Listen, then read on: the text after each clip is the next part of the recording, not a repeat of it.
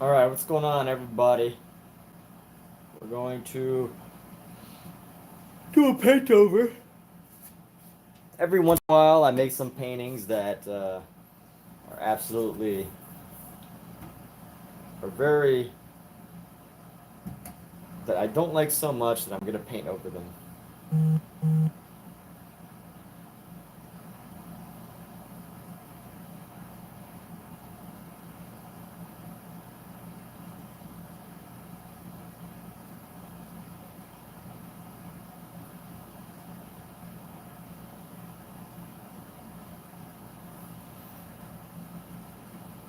Okay. Starting here in just a few moments. Add that, add that. Da, da, da, da, da, da, da, add, add. Let's add something, add some stuff, add stuff.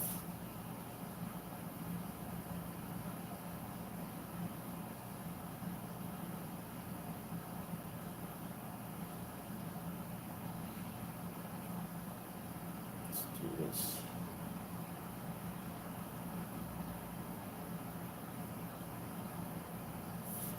I'm gonna rotate this one a little bit.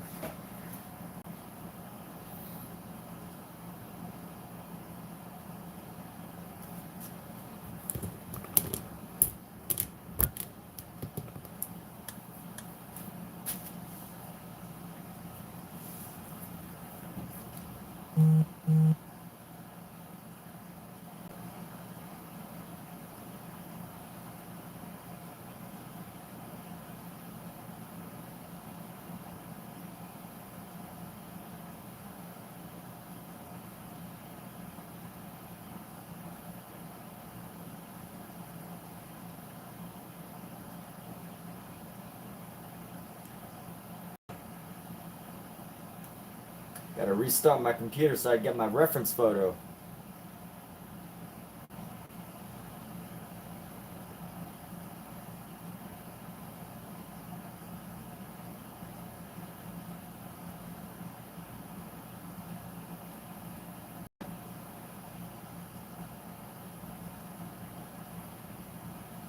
Yo, Destiny, how's it going? Welcome, welcome. I'm in the process of getting started to paint here in just a moment. This is a painting that I made one day, and it's one of those paintings that I made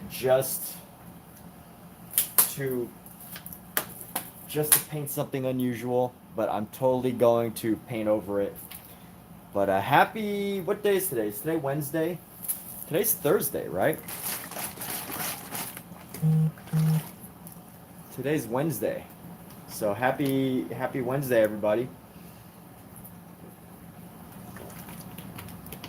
You like this? You think it's good? Well, thank you. I really appreciate that. I'm actually gonna be painting over it, on top of it. Uh, this was just a personal experimental piece, but we're gonna paint right on top of it. Right on top. Right on over it.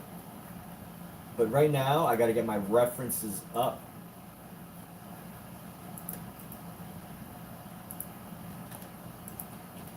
Of course, I almost always work with a reference photo.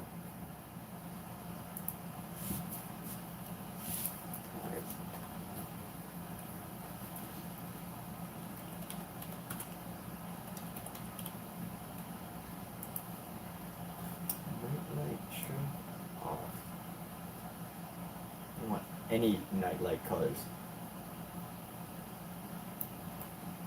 Ah, okay. Let me do 10%. 15% nightlight. There we go.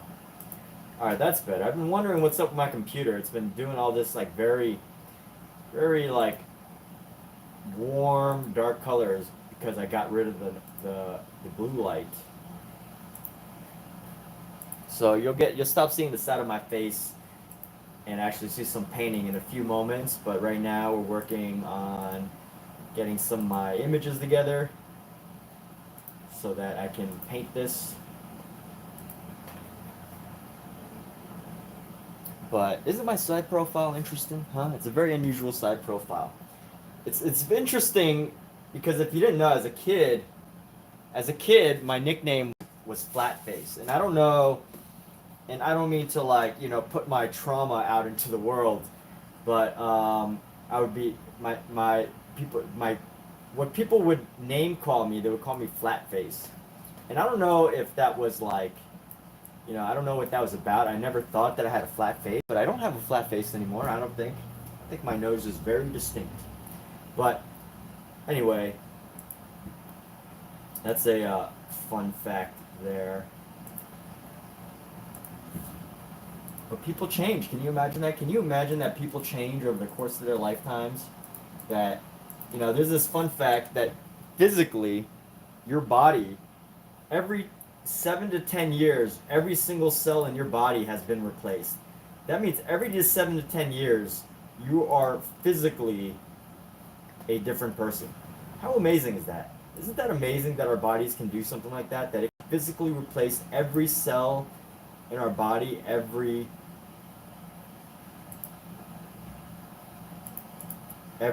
7 to 10 years? That's just beautiful.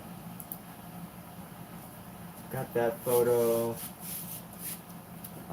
Let's see. I've got which photo? I got these two photos, and I need this photo. Yes. Okay. Let me download this. What? Supposedly that photo's already here. Where's that photo at? Here we go. All right. So let me open. I use a tool called PureRef. So what PureRef is PUREREF. And what PureRef is it's a tool that allows you to take all your photos, so if you're using references, and put them onto one page. And it allows you to just really focus, hyper focus on whatever the activity is that you're working on. 2, 3, 4. Open. Alright, so I've got 4 photos right here. I want my main one. Which one's going to be my main one?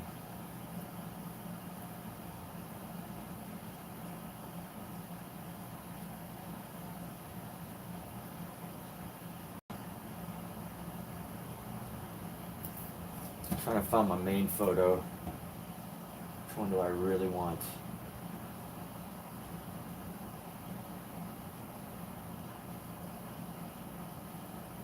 I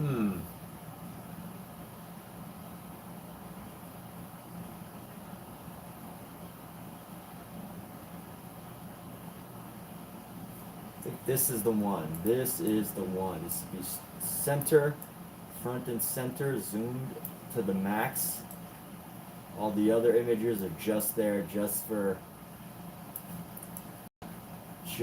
reference. So this one can be moved over. Just adjusting my photo references for color and whatnot. But overall, I'm going to have my main image right smack dab in the center.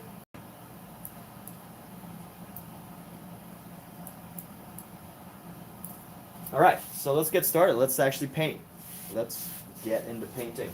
So how can you tell if I'm AI or not? That was the question that I set for this YouTube channel, this YouTube live stream today.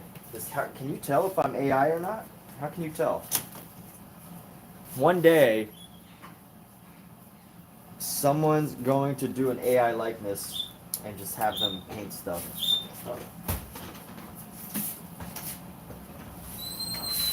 Hey.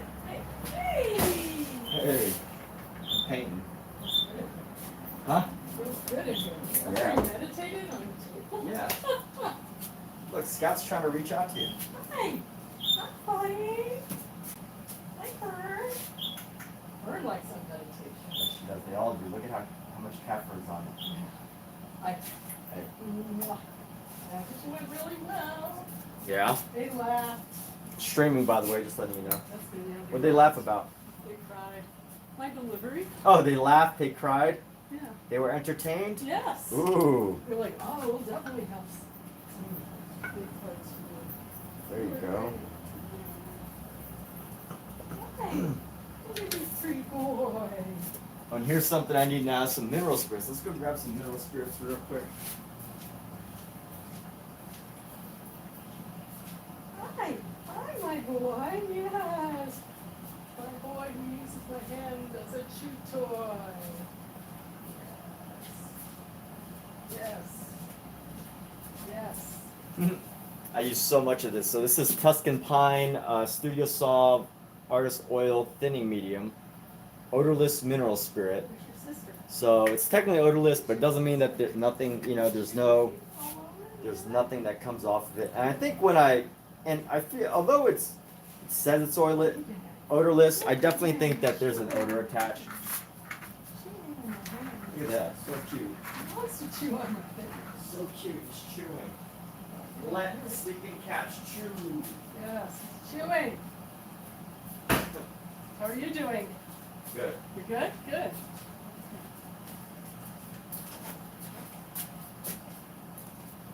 I went to the park and found a random person that would let me do a painting of him. Really? Yeah. Do you have to give it to them? So, no, I don't. Oh, look at the dog. Look at the dog. Nice. That's great.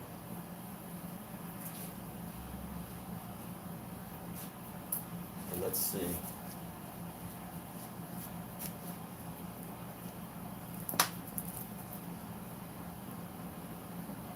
Alright.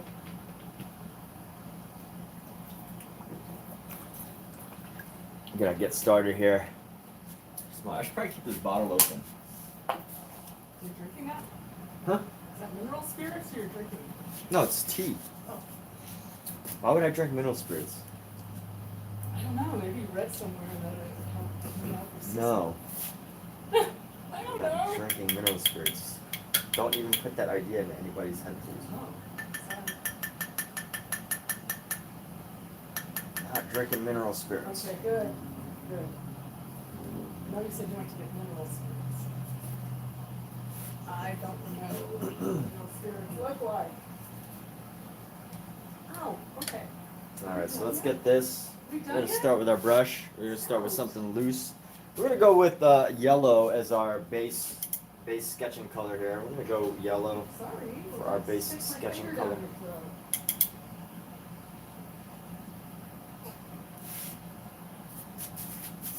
And let's go like this. So rule third says this figure is gonna come up around here. Hi, baby girl. Our central figure is gonna be the pup. So we're gonna do the dog right here.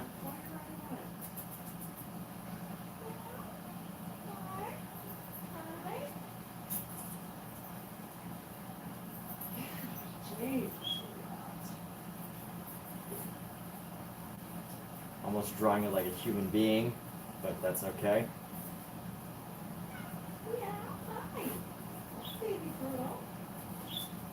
Give him hips. Give this little dog hips here. Every dog has hips, right? There we go. Give him a little like chest area right here just to sketch out. And then come up here like that.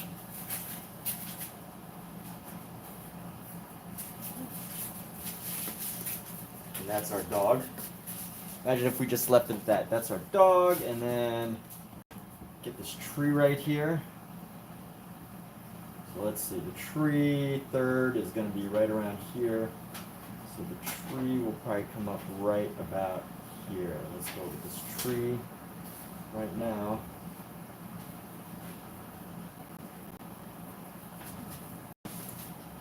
Just do an initial sketch out.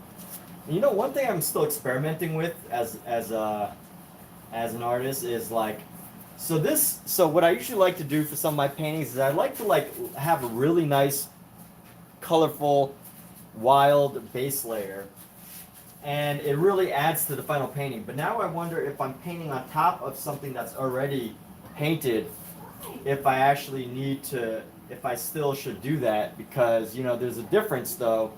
The difference being that the paint is wet, and when paint is wet, it interacts differently with paint, right? So when paint is wet, it's going to interact differently.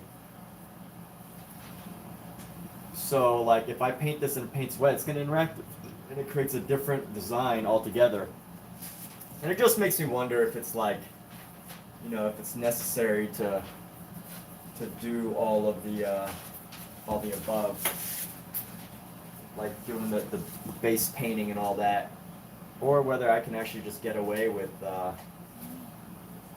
you know, leaving it up to, just leaving it up to design, you know, just leaving it up to the overall look of everything. It's a very, tree's a little big. Should be slightly less wide than the dog. And let's draw our figure here. So the figure, we have our figure popping up. Let's see, the figure's gonna, the person, aka the figure, the person is gonna be like this.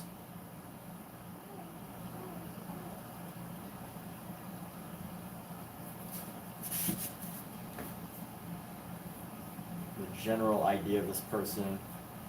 Get a knee right there. Let's get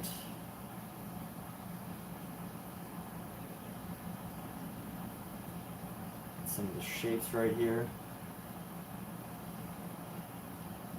Reading a book. Get the hand right there. Get the arm.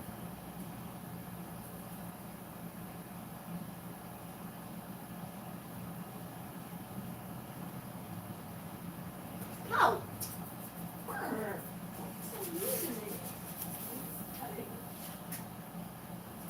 Just a little bit lower than where the dog is. And let's keep going. So initial sketch out. This is the fun part, you know? This is the make it or break it part. Just kidding. Everything rests on your ability to do this. Totally kidding there. That's not true. Hi, baby girl. It helps, makes things a lot easier, but it's not, you know, nothing is make or break with oil painting, in my opinion. Some people might say differently, but She's in the bedroom. oh, is she? Okay.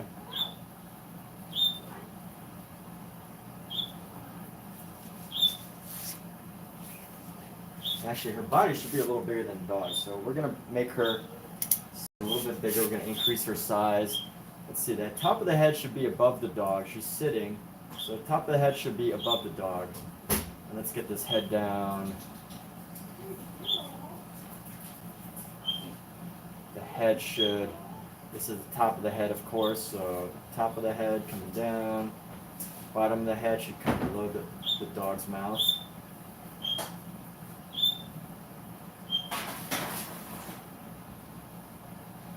She's got a lot of hair too, so you know, that's something I gotta consider. And she should be, this dog's a little wide, but everything's in proportions, right? So everything is in proportions. Everything comes in proportion. You can, if something looks a little bit, you know, off, you can really adjust it with some better proportion.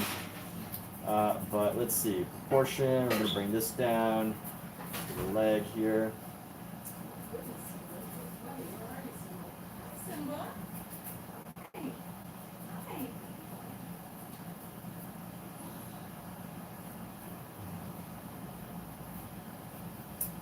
So I don't know. I'm probably gonna have to spend some extra time on figuring out her shape and everything. But I think we're almost pretty much there. Put that like that. She's sitting. A third of her body should really be her leg right here. Let's sketch out some of the things as we go along here.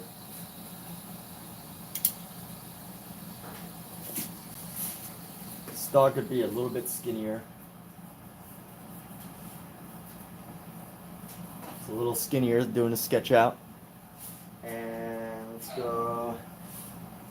let's go with some more. Let's get the horizon line. The horizon line should be below the halfway point. So just below the halfway point, right above their heads.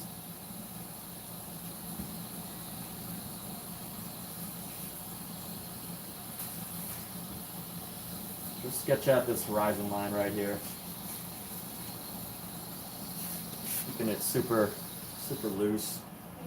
And let's go like right here. We're gonna get the body and some towels.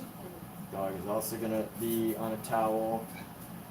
And then this out. That's a towel right there. And then let's see, let's get some trees into this. So right over here we're gonna have some. Huh? The paint over. Yeah. We'll figure it out.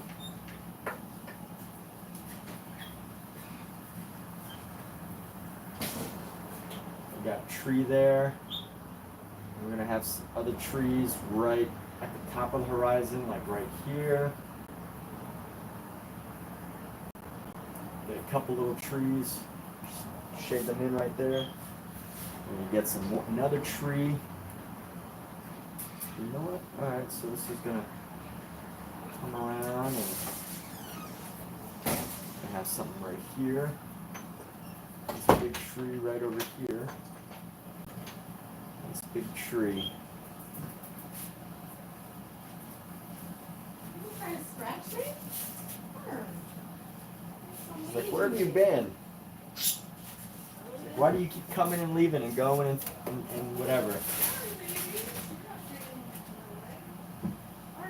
Alright, and then we got another tree right here. Up. Go on in. And then we're going to come right here for another tree.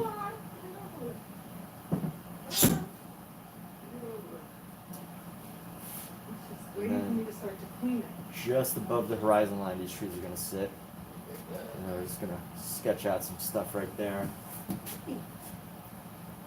And let's go across with just a little bit of details. We're going to come up like this. That was nice. Other trees. And then there's another big tree that comes around. Another tree that goes into the air. Now let's sketch out where some leaves could possibly be. So we're going to sketch out where some of the leaves could possibly be. So right into here, we're going to have some leaves, some branches. And then let's see, we're going to have some leaves. Coming into here, we're just going to go boom, boom, boom, and then boom, boom, bring that around. And then this is going to come around. What's going on? Cats? Our cats are insane. Who has cats? Because if you don't have cats, you really can't understand what I mean by cats are insane. They scratch for no reason. Yeah. They get into everything. They think everything you own is theirs. Yep, sounds true. Sounds about right. And let's just, hey. Huh? What are you doing? So let's do another box. Oh. Oh, let's see this from pieces of wood.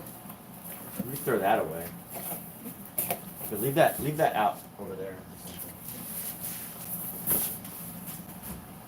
So yellow is a very transparent color. Therefore, this really is only for sketching out this very loose design. But let's actually go into it. Let's grab a bigger brush here. And this might not be the best brush because it's really rough. It's a really rough brush. But we're just going to go into it and... Actually, you know what? I want to use some flat brushes. I'm going to use some flat brushes here. I'm going to use some big flat brushes for our sky. Let's start with some sky work here. We're going to find a nice... Honestly, this blue is like a life hack. Okay. This King's Blue is a life hack. I'm so precious with it.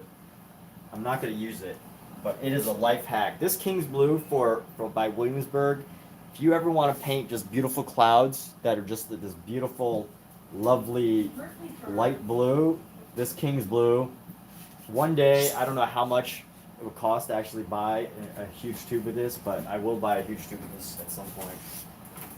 But right now, I'll just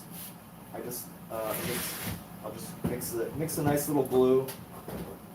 Try to find something in between. So let's actually start with our white though.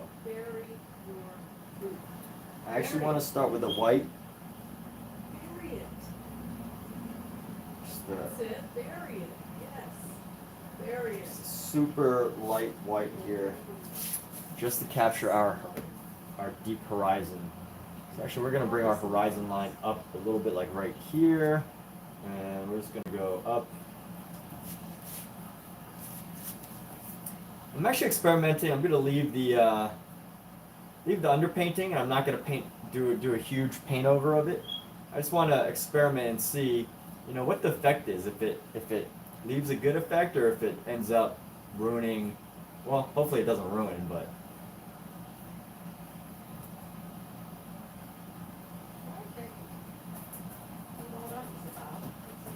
I really just want to have this color underneath to really build on top of. Let's bring in ultramarine blue. Ultramarine used to be one of the most expensive colors because of what it took to actually get it. Just fun fact, ultramarine blue. If you ever use pure ultramarine blue,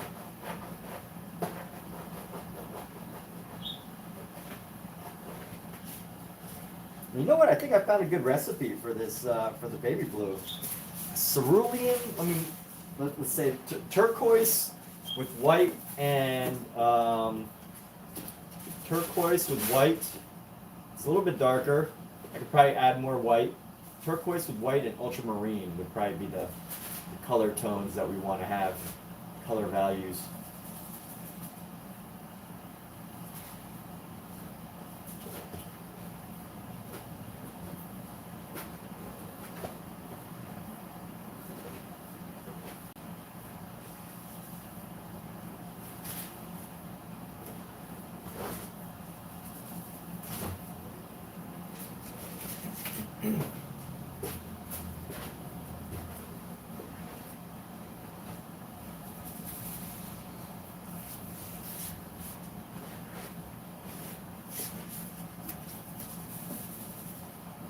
All right, let's add some highlights of blue just into here, so we can have like a little bit of a sky in our trees. One mistake I often make is that I paint stuff. I paint like a tree, and then I have to paint the sky behind it after I've already laid down the tree, and that creates an issue because then you're trying to paint in between lines, which you don't want to be doing. You want to it's better to paint over, which I think if you're working with acrylic, you don't have this problem because acrylic dries so fast that you can easily paint on top of something when the time comes. But if you're painting with oil, no matter what, if you don't let it dry, then you have to work with wet paint. And if you're trying to paint between things, you're really gonna create these weird little borders, which doesn't always look nice.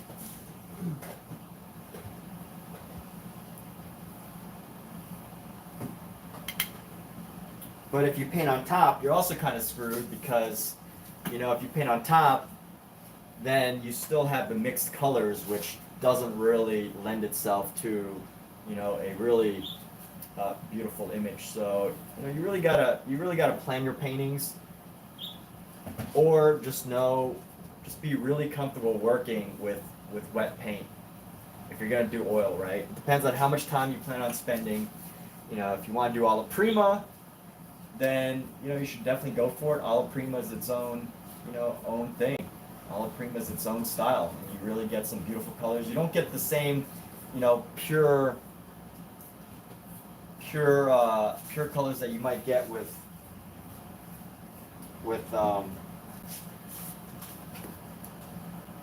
acrylic, or you might not get the same pure colors that you might get with if you let the oil paint dry, or if you'd you know, outline every single detail to the T, and you don't paint past the lines. You know, like in a draw paint by numbers. But the one benefit of oil painting is you really do get a lot of great vibrant color mixes that you really can't get.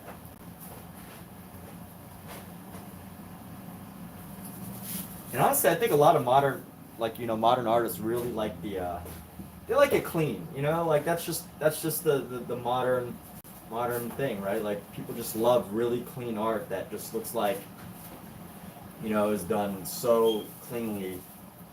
There was actually a movement for this called the Immaculates. You know, if you ever see a painting that's like just looks like every line was done perfectly with tape, and you know there's like no deviation as far as like the edges go, and you know there's actually a name for this art where this art came from, and that is Immaculates, the Immaculate artists, which makes sense, right? Immaculate. That word goes with what they're trying to say.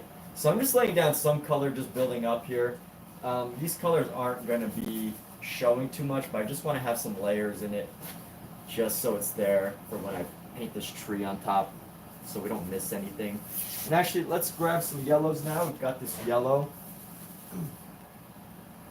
And this is going to be similar to my last painting, actually, or one of my recent paintings, in that we're just going to go find some color zones. Let's build some color into this.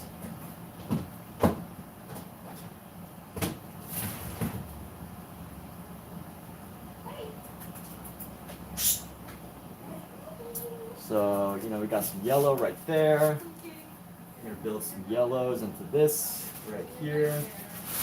And then we already have yellows. Let's see how we can build some colors. I'm going to build a little yellow color right into our tree right here. A little triangular yellow.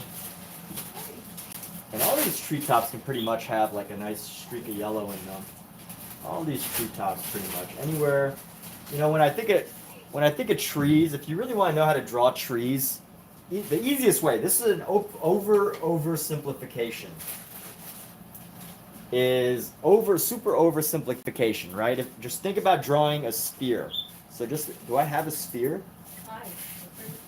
Do I have a sphere? All right.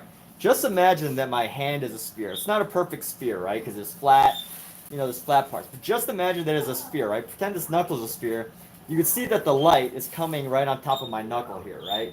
You can see. So that's where the light is the strongest. Pretend my hand's a sphere. It's about the closest thing I get right now. And that's where the light's the strongest. So, you know, if you know a sphere, if you've ever had to draw a sphere or paint a sphere, you know that as it goes around, it gets darker as the light comes around. You can even see that here, right? There's the shiny light right here, and this part is like on the side. This part is on the side. You know, the darkest part is where the light don't shine, right? The darkest parts are where the lights don't shine. As you rotate it, you can see the highlights. Now, this might not be the perfect material for example, because it's latex, it's a little glossy. But what you see, so if you want to look at a tree, right, the easiest way to really think of a tree as far as light goes is at least this is how I like to think of it, is, you know, when the sun's shining on a tree, all the leaves basically create like a sphere in a way. Depends on a tree, right? A palm tree might be a little different, but trees with lots of like leaves and stuff is generally like a sphere.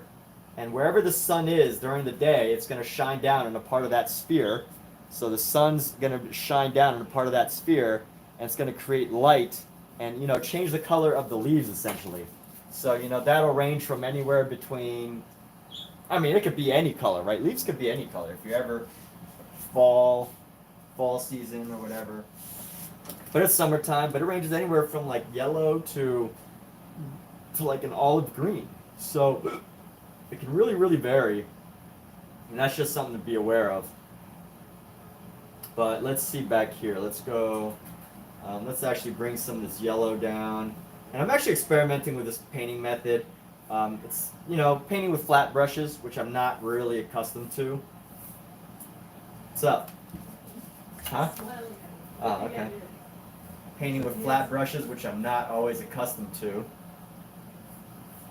But flat brushes can get a really nice effect when you work with them.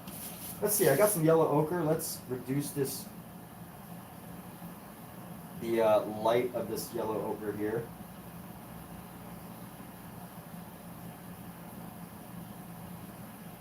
Reduce the darkness of it. Let's add some mineral spirits in here. I want to create a patch of like dead grass right around here, so we're going to go with a patch of dead grass.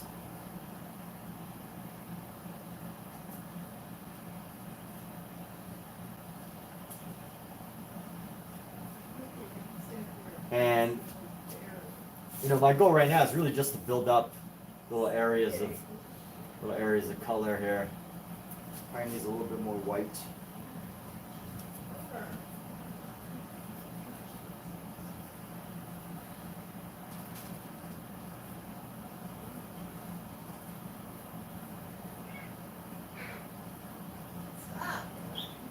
Let's go like this. We're gonna bring this down. We're gonna come down around like this. Bring that over. Bam, bam, bam, bam.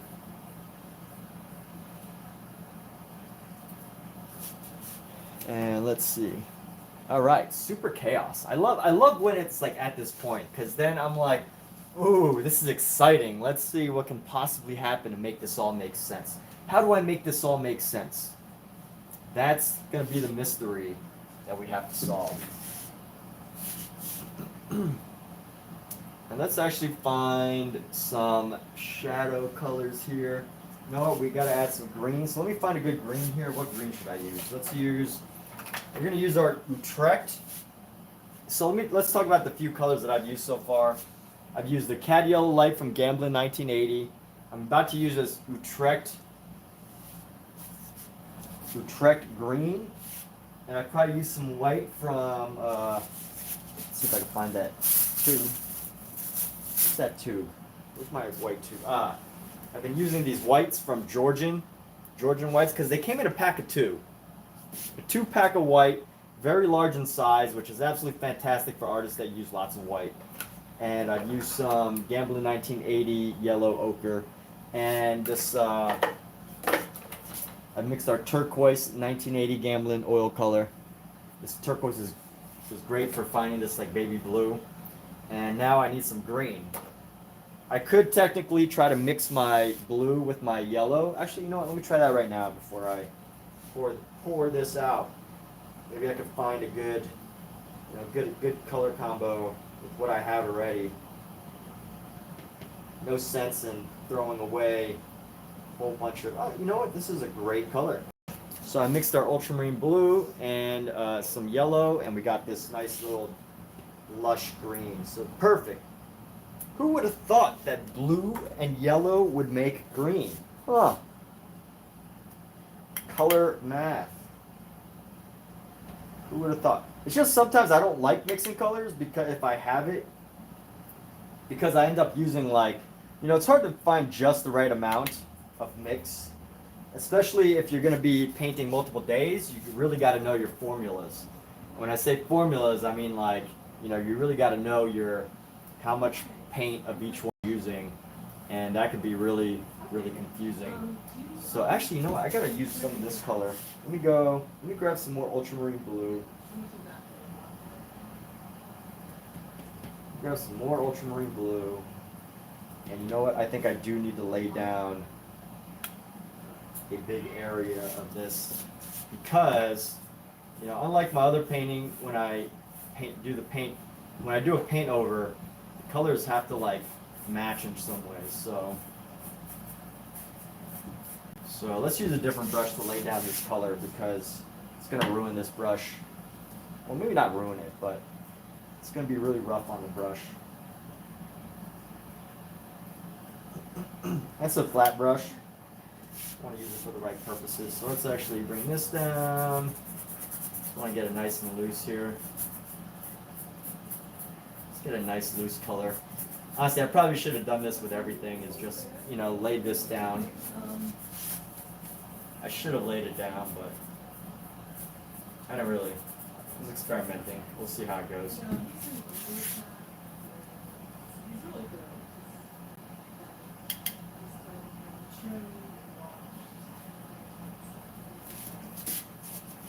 Let's go like this. We're gonna come down here. Just leave it. Let's get a nice green color going here.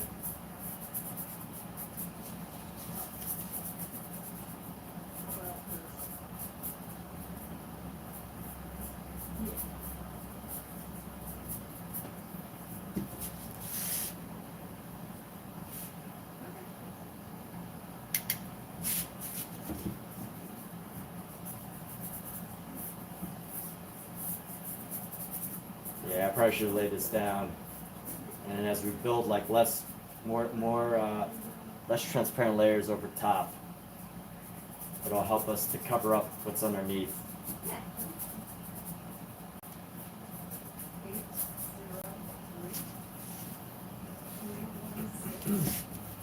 Let's find a nice.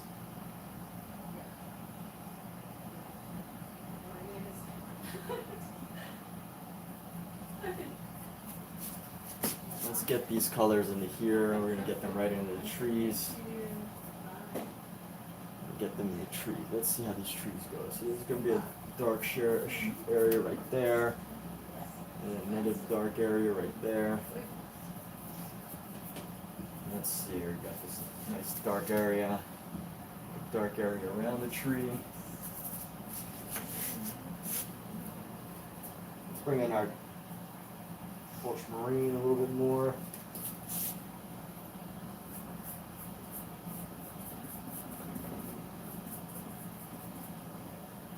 Let's get some dark tree area right here.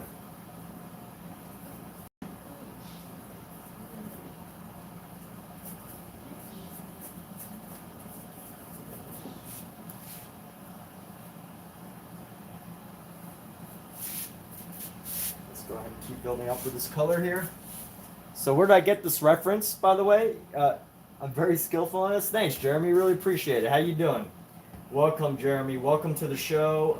I know that, what I find really interesting about Amazon is some people could just be like watching TV and they might come on this because, you're watching like your Amazon shows or whatever. But thanks so much. Really appreciate you, sharing your thoughts. I feel like, when you're watching Amazon Live, it almost feels like, you're watching TV. Therefore, people don't like interact as much, say like on my YouTube channel or whatever. But hey, really grateful for people that do chime in with their thoughts and their ideas. It's really helpful.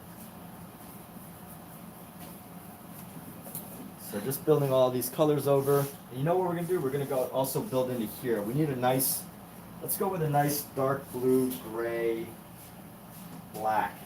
Dark blue, gray, black. Let's find that color. Let's try to find dark blue, gray, black.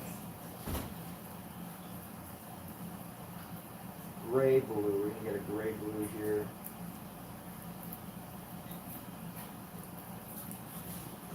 Gonna fill out the rest of this space here. Let's go like this. Boom.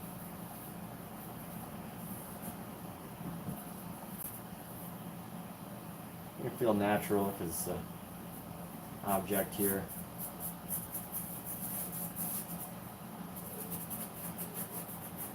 Cover up our painting underneath. That's the main goal.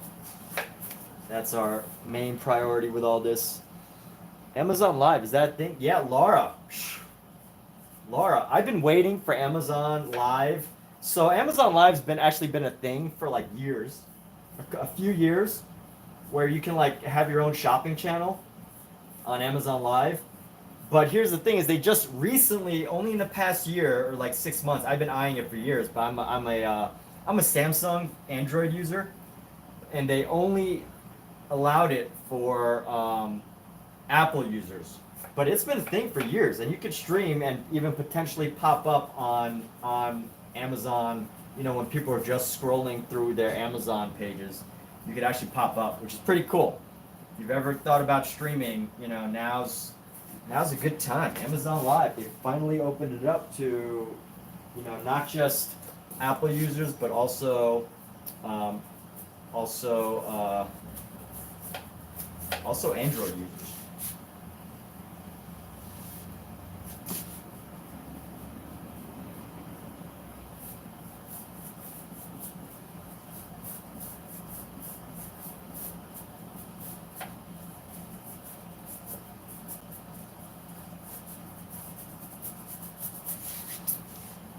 So let me go grab a little bit of black. We're gonna go. We're just gonna sketch out our little object here. But yeah, here's the cool thing about Amazon Live is, you know, if you're a big Amazon shopper like myself, Amazon has definitely helped me build my creative dreams simply because, you know, who else would ever just deliver paint to your door 5 times a week, 6 times a week, 7 times a week, right? Nobody. Nobody would ever do that for you. But Amazon does. Yes, I get Amazon deliveries so often. I am a Amazon Power customer, almost to a level of absurdity. Almost. But I would say if I was to credit some companies that actually helped me thrive, I mean, obviously the companies that provide me with the products, right? Gamblin, the Georgian, the Charvin, the Utrecht, all these art supply companies. You know, Amazon, just solely for their delivery and making it easy to get your supplies, has been so amazing for me personally. So she's got really dark black hair, much like mine. So we're gonna go with my hair. We're gonna go with some dark hair here. Let's just bring this down. Bring this hair down. Oh yeah, but what I was gonna say is the great thing about Amazon doing Amazon live streams is, like, if you're an Amazon shopper, you can actually become a seller of your Amazon products. It's amazing. Getting out of here? Yeah. All right then. It's gonna be horrible. Bye. Sorry. Good. It's all good. All right. All right. Get your cute yellow shirt on. Yeah. It's pretty audition. All right. All right. I'll see you soon. All right. So we're gonna use this color for the side of our tree. We're gonna shade. It's the nice roof, rough and loose. One fun trick I learned about painting trees is that the tree, all the branches all the way up are really just a combination. So all the branches at the very top, if you were to bunch them all together, should be no bigger than the actual than the base of the trunk.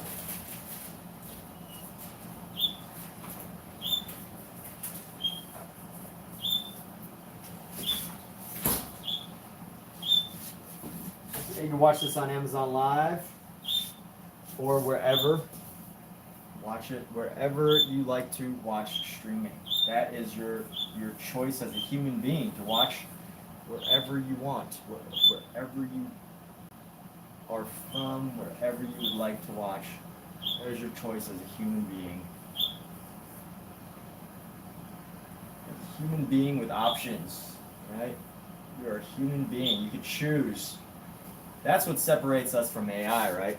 What if one day, I wonder how long it would take people to tell if one day, like, I actually, turns out I was AI, if I was an AI, like, artist, how long would it take for people to actually tell?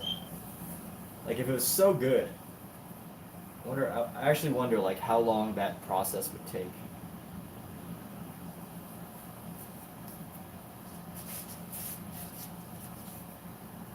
So I'm actually just using some gray right now to capture some shadows in this tree.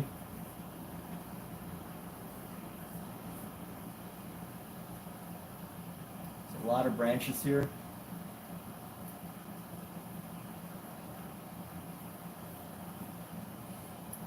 just go up here and just go boom.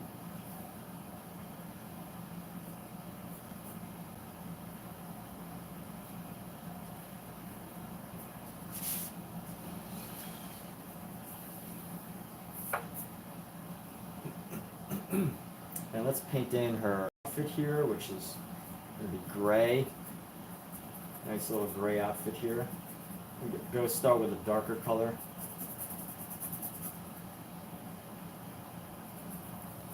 Dark gray.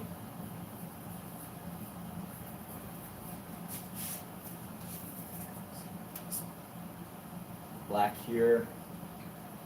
Let's see, we've got some good branches going. I like where these branches are at.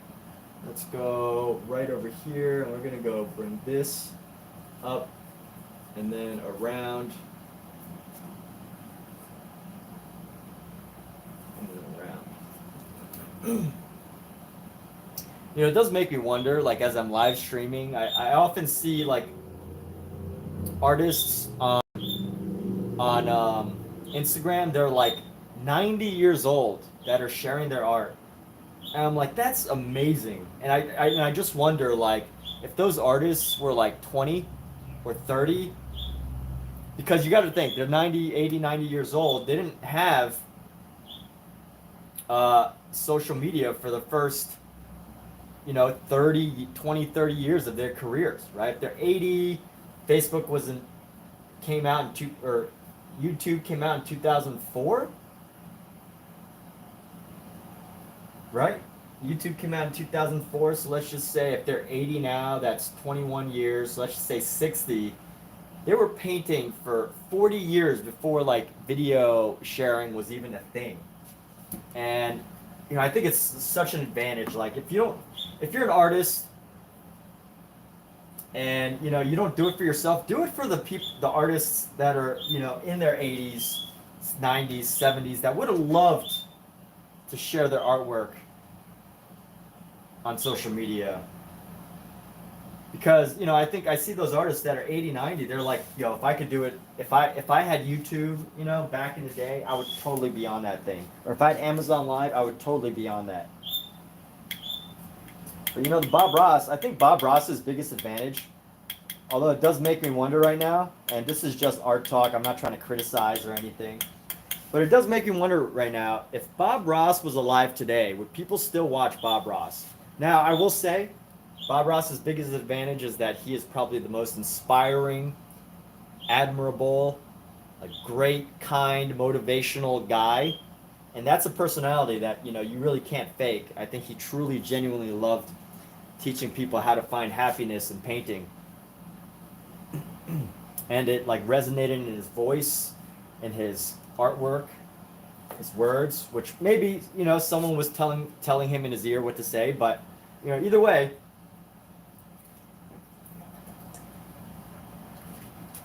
I think it was genuine. But it makes me wonder if Bob Ross were alive today and he tried streaming, whether he would still get the same amount of traction, simply because there's so much out there today.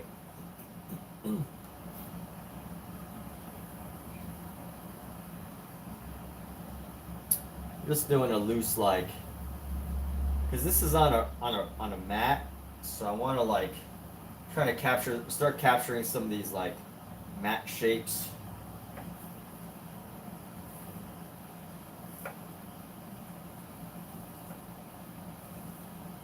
For later.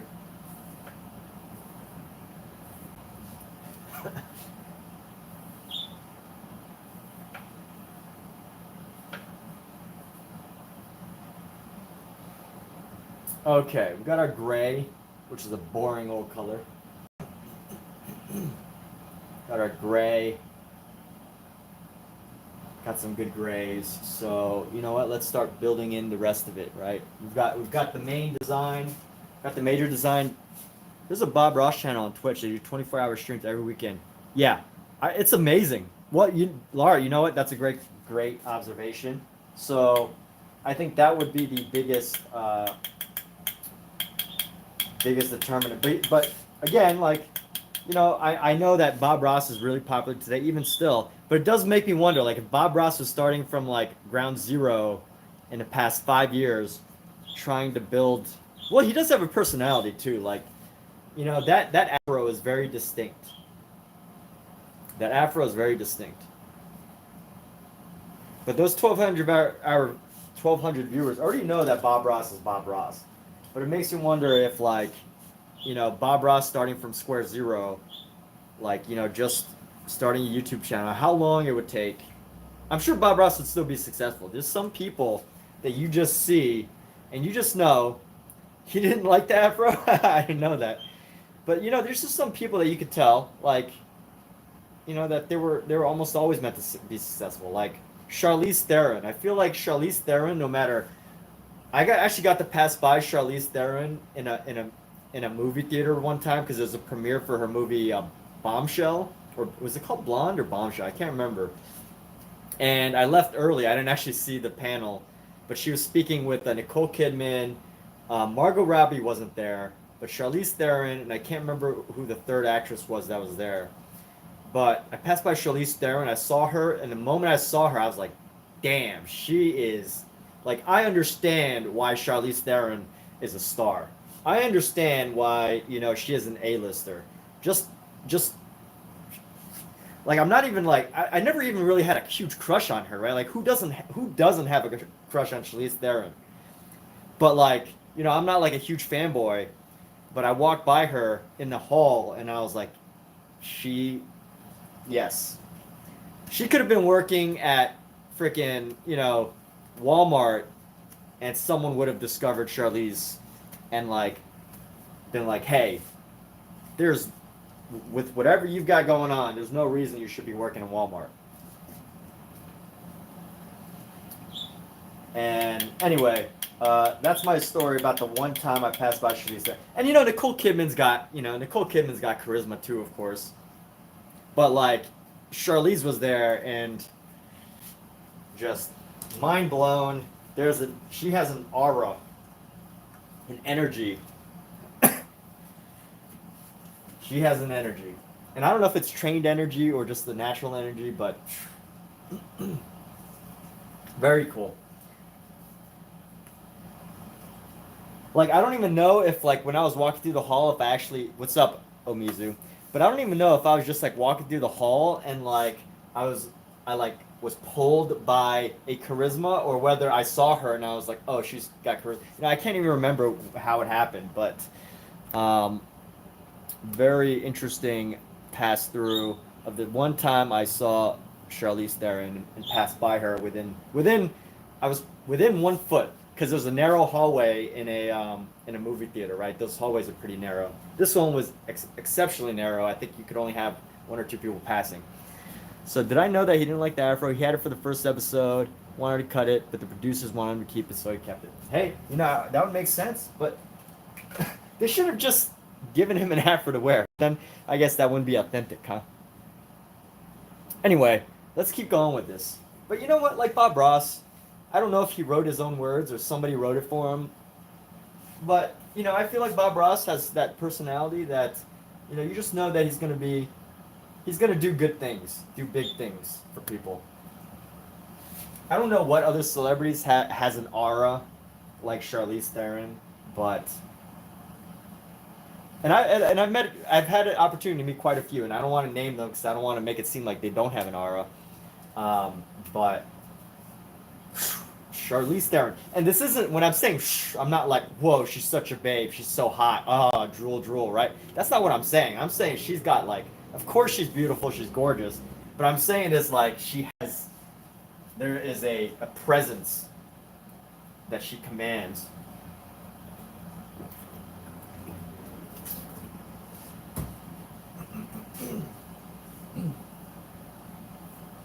Anyway, what am I painting today? So, I didn't paint yesterday. I was so stuck on trying to figure out what I was going to paint and draw. Michael Wilbur got in my head. He's like, paint something for your imagination. Don't paint something using a reference. So he got in my head a little bit. And yesterday I was like, well, what should I paint? I can't paint something that, you know, I've seen. But then today I was like, screw Michael. I'm going to go outside and look for some inspiration. So I went for a walk. I passed by a fire station. I was like, maybe I should paint the fireman. And then I passed by this this person in the park hanging out with their dog, and I was like, let me paint them. So I asked them if I could take some reference photos and paint them, and so that's what I'm doing.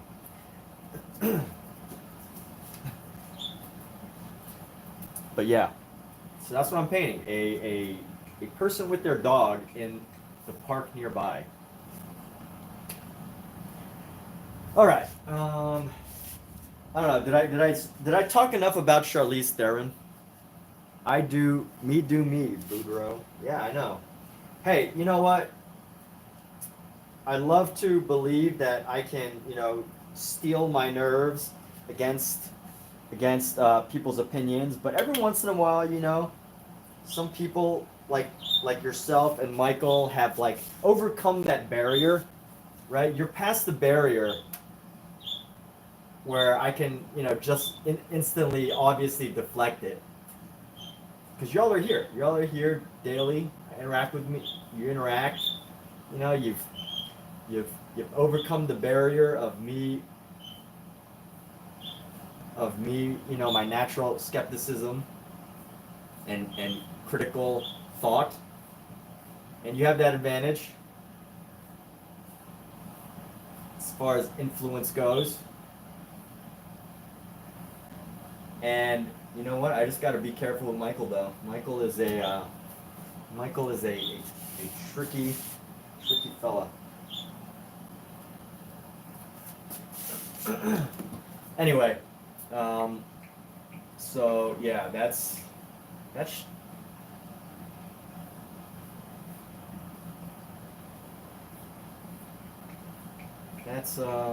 what I got going on today. So I'm doing this painting.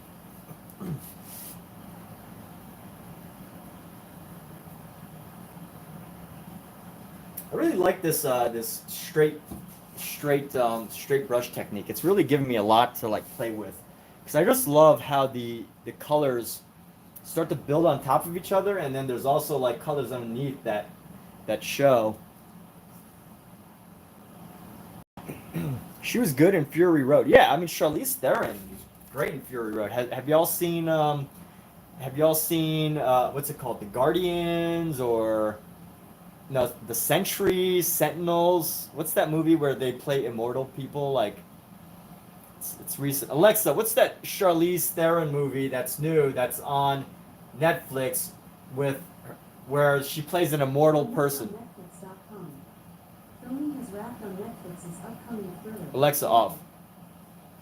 The Guardian, the Immortal, the Sentinels, the Alexa, what's the Charlize Theron movie where she plays an immortal human being? I know about 125 Charlize Theron movies, including Mad Max, Fury Road, Prometheus, Hancock, and Doctor Strange in the Multiverse of Madness. Alexa, what's the most recent Charlize Theron movie about her being immortal? Theron's most recent movie was The Old Guard 2. The Old Guard. Ah, there we go. Alexa, off. My bird really wants a lot of attention today. Sorry, people. She's That's funny. You have people that complain about your live streams. I know Don Drell doesn't like birds. Don Drell, the artist. Don Drell doesn't like my birds. Michael doesn't like my paintings that are based on references.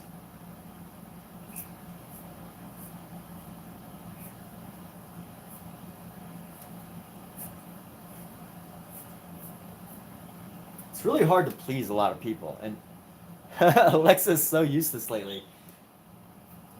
You like my bird? Jeremy likes my bird. Well, thank you, Jeremy.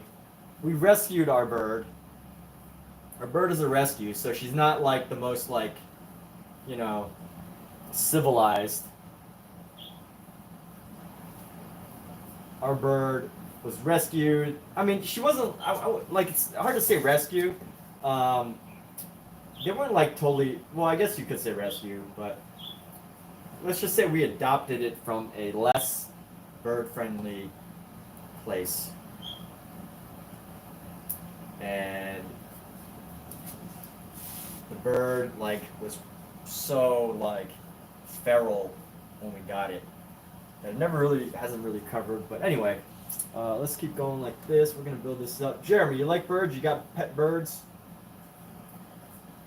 You got pet birds? You gotta have birds if you like birds, because especially if they're loud. Because then you gotta tolerate it. My birds are chill. Like, I think she just wants to join in on the conversation, right? They're social animals. I just wish that she let us like pick her up and play with her or whatever, but she doesn't. She just likes to talk and be a part of our conversations, which is fine. I'd love to be able to show her the world, though, pull her out of the cage and just let her roam free. But the problem is, if we ever let her out of the cage, like if we just leave it open, we got lots of cats and we got fans, and she's not the best flyer.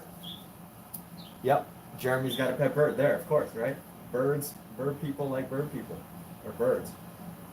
So she's not the best flyer, and she's almost flown into a fan once or twice. So,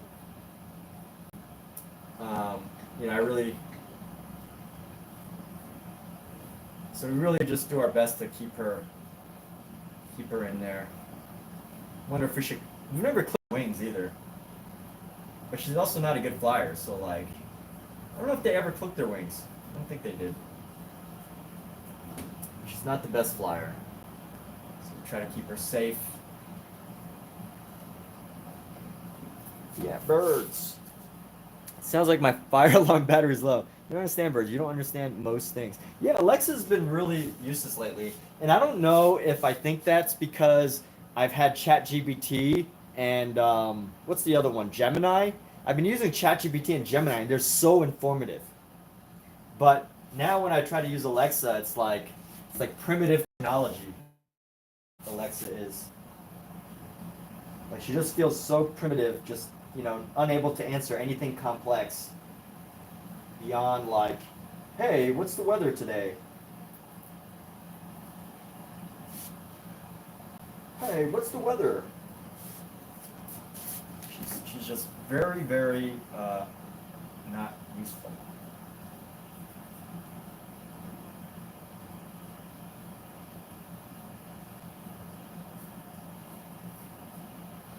Let's try to we could find some highlights later, but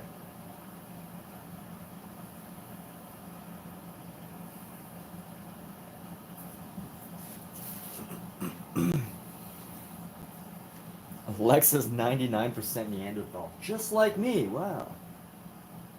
I remember that time I shared the story that I thought I was 99% Neanderthal. Obviously, Omizu does. But according to 23andMe, for the longest time, I thought that my genes were 98% Neanderthal. But what it actually says is that I have more Neanderthal genes than 98% of the population, which could only be like, a very small amount. I think it was like less than 0.2% or something. Oh, I see what you're saying. Yeah, they want us to upgrade, so they're making her worse and worse. Yeah, well, good luck getting me to upgrade my Echo. I would probably get a ChatGPT tool before I got another Alexa tool. I don't know, or maybe I would. I don't know. I mean, I like Alexa only for the fact that I can set alarms, ask for the weather, and get the most basic stuff. But if I really want to dig in and have a conversation with an AI, is that weird that I like to have conversations with AI? Or use them as a live encyclopedia. If I really want to have those conversations, it's really not easy with Alexa.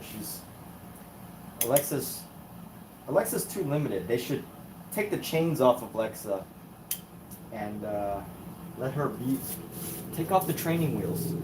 What could Alexa do without training wheels? You're trying to force. Don't knock Neanderthals, right? So let's get our dog going, huh? Let's get our cute little puppy, our little doggaroo. That's what everyone's here for, right? They just want to see the dog. What does a dog look like? That's what everybody wants to see. What does the dog look like? That's what everybody's here for. Nobody cares about any other element of this painting other than our dog here. So going with some yellows. Some yellow ochre is a great color. Gosh, yellow ochre has got to be one of the most versatile colors there is. Yellow ochre can be used as a brown. It can be used as a flesh tone, as a skin tone. It can be used as a nature color. It can be used as a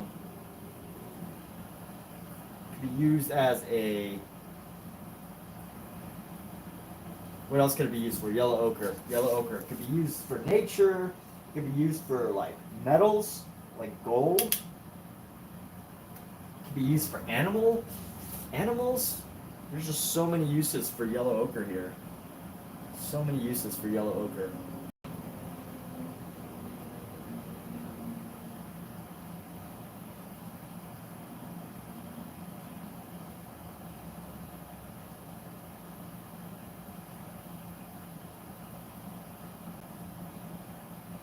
How well can I paint a dog? I don't know. We're finding out right now.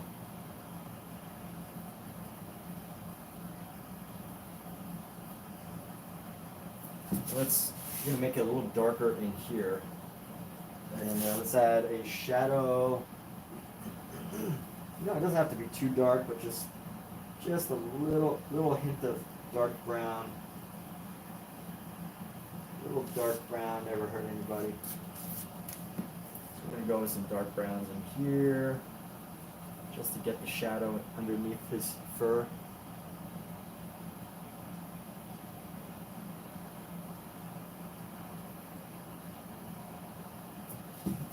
Let me find some little black. Just mark the face out a little bit. Just get the little black nose. So the little black nose is going to be here, right in the center of his face here. And then we're going to get two little eyes, just two cute little eyes. Just mark those spaces for now. And then right around the ears, we're going to get his mouth. Or maybe we just keep it like this. What if we just kept this dog's face like this? Look at that. It's like a pumpkin head. Looks like he's got a pumpkin face. No, we're not going to keep it like that. But what if we did? Why not, huh? Who's going to make fun of me? Maybe someone on Reddit 100 years after I'm gone will make fun of me. They'll be like, oh, look at how ridiculous he painted this dog's face.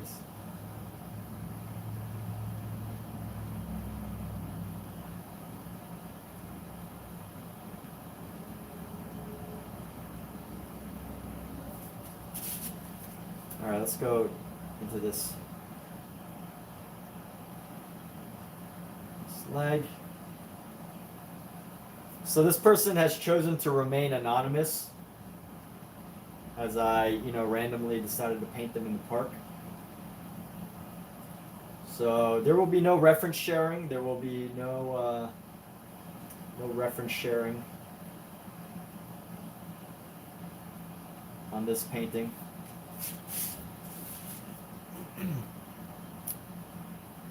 Man and his dog. So this is actually, well, I guess I shouldn't share anything about them because they've chosen to remain anonymous. So you can believe she is or they are whatever you feel they are. Well, actually, I'm actually going to title this a woman in the park with her dog. So that gives it away. All right, let's grab. I need some brown. Let me grab my. So these are some great tubes of paint that I've had for so long. Our Van Gogh burnt umber. So burnt umber is like a really dark brown, and it's great if you're like painting nature and you don't want to use black. If you're painting nature and you don't want to use your blacks to capture the shadows. This burnt umber is just like this great, super dark, naturally dark value brown, and it really helps for those natural scenes. And let's see what we can do about this mouth here. We're gonna grab a little bit of pink. Let's just see if we can, get rid of this like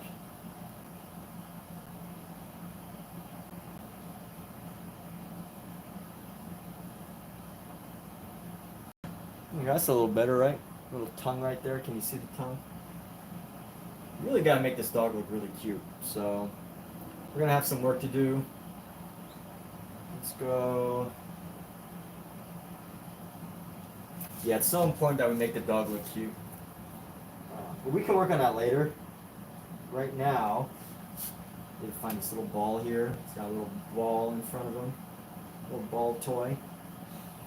And let's go into this field a little bit. And go just paint some pinks into our field.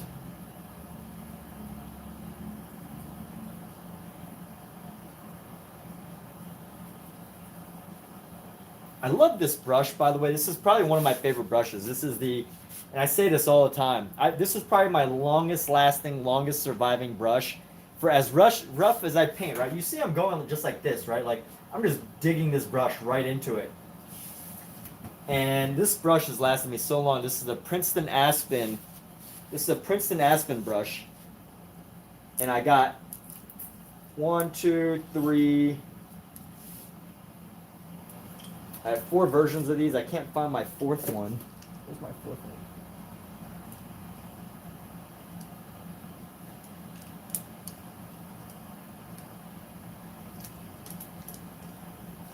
Oh no. Where'd it go? Oh, right. So I have 4 versions of these, but I only like this brush, the Princeton Aspen brush, in the round tip. So these brushes are actually.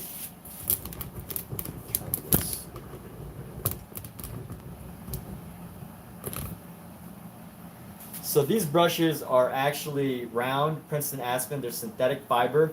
They have the black tips by Princeton. And I got, 4 different sizes, 1, 2, 3, 4. I haven't even used this one. This one hasn't been open yet. But this one's literally like my favorite because it's so durable. Amiza says that's why you paint from imagination so you don't have to worry about getting permission. You're right. I did get permission though. It wasn't bad. You just ask around. But this is really one of my favorite brushes. I have 4 different versions. And they seem really sturdy. But like I'm so rough with my brushes that I need a brush that's gonna survive my very rough, very primitive, very Neanderthal painting methods. I need a brush that'll last. And somehow, like this brush has managed not to overly splay. You can see it up close. You can see it up close. Despite how I use it, it hasn't totally it's not totally flared out. It's not totally flared out. Yes, it lost its original sharp point. Doesn't have its nice sharp point, but I don't need that for most of what I do. And just other brushes can't really compete. Like look at you see these other brushes, like this other brush, too delicate. Although it's a little too delicate, and the pieces stick together too easily. I've probably got like 10 of these brushes. Let's look through like a dozen of our brushes and just see the round brushes, just to see how this brand compares to others. I have a bunch of these rounded brushes that I've retired. Let's just get an idea of why I love this brush so much and compare it to others. So this is another Princeton round brush. And you can see how much damage I've done to it, right? This is damage, and this wasn't even like lots and lots of painting. This was just a little bit of painting, and now it's like super stiff. It hasn't maintained its point, and I feel this is the Princeton Velvet Touch. So I actually think that this brush wasn't actually designed for oil painting. When I went to Michael's, I think it says that it's designed for oil painting, but also watercolor, also acrylic. I don't think that's true of any brush, that any brush can do all 3 very well. So, or maybe I just didn't clean it properly, but as you could tell, it hasn't managed to maintain a good shape, and the paint has really stuck to it. Let's look at this brush. It's a pattern, another Velvet Touch brush. So this Velvet Touch brush was also around, and again, same company, just different brand. But this also, has lost its shape, but also, you know, I can't even use it because it's so stiff. It's tactile right now. I'm trying to explain that it's stiff. But this brush, my favorite one, has managed to keep its softness. Look at this other one. This other one came from a different brand. I don't know what brand, but you know, it's gotten really stiff. And then this other third one. Oh, what? Well, so this is my this is the same exact. This is actually a Princeton brush, the Princeton Catalyst. But you know, I liked it so much, I got another one. I demolished this, but you can see that it hasn't you know, I guess it lost its shape a little bit, but anyway, this brush can withstand quite a lot of damage, and it's probably my favorite brush because it just lets me be who I am as an artist, right? Just lets me paint how I want to paint without telling me that, oh, you're not doing it right because you're too rough. My brushes talk to me. If you haven't figured that out already, my brushes and I have conversations. So, you know, if you think that's weird, just wait until you see me talk to my cats. Right, Scout? Taking a nap? What you dreaming about, man? What you dreaming about? Why are you side-eyeing me? Is it because you're trying to sleep? There's no need for a side-eye, dude. No need for side-eyes, man. Yeah, if you think that's weird, then wait till you see me talk to my cats. Just the beginning. Just the beginning. I think talking to your pets is weird. You know, we're just getting started. We're just getting started here. So right here, gonna add some highlight area, and then get another one right here, paint around. I'm just gonna add this color down. And I just love brushes that I can just be really rough with. Get rough with that, get rough with that, get rough with this.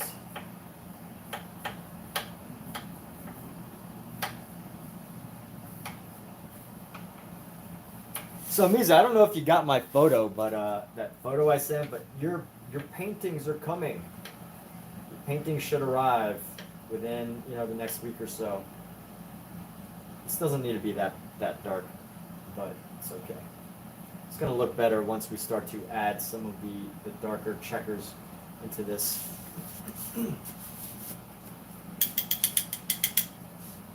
Alright, so it's looking good so far. I really like how these colors are popping through. The under color, which is like this pink, and it's really giving it a lot of design. This dog's face looks like a pumpkin face, which is absolutely ridiculous, and I might actually keep it. I don't know yet. No, I'm not gonna keep it. I'm not gonna keep it because I want to show off. I want to show everybody how good I am at painting dog faces, so that nobody can ever question my ability to paint dogs. That's my sarcastic artist. You know, that's my sarcastic overthinking artist voice. I like to make fun of it. If you're on my Amazon, or if you're new to my YouTube live stream, that just might be like a totally absurd what I just said, but part of what I like to do when I stream is really poke fun at my thoughts, right? Limiting thoughts, things that maybe artists overthink, or that maybe you're not even an artist, you're just a hobbyist or whatever, right? Artist, hobbyist, whatever, however you identify. I definitely have absurd ideas that, you know, sometimes they're just like limiting beliefs, right? These limiting beliefs that prevent you from either getting started on a project or getting started, period, or anything. And I like to make fun of those thoughts. Also, I like to make fun of people who give really bad advice on overly critical social media advice, like places on Reddit. And that is my voice for them. If I ever do funny voices, I'm either making fun of myself or making fun of people that are way, way, way, way too critical on social media. I had one artist tell me that I shouldn't try to come up with a style or work on my own ideas until, like they have, I've spent 10 years in drawing. And only then can I go and try to find my own means of expression. And I just hear stuff like that that's just so ridiculous. So ridiculous that I just can't help but want to make fun of them. I guess I shouldn't make fun of anybody, but especially, I don't know, I guess I shouldn't make fun of anybody, and at the same time I shouldn't make fun of somebody who's that critical, you know, that serious about their artwork, because maybe they're a little too serious. And you know serious people can be very dangerous. Anyway, enough about me. What about you? So we're gonna add some shadows down here, add some shadow, little pockets of shadow into his dog's leg here. Let's add I just got a little color here, or a purple.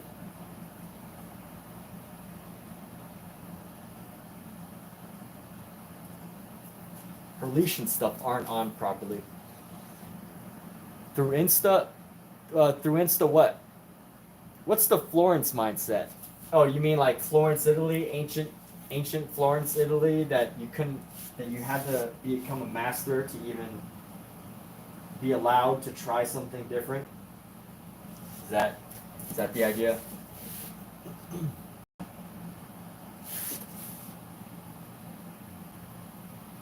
Is that true though? Is that really true?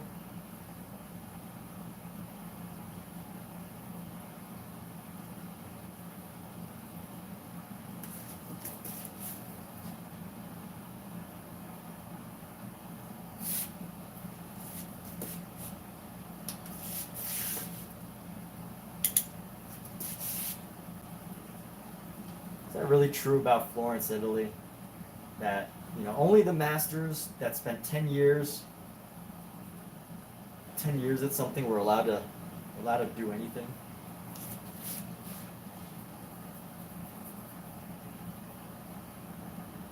Because then what are the prodigies, right? There were prodigies. There were plenty and plenty of prodigies that were like,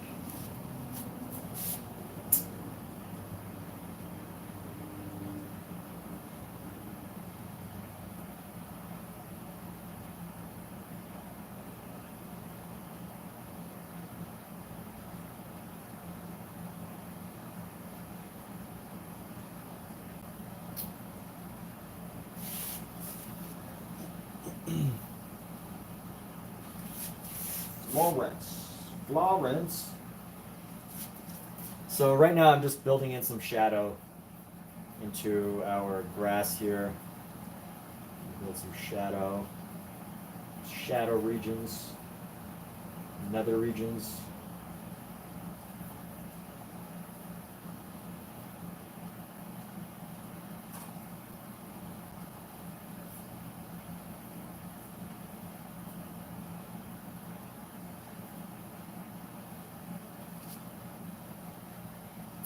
Yeah, I guess that hardcore mindset was probably very much a thing for many, many, many, many centuries, and fortunately,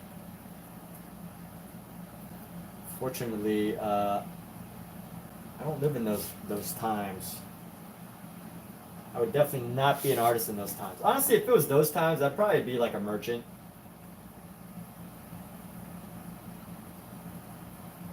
Or like some sort of merchant.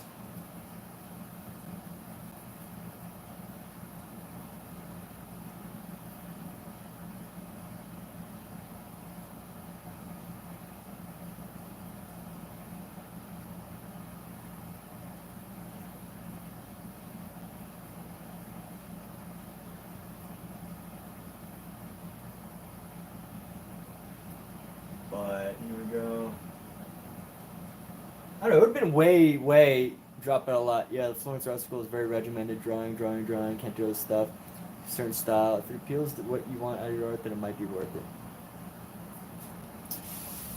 Hey, what's up? Oh yeah, what was I gonna say? What's happening now?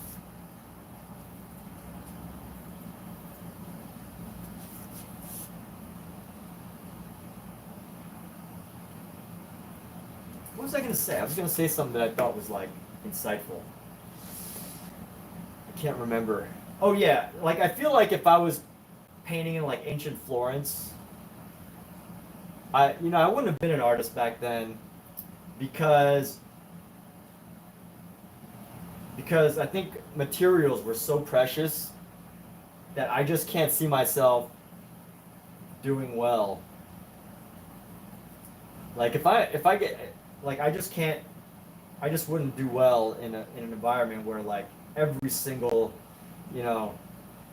thing was just so precious. Because like how did you get art supplies back then? You'd have to like go find a merchant. Maybe you had to convince the royalty of your town to like initiate an expedition out into the wilderness to like find new minerals, new cobalt minerals or ultramarine minerals or copper. And you had to convince the royalty, and then like once you get the pigment, the only person that is allowed to use the pigment is royalty, right? Because they're the ones that paid for it, and it's like, I just would not have been an artist back in the day simply because of this idea that like finding pigment was just so difficult. And paints and everything were just so precious, reserved only for the elite who can afford an expedition across the Silk Road to find cobalt or lead or all these things. But today I could just walk into Michael's and just be like, hey, I want some of this, or just order from Amazon and have my ship. If I order in the morning, I'll get my order before the end of the day. You're referencing what I said. Oh, so you're saying it's happening now? Okay. Yeah, I mean it is happening now because that guy totally was upset at me for suggesting that unless I spent 10 years of doing something. So it is happening now.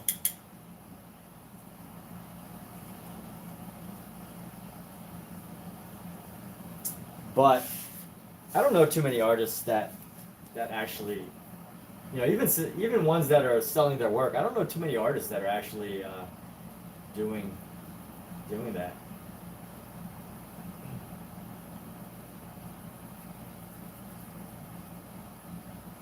And then there's like the Kim Jong-Gis of the world, may he rest in peace, and all those amazing talented artists of Super Ani that commit their whole lives just to drawing and just to drawing.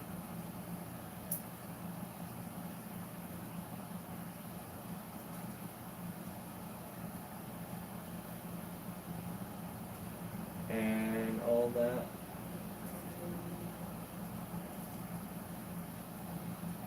There are people doing it.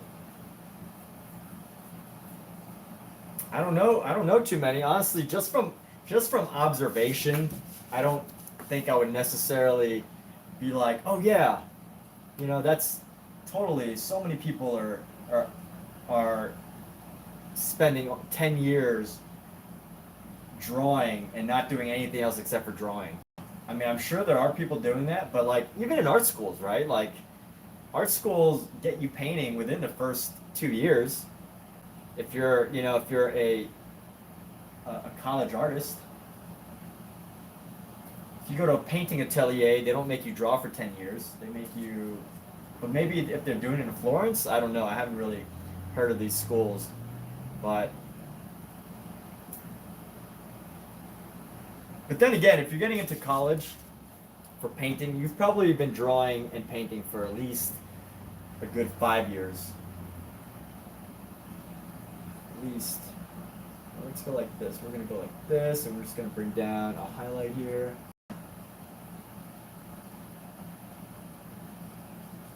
I don't know. I am far from old school though.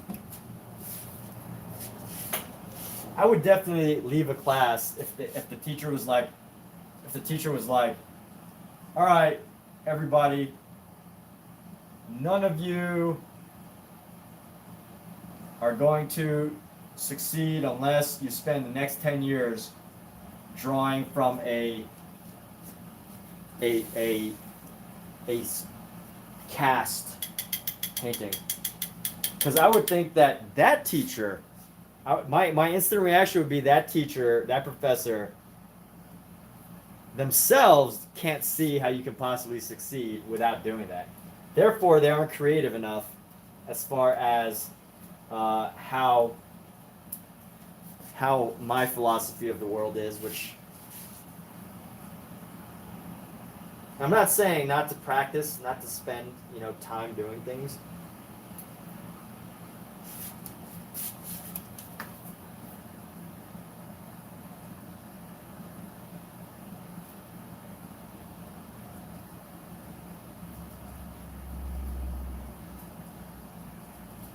But if you want to paint, I think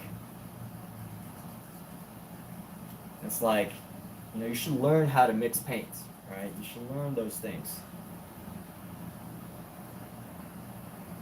There's no need to limit yourself because someone on the internet said so. But for anyone that chooses so, no, whatever.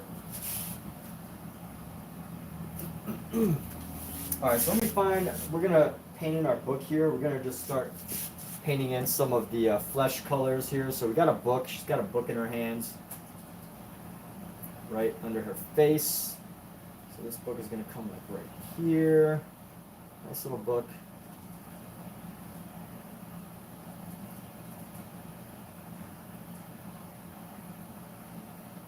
I'm going to paint the idea of the book right there.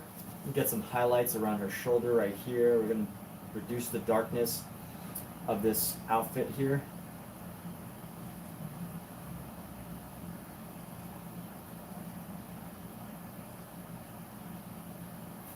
Let's get her flesh color. I'm gonna go for brown. Just find a nice light brown here.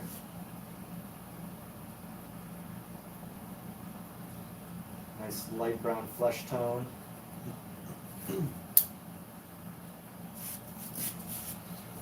And let's go. Her chin should be below her shoulder actually. So this head might be a little too high, but her chin needs to be below the shoulder.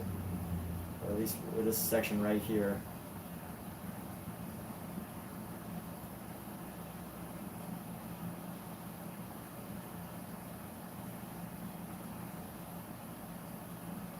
And she didn't want her face painted in, so that's cool, perfect, right? This is the only time that I could not paint a face too accurately and be like, oh yeah, they didn't want it, so it's perfect. They were like, oh no, don't put my face in. I was like, yes, great, thank you. His head looks a little big. This is why I should have spent time drawing, because I wouldn't have made a mistake like this. I would have never made a mistake like this, painting the head too big, if I had only spent another 9 years drawing.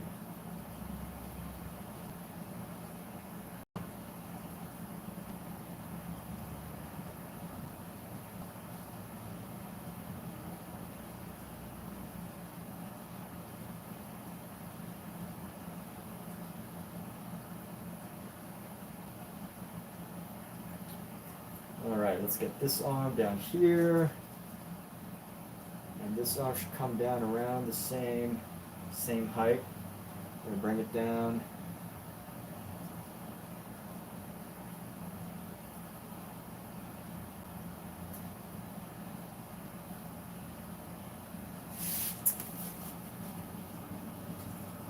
How's that? Her form looks a little off. She's a little long. Kind of like I really didn't get permission. What are you saying, Omizu? What are you trying to get at?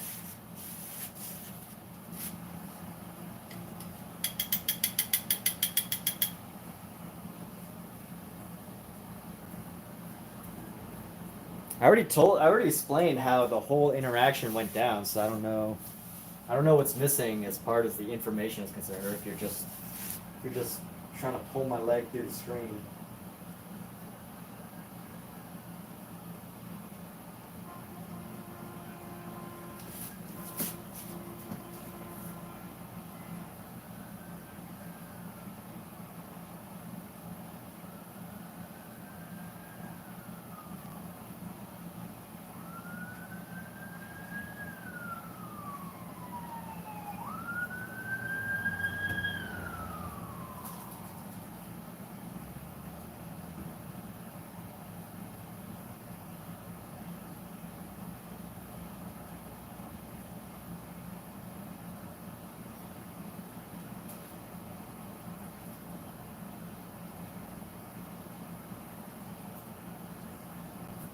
That dog like knew that it was getting a photo taken of it though. The dog was very photogenic.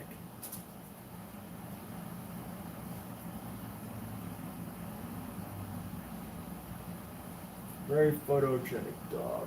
All right, and we're done. No, just kidding. We still got a lot to go. Still got a lot of build up to go. But I actually do like this direction that this experimental direction that my paintings have taken, as far as this overall like look goes. This design, using mostly flat brushes to like capture certain details.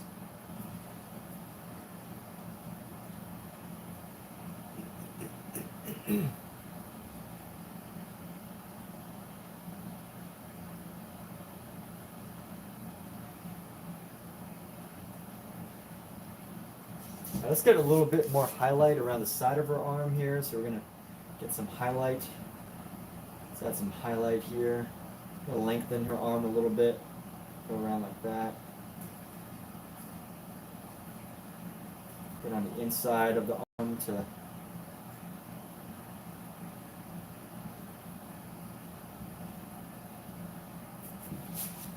Alright, now let's tighten up. Let's tighten up the area around our figure here. So we're gonna get this dark hair. So we're going to tighten up this dark hair because her head's tilted down as she's reading.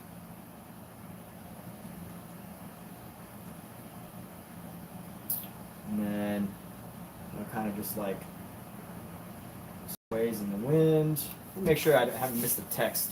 I have a big job coming up, and I just want to make sure I don't miss it.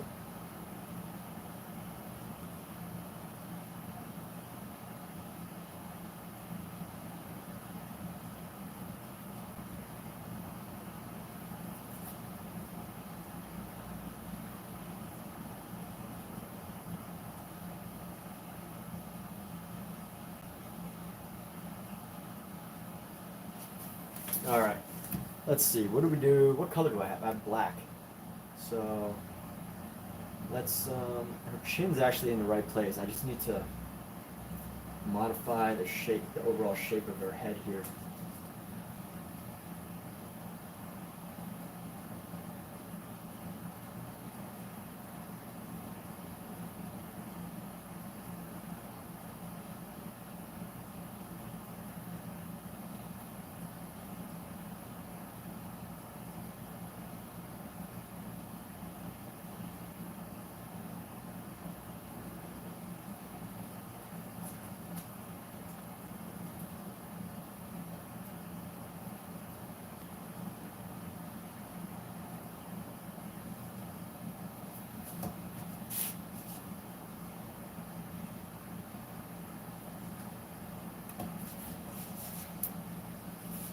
All right, and what do we do? What do we do? Where are we gonna go? What do we do? I've only had a little caffeine, so I've decided that I'm gonna attempt a 5-day fast, or at least a 3-day fast, because my friend's having a birthday party in a couple of days. Let's see, today's Thursday, Friday, Saturday, Sunday. At least the 4 day. I don't actually know if I'll be able to last. I have done a 5 day fast before, drinking only, water and low calorie tea, 0 calorie tea. I've done it once.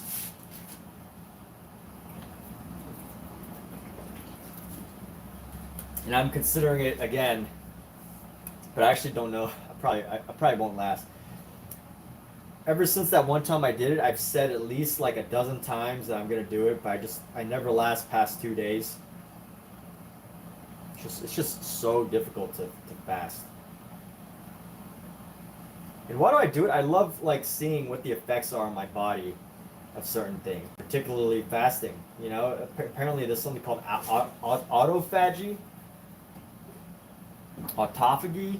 I don't know the right, the actual pronunciation of it, but basically it's when your body starts to like use like certain things for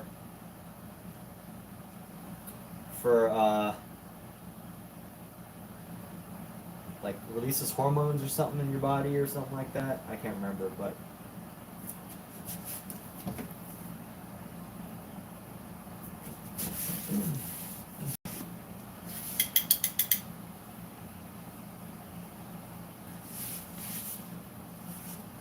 let's go right here. We're gonna go build into the arm.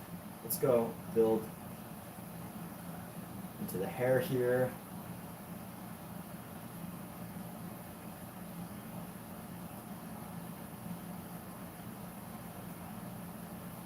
And then, bring the shadows around the arms a little bit. Just bring it in.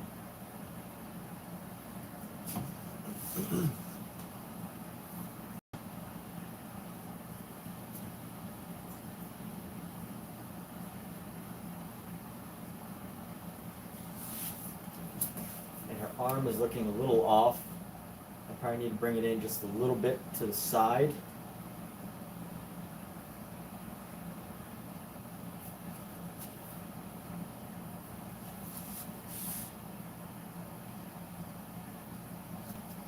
Let's see here.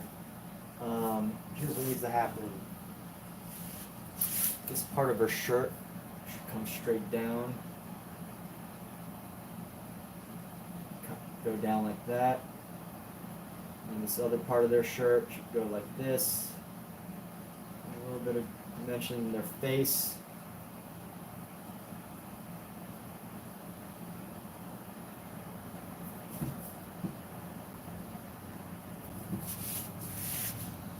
Now let's get the shadow.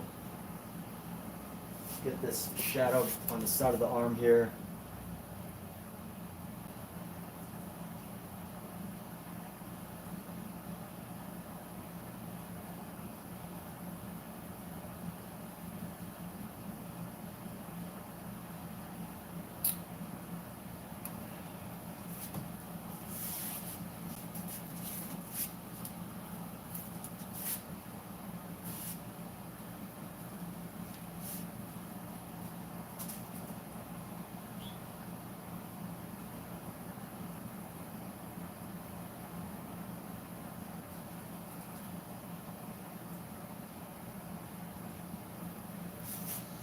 Yeah, let's get this brown. Get like this light brown color here. Let's get some feet. So we're gonna get one foot right here.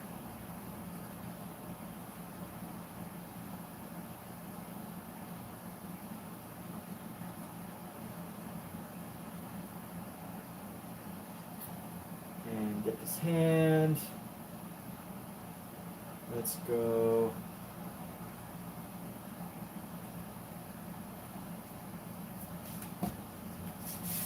Get these colors just right. It looks like, she's a little tilted.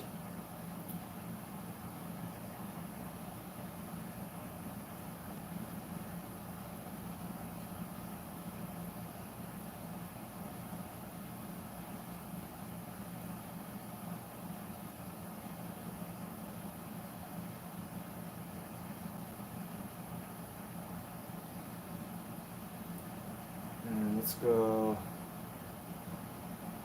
this arm a little bit in, a little bit out. Maybe higher than the other elbow, a little higher than the other elbow.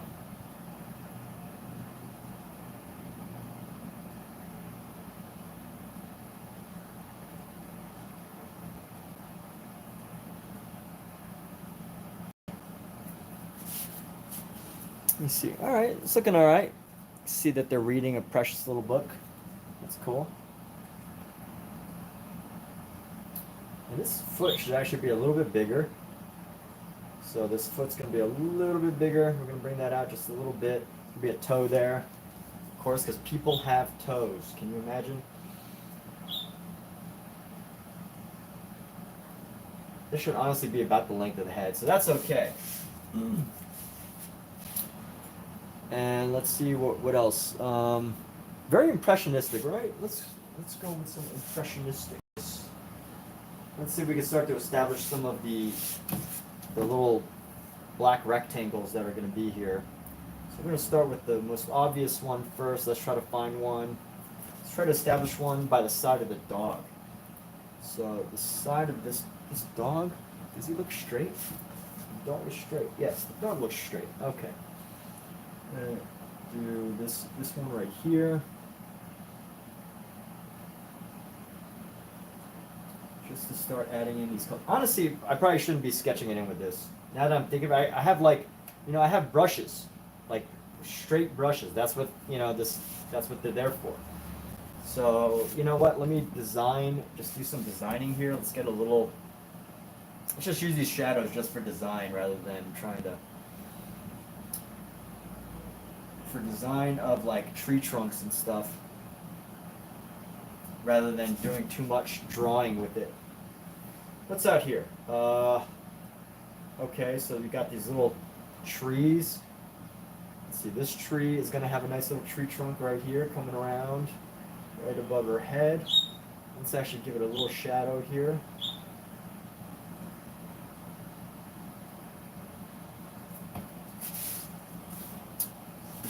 So we are actually going to be adding shadows into this, unlike in some of my other paintings where I avoid adding shadow.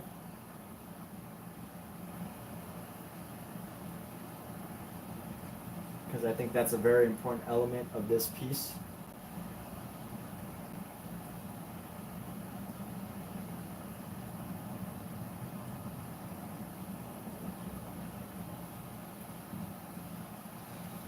Let's actually build up some shadow into this tree right here. Just ever so slightly. And let's go underneath here. Shadow this dog, shadow there.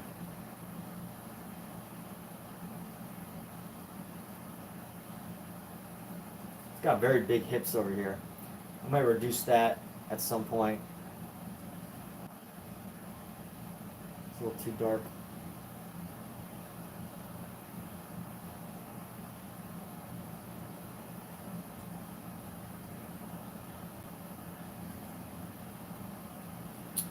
So the black is every other pattern. So every other pattern is black there.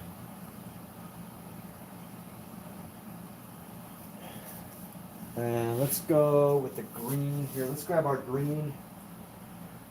Let's get a nice, all right, we should grab some more yellow now. So we're gonna use our CAD yellow light. So usually these yellows, I think they're very transparent. Let's see. Oh, it says it's opaque yellow. I don't believe that, but okay. I don't think it's very opaque. But let's go here. Let's use some of our tools. I'm wearing this hat because I keep forgetting to pull a hair tie out of my car. But let's go with this. So it's a very handy tool. This is a tube squeezer. Now, if you're on Amazon, they call this a toothpaste tube squeezer, but I just want to say this. Do not get this. This is an honest, truthful review. You know, I'm not trying to like talk about, hey, this is so great for whatever when it's not. So this is a really truthful review. They call this a toothpaste tube squeezer But the problem is that it is horrible for toothpaste squeezing because it rusts very easily. So I got a pack of 2 of these, and I thought I'd keep one in the bathroom, one for my oil paints. And I just want to say that this does not work well as a toothpaste tube squeezer because it rusts. It took about 2 or 3 days, maybe a week, before it was totally rusted and unusable.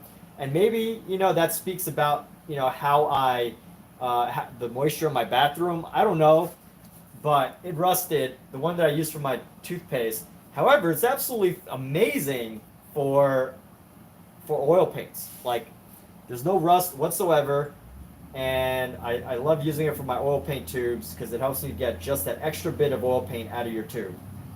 And, as pricey as some of these oil paints are, I swear it gets you just that extra 10% 10 to 20% compared to if you squeezed it. And that's a lot, right? With a small tube like this, 37 milliliters, you're getting an extra like 4 milliliters out of your tube.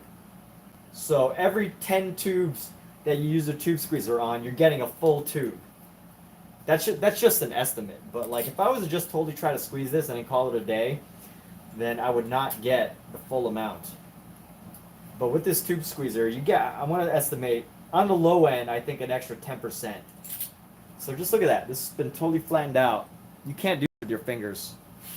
It's just, no matter how good your grip is, like you're just not going to be able to get this tight of it out of your tube. So we're using our Gamblin 1980 Cad Yellow Light.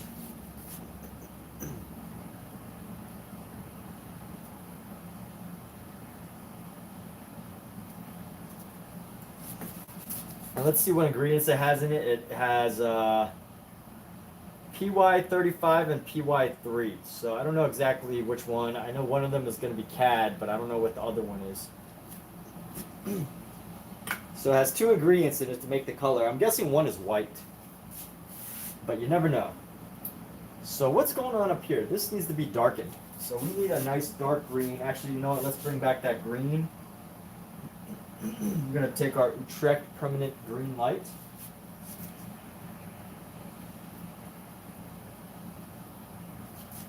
And then we're going to mix some of our ultramarine blue. We don't have any more ultramarine blue. Okay. Let me grab a fresh tube of ultramarine blue. And this is what I use for my ultramarine blue. I picked up huge tubes of these French ultramarine. What is this brand called again? Winsor & Newton. It's right on a tube. And honestly, I'm trying to use up these really quickly because it has a huge hole in it, like right at the top. And although it seems like it's been sealed by the oils by now, I still feel the pressure to get rid of it, dump it, use as much of it as I possibly can as possible. So I've been using a lot of this ultramarine blue, even though a lot of it goes to waste.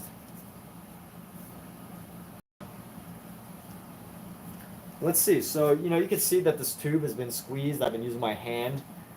And, actually, there's another hole in it. Wait, another hole. How many tubes can a Winsor & Newton painting tube of paint get? That is the mystery. If you watched my live streams before, I've got a bone to pick with Winsor & Newton. Honestly, they owe me they owe everybody new tubes, because out of all the tubes that I get that get holes in them, 9 out of 10 are Winsor & Newton tubes that get holes. I think only one non-Winsor & Newton tube got a hole in it. And that's only because, and you know what, I don't have a problem with that one, is because it was sold as an imperfect tube. Which means, the tube is considered imperfect, so they sell it at a huge discount. So I'm not mad about that one. But if I'm paying for a perfect tube, I expect it to not get holes so easily. Anyway, I like Winsor & Newton. Really accessible, really easy to find. But it's just, their tubes, wherever their distributor for their tubes are, just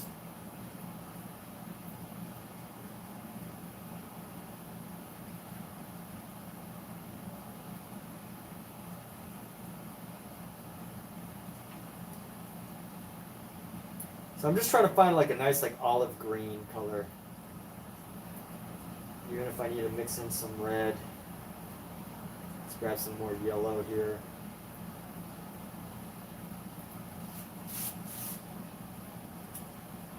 I find that to find like a good like dark like army green, you need to add in some red. And what are we going to use this for? So we're going to use this for the background. We're just going to go boom, boom, boom.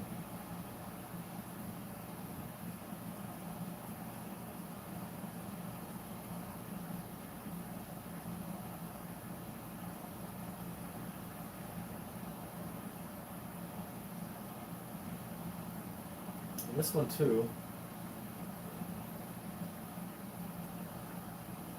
This tree right here needs to have some dimension to it.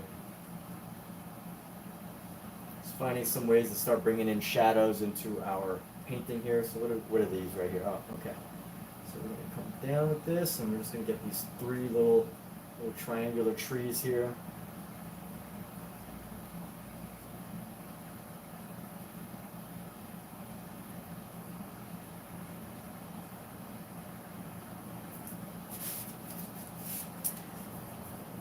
And we're going to go like this. This tree is looking good. I want to build up another tree right here. It's an angular tree. And we're going to build up another angular tree right here.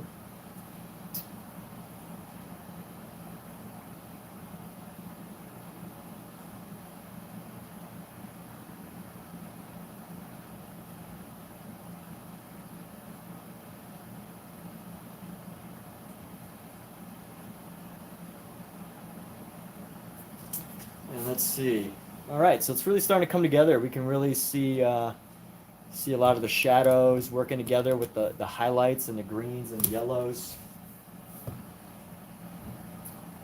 And if anything, I think my only issue with this painting is it's a really boring composition as far as like this right here. I feel like the horizon line just feels so much, in the center that almost makes it like uninteresting. Almost. I'm being critical. I'm being very critical of my own painting. I know there's a general rule: never put your horizon line, dead center. But there are these trees here that are actually blocking the actual horizon. But I'm being overly critical of my work. There's a general rule where if you're painting, don't put the horizon. If you want to make an interesting painting, don't put your horizon line dead center. And if you don't know what horizon line is, basically, if you ever look out, I only have 5% battery life. If you ever look out into the world, you're going to find a line, and that is the horizon line. Like the edge of the horizon, the edge of the world. You're going to find a horizon line, and the idea, the compositional idea is you never want to put that right in the center. You never want to have that right in the middle of your painting because it makes for a very boring painting. And there's one rule that I try to live by as far as, three rules. I have three personal art rules. One rule is never make a boring painting. Actually, and all these rules I actually just find randomly, and I'm like, oh, I would like to adopt that as a rule. So, find your own rules. You don't have to use my rules. But I actually saw it on an Instagram video. They asked an artist in a career retrospective, like, what are some of your rules for painting? He's like, never make a boring painting. That's it. And then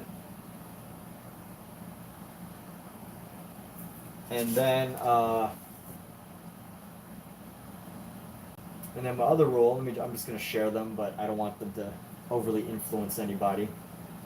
Other rule is never make a boring painting. If something's not working, be obsessed. How can you be more obsessed?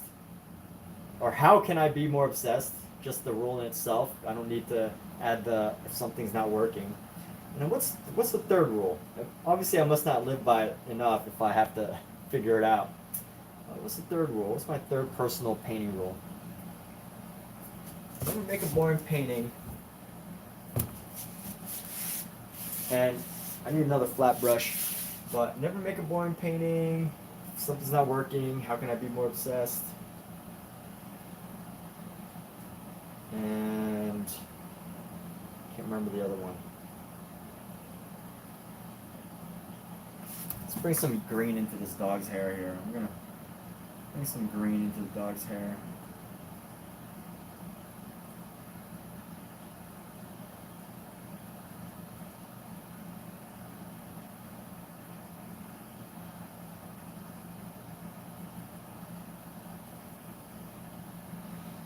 Never make a boring painting.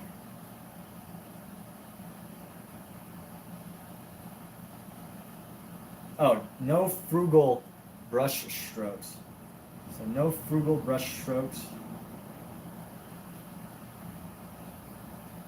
And what that means to me is, you know, if you're ever painting, you could use like, you could use lazy. You could do lazy brush strokes. You could do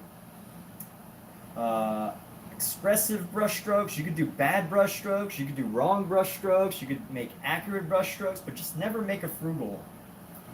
And frugal doesn't always necessarily mean, you know, financial frugal, like, you know, not using enough paint or whatever. I think it could mean a lot of things, like being frugal with expression, frugal in your idea, frugal in your freedom. Paint. No frugal brush strokes. Am I being frugal with my ideas? Any of those things? That's when I know I need to. I'm breaking a rule.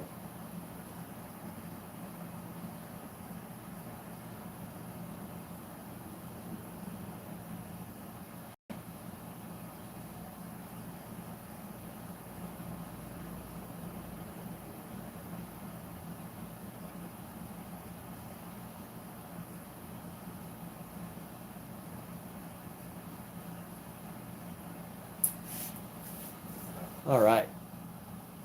So let's go. Let's keep building this up. I should like where this is. Let's go add some highlights to around some of these tree parts here. These tree parts are going to give them some roundness. What are they called? Branches? For arms. Branches or arms. And I really like how this background's showing through. Like earlier we all saw this painting looked at the beginning and it was kind of weird, but it's actually adding, I feel like the background is actually adding to what's happening. Oh, right here, we need some brush. But I need to put this brush, actually no, before I put this brush down, I want to add some more details to our animals, our figures. So down here,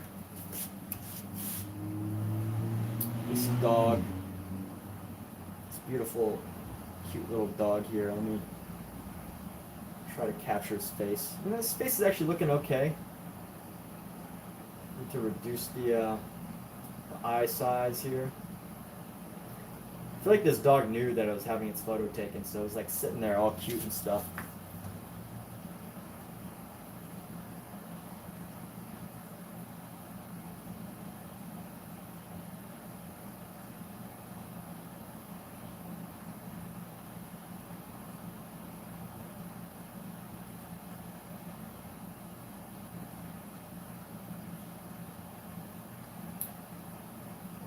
Okay, let's go around.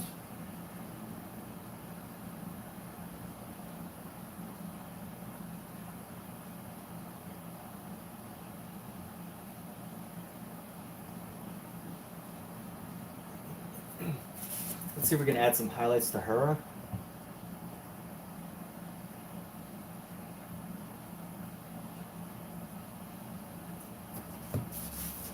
The different parts of her body. We're going to add some pink. We're going to use pink for our highlight color.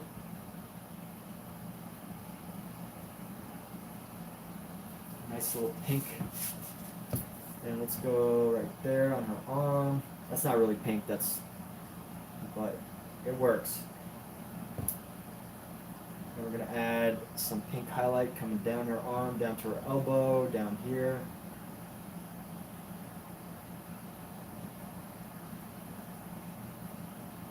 Let's give it a more human look. And let's go down here, capture this nose, the forehead.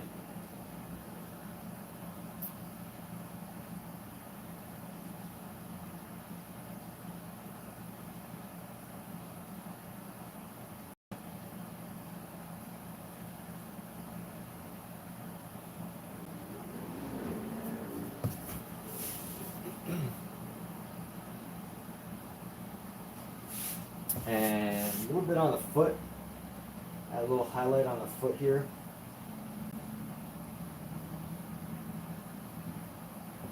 A little highlight for the toe.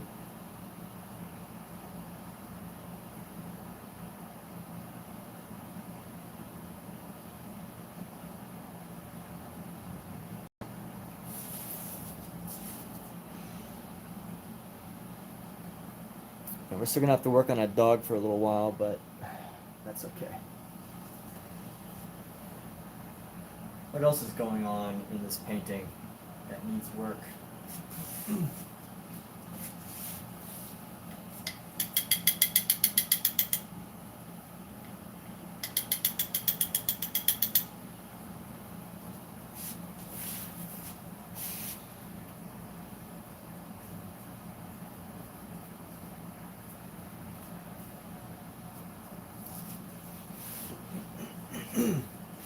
Let me go back to our big brush here.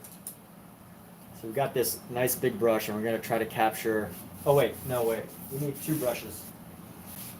So I got two brushes I want to work with. I'm going to use this. This is another brush. Let's clean this off, season it, some oil.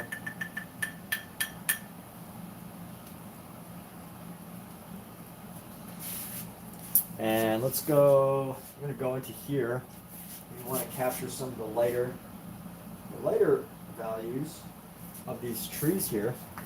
So we're just going to go top these trees off with a little bit of a brushing.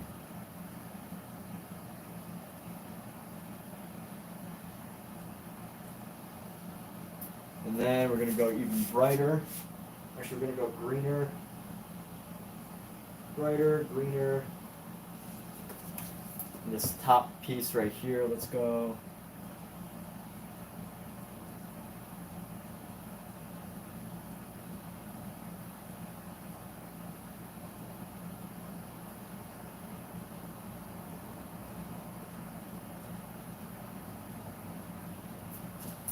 Make another one that's even yellower. And let's go, this yellower tree is going to come like this. I don't really care too much about painting details. I might get a little bit, more nitty gritty with details later, but for now, I'm just enjoying how these colors really come together. It's just me speaking personally. It's great how this is all coming together. I like it.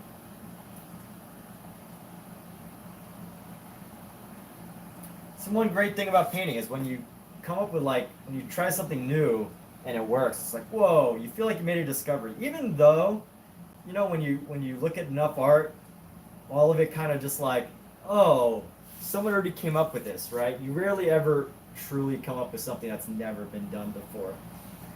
But it is nice to have that feeling when you discover an idea, even if it's already been done before. And the reality is, I've seen ideas done like this with this particular look done hundreds of times. Hundreds of artists have done similar styles. I mean, this is very impressionist, right? Very loose, informal. Maybe not as loose as Claude Monet would like, but I'm not trying to impress Claude Monet. He's not even alive no more.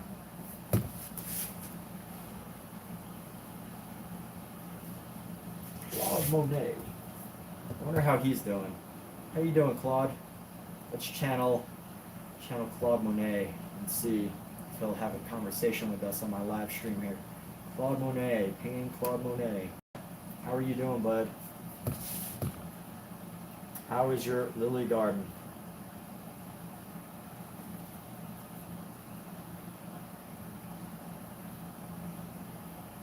Kidding, we shouldn't do that. Never know what can happen. Alright. So let's go like this. We're gonna add some highlights just coming into the shadow area. Not gonna get too defined in the shadow area. This is just enough to give some definition into our painting here. I'm gonna find some brighter greens. Too much yellow in the background here, just too much yellow. So let's actually find some brighter greens. We're gonna go boom, boom, boom, boom. Stick with this like texture look.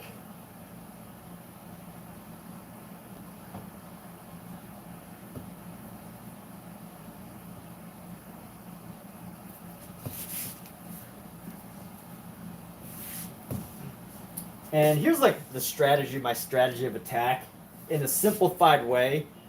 And this is, you know, a strategy that's been used by pretty much 90% of artists, is starting big and then working small. So if you watch the beginning of this live stream, you know, you'll see that I worked with brushes that were much larger. You know, I was just trying to fill the canvas, right? So I use these big brushes just to fill the canvas. And then as I try to move into like these lighter details here, you know, I use a smaller brush. And then now I'm actually in a medium brush, so I want to like fill in some of the gaps. Now ideally, I think what you would do is you would actually do the big brushes and then do the medium brushes and then do the small brushes. But, you know, I jump back and forth. We're jumping back and forth here. And this is like a medium, I would call this like a medium brush. So let's go at an angle here, bam, angle, bam, angle, angle, bam, bam, bam. Oh, let's actually fill in these trees. They're too, kind of like, got this like weird outline. We don't want that outline. We want to find a good design here. So we're gonna go right down in this outline, just do little strokes of green, just to help it have like a transition, you know? It's like a transitional green. Because as you can see, there's a lot of like, you know, there's the dark represents like the shadows. And then the yellow represents the light, like the sun shining down on the leaves. And then, you know, all you really need to do to tie it together, in my opinion, some people might have like 5 different colors. Some people might have like reds. I might even add some red. But for me, I mean, you know, I think the most basic rule is that you need the highlight, which is the brightest color, the shadow, which would be the darkest color, and then, you know, the mid color. Now, some people might even, you know, totally blend every single area all the way from the light to the dark, and they just might blend it and make it perfect. But for what I'm doing, you know, really just trying to capture the variety of colors is where I'm focusing my effort here. And the paint's still wet, so it allows you to blend some of the shades.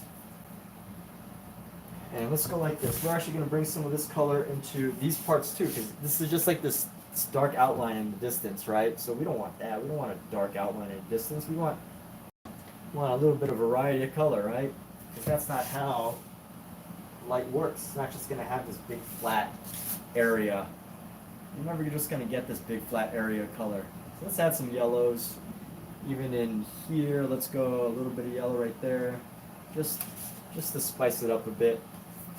And let's see, we're going to add streaks of yellow just across.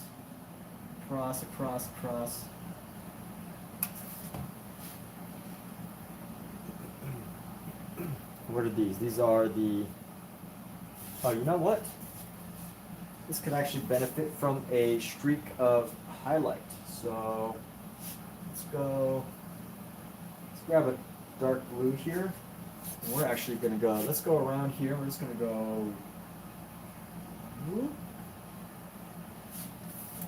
Actually looks pretty good. And then we're gonna go. I'm gonna go like that. Get those. Oh yeah, look at that. Just like one little line, and you just capture this like nice little shadow. All right, I approve.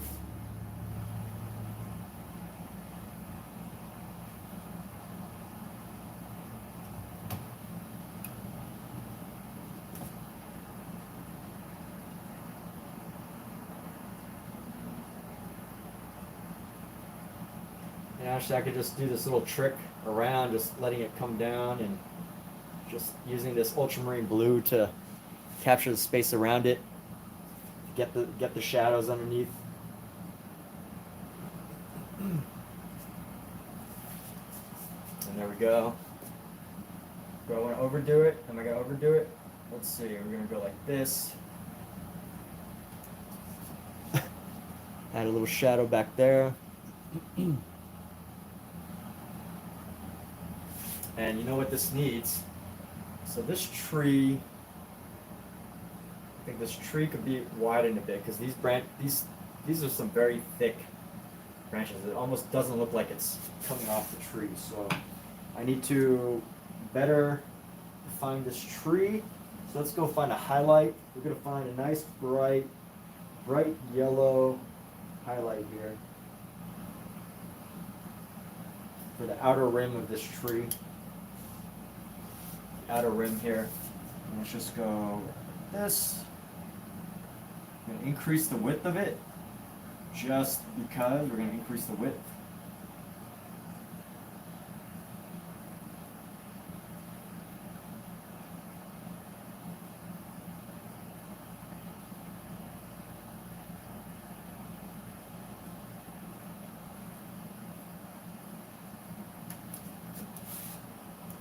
Maybe that's a little too bright, but why not? These are happy days. It's a happy painting, so no need to worry about. The shadows add drama, but we don't necessarily need it. We don't need too much drama. Just a little bit's enough. Well, let's add a little car here.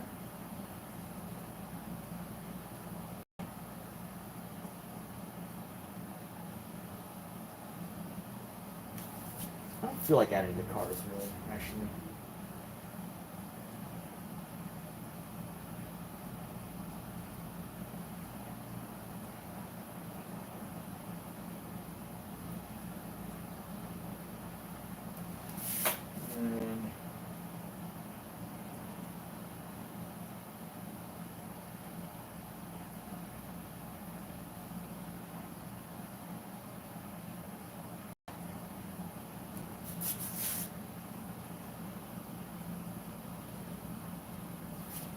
Go like this. So this is like a walkway, a walking path right here. Let's go around, come around.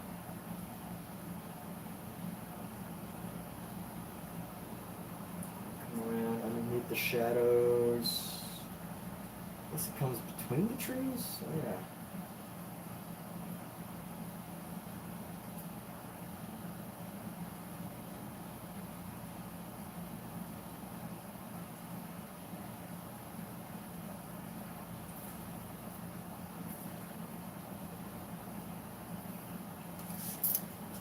How's that look? Yeah, not bad. All right. Not bad at all.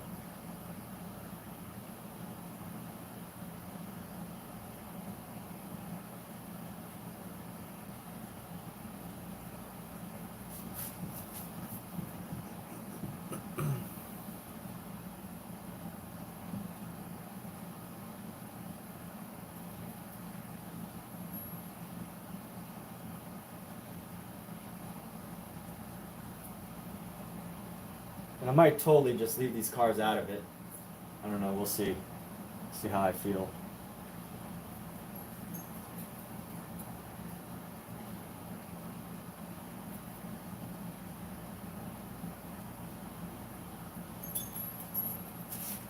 You know what I gotta do? I gotta blend this color back in. Let's try to add some of this color back in here.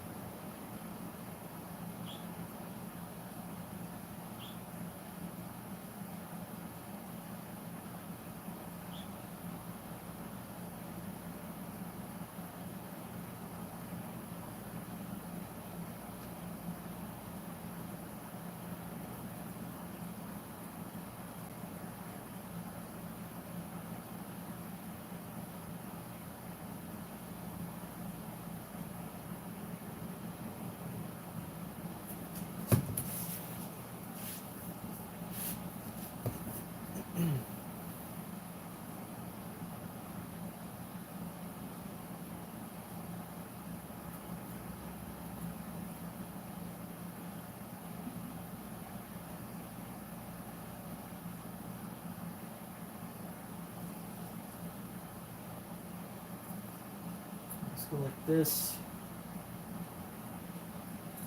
And this dog is cute. It's an old dog. Alright, let's find. I really like where it's at.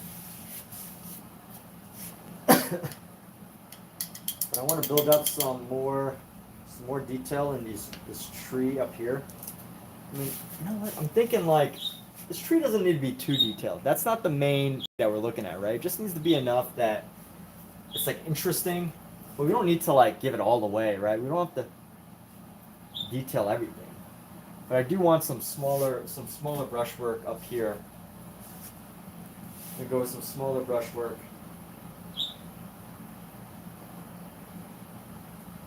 Just to get the big, medium, small.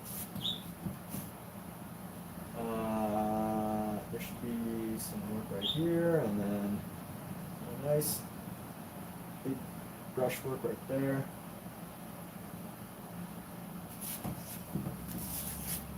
Let's go darker. We'll go darker with this green here.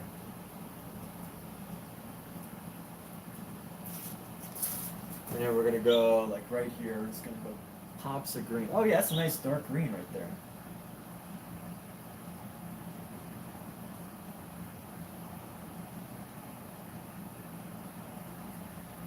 And if anybody is curious about the inspirations for this brushwork, I'm going to share that in a few moments here.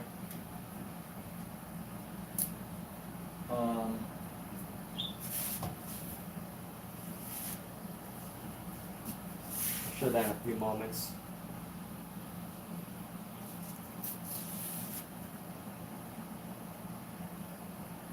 You know, it's good to know. I love to. Most artists I think won't do this, but I'd love to credit.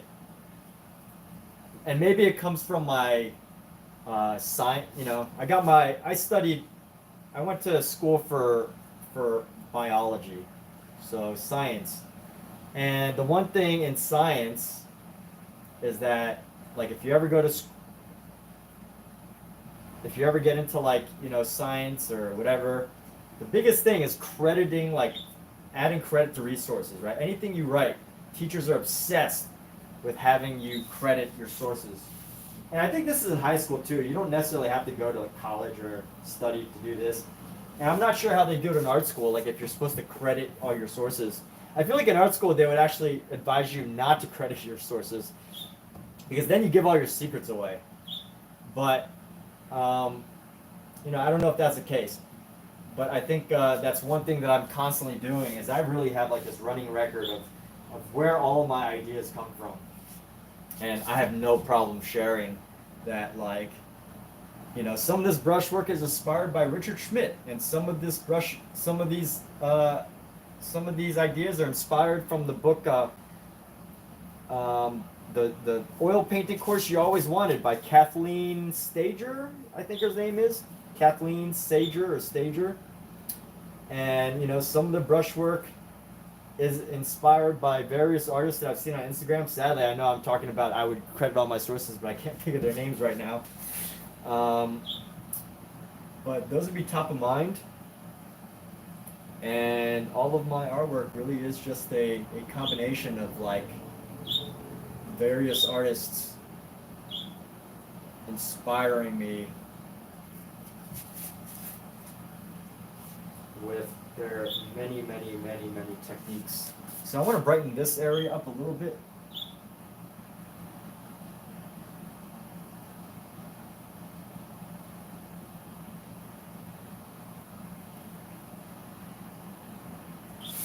And let's see how we can actually bring some more green into this. So we're going to go green right there.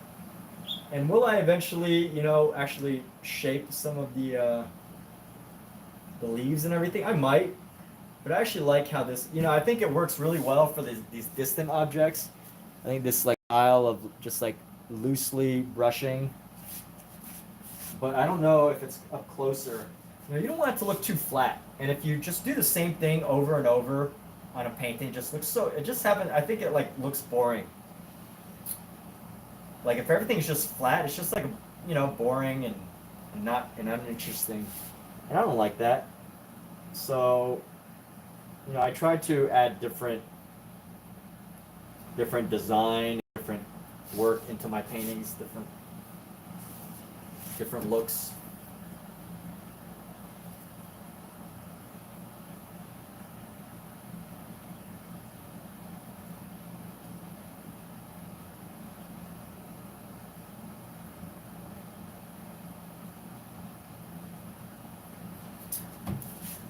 All right, let's see. I think it's interesting. I'm trying to decide whether I like these clouds the way they are, with like these little, you know, the underpainting, the painting that's underneath poking through, or whether I want to like just pump it up a little bit. It's hard to decide how much of the underneath that I want through, because I definitely feel like it adds, you know, it adds a level of an interesting design, but then I'm like, how much do I really like it? How much is necessary?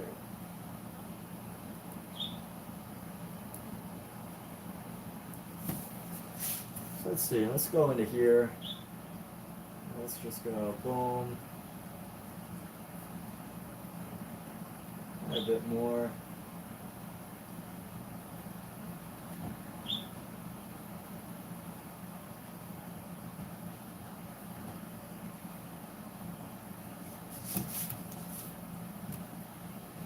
Maybe it just makes it a little too dark.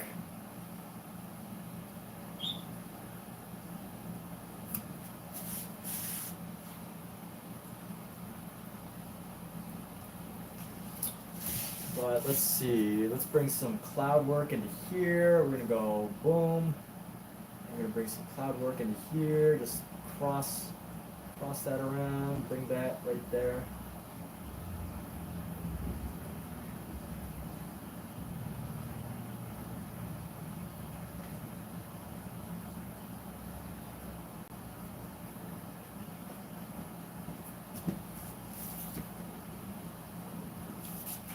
Let's add this highlighter blue.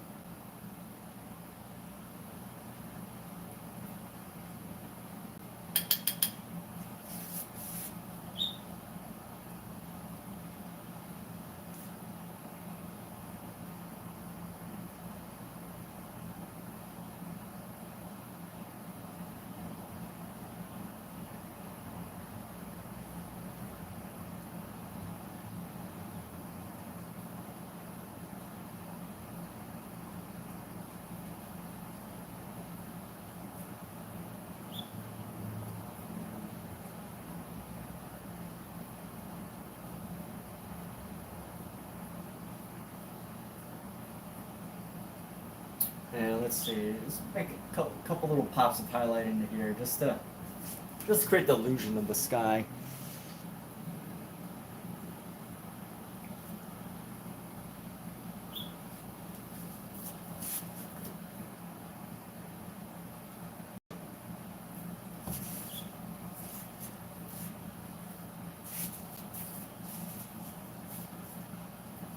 And also, here's what we got to do.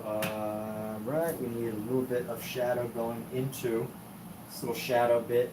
Let's see if we can actually pull it in. I want to pull in the shadow here. I don't want it to be like overbearing. I just want to drag it into the tree, where the tree is right here. Just drag in. Dragon. It's a dragon. I just want to pull in the shadow a little bit. Grab some of our blue. Pull in our shadow here.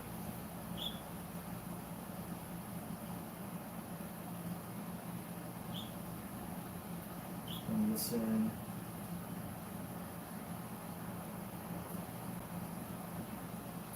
Let's see, we're gonna go copy what we see. Just gonna come a little forward here.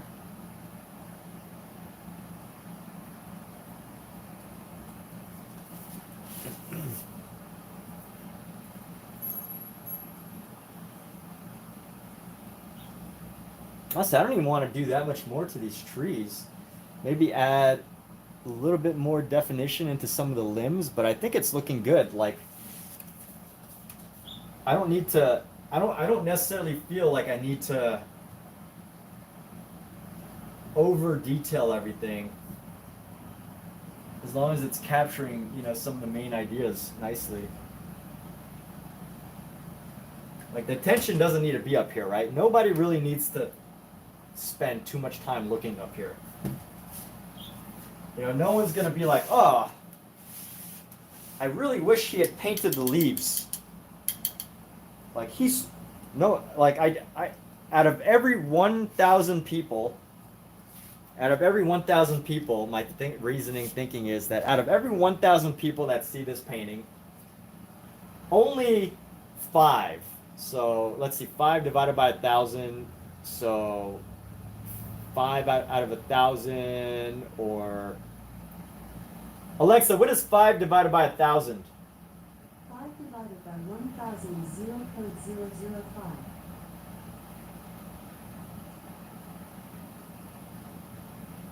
Alexa, what is 1,000 divided by 5? 1,000 divided by 5 is 200. 200. All right, so 1 out of every 200 people that sees this is ever going to be like, oh, this guy didn't even paint the leaves. He only painted little squares. That's horrible. In this top part. Because if they're like looking up there, you know, I still might paint some of the leaves, but just as far as what I'm thinking, you know, I think it's important to sometimes leave stuff up to the imagination, to people's imaginations. You don't necessarily need to handhold people. Because as humans, right, we know what we're seeing. As long as it's, you know, painted enough, loosely enough. You know what I would do? Here's what I would do, actually. Is I would take a very, very wet brush. And let's actually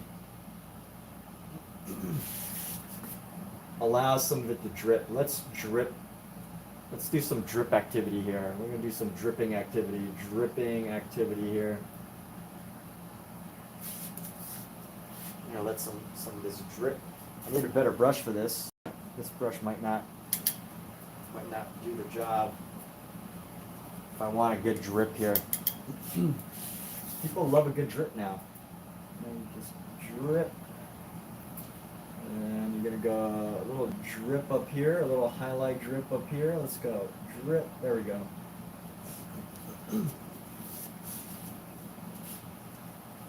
I love seeing a good drip effect. It just looks so dramatic. Drip effect looks so dramatic, and it's beautiful. Drip effects. What do I mean by drip? So I'm using, this is one reason why you want, you know, you use like mineral spirits. One reason why you use mineral spirits with oil paint. So, you know, technically you can probably do this with oil, but oil won't come close to the drippiness of mineral spirits and, you know, the separation that you could get. And all I'm doing is I'm taking a very big chunk of mineral spirit and just like letting it allow itself to drip. And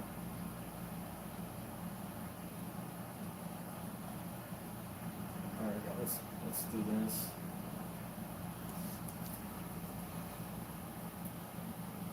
I'm just allowing the fluid paint, allowing the paint to find its way down the canvas here.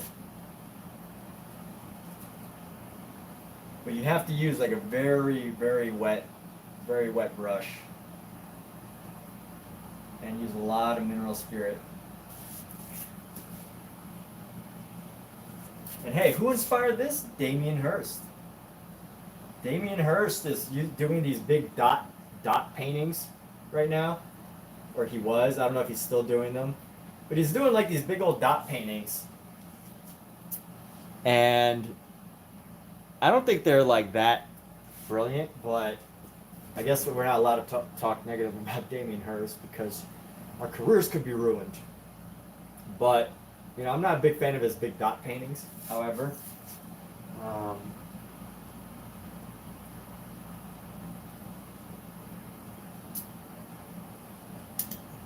He's doing it. You know what? I guess if I'm copying them, I might like it somehow. There's some part of me that actually likes it, so.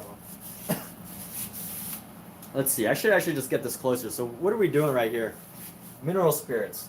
This tub is just filled with mineral spirits. It's a chemical that can be very bad for you, so use with caution. Don't drink it. It's clear. It's a liquid. And what it does is it breaks up the oil. Breaks up the oil in your paint.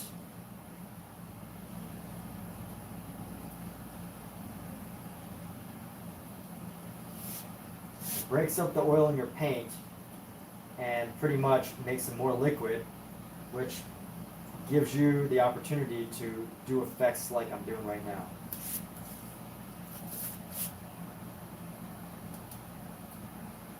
But you have to use a lot of it.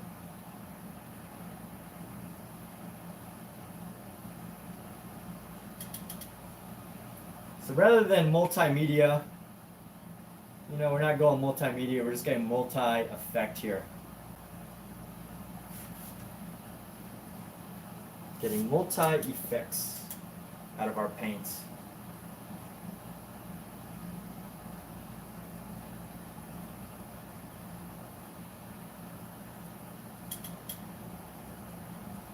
And this will cover up our lack of ability to paint leaves. If you ever want to know how to cover up lack of talent, do something abstract. Kidding, joking. I love abstract art and abstract artists. That was a joke, because obviously if I had the patience to paint every single leaf on this tree, I would consider it, but I'm not. And if you want to make it look beautiful without having to paint every single leaf, abstractify it, right? It's an option. Why not?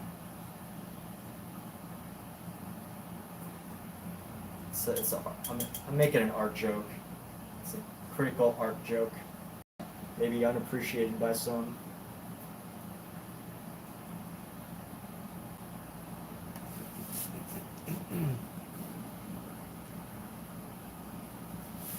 Maybe it's going to go unappreciated by some. Let's find this turquoise here. I'm going to grab our turquoise and actually bring in some of the turquoise here for the clouds. Try to find a nice cloud there. Oh, there's a good cloud.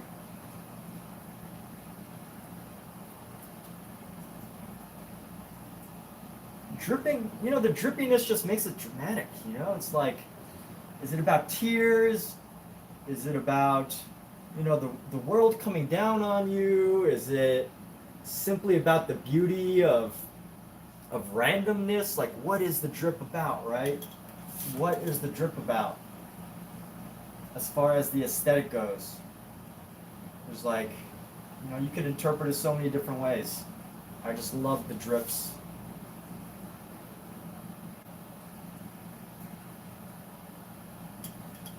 And it'll distract people from the fact that you didn't fully paint the leaves.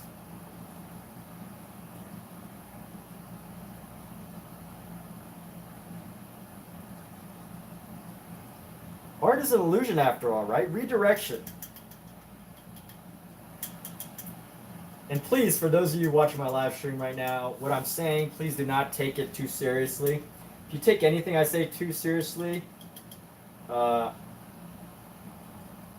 might experience a hint of anguish, especially if you take art very seriously.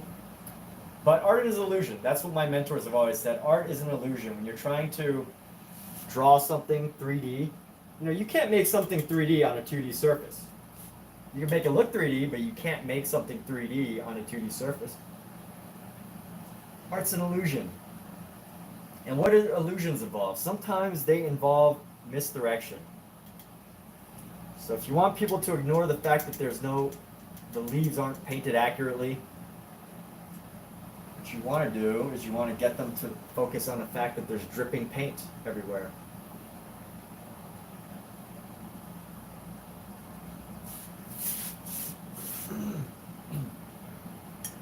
Again, I'm partially joking here. Don't take that too seriously. Although, even though it sounds kind of true, right? Like it is kind of true and accurate in what I'm saying, but it doesn't mean that it's right.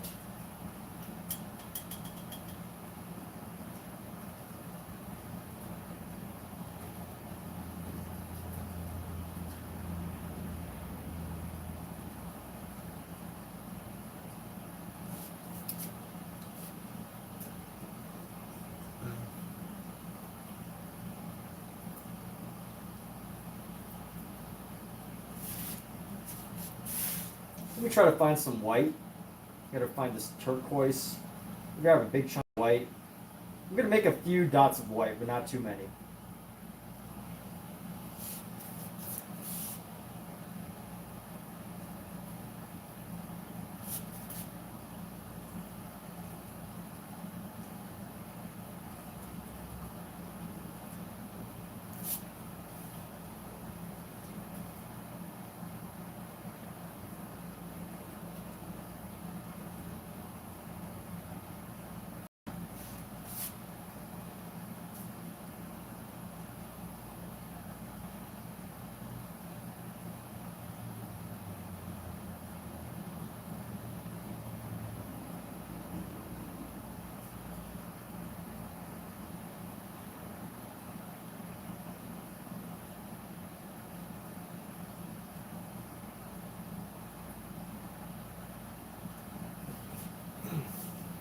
Get a little bit more of this turquoise color.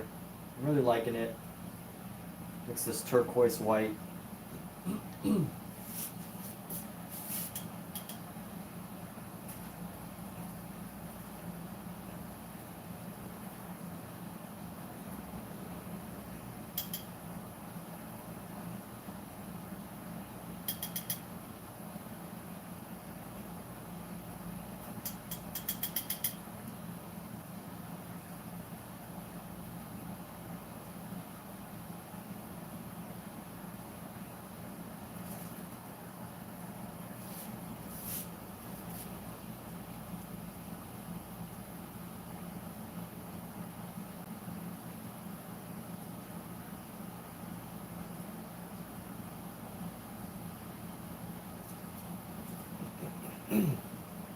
I think that's enough.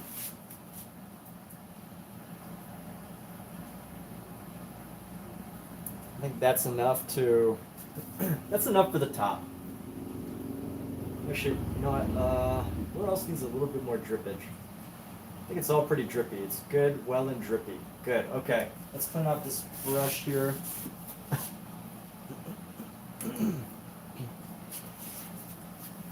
And how long can I paint for? Here's the funny thing. So my TV went out. It's broken. So I can't watch TV. And I find that now, after my TV broke, I've really gotten a lot more productive as far as art goes.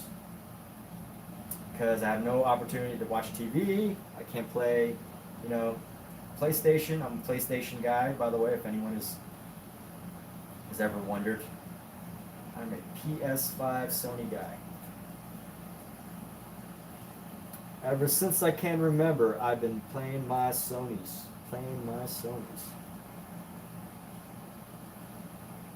So just adding some highlights. Ever since I can remember, I've been popping my collar, popping my collar.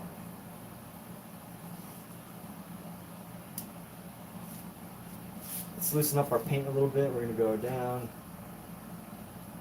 I'm gonna go add some extra detail into here.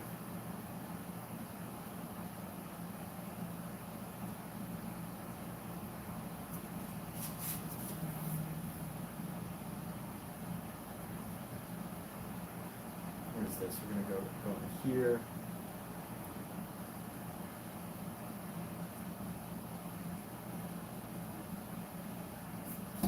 We need nice contrast along the top of the head here, so let's clean off our straight edge brush.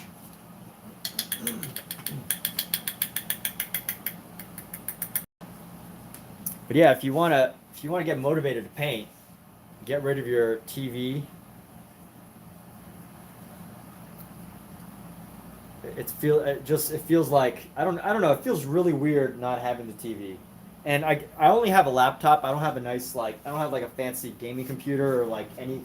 My laptop's probably about 6 years old, so I can't really use it for too much. I try to keep it strictly for painting and artwork.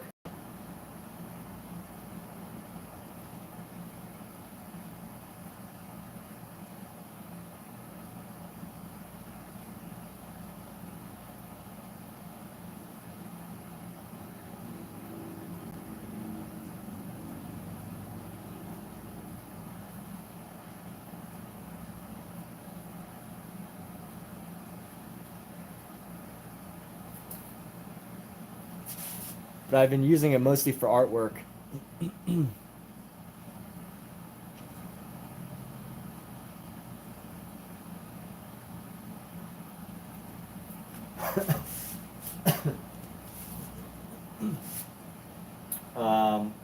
My laptop.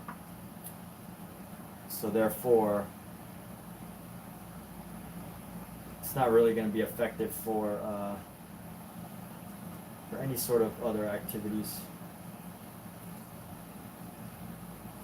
But if anyone needs a productivity boost, I highly recommend getting rid of your television. It works miracles.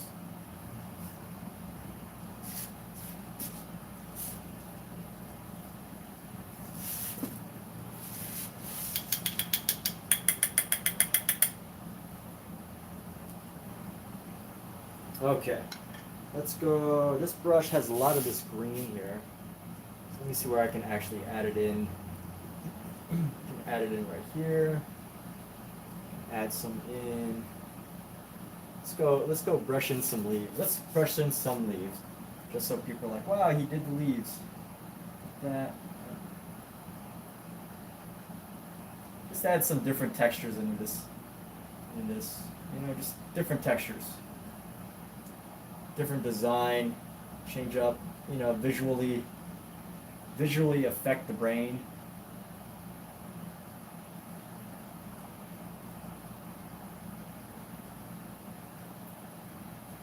Sometimes I think that's a lot what my artwork is about, is really capturing like the modern mind, like going from one idea to the next. Trying to capture this idea that like our minds are really only like just 7-second attention spans that everyone's talking about. My attention span to do something is only about 7 seconds. I mean, you probably witnessed, right, people? This like my attention span is only like 7 seconds. Do 7 seconds in one area, 7 seconds in another, 7 seconds in another. Attention span. What was I gonna do? I need to go down here. Let's go up into here with some of these dog section.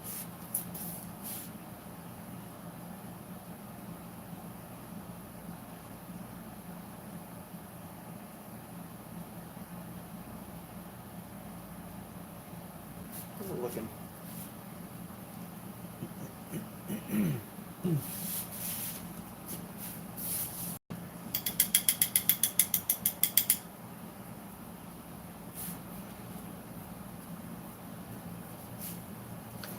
Okay, what do I need? Oh yeah, I gotta get this area around her into more shadow. Around the dog. This dog's shape is being... The dog's shape is being a little bit... It's looking a little weird because, you know, it's not defined enough by our shadows, unlike everything else. So I really gotta darken some of these shadows a little bit. Grab our blue. Keeping some of the shadows around the dog here.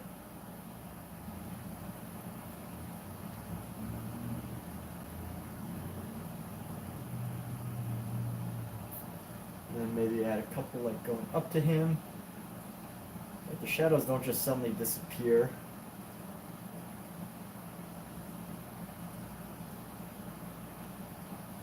There we go. How's that look? Alright, a little better. Now let's take a second and let's play with our rug here. So I think every other one is going to be a dark color. So we're going to go like this, and then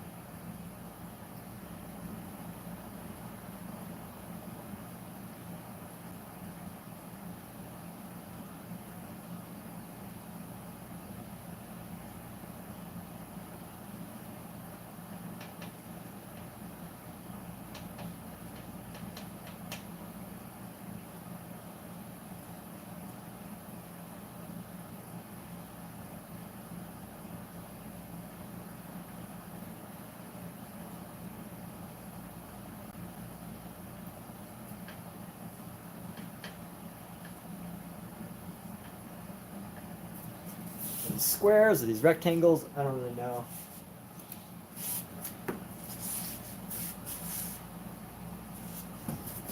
But let's go another one right up here.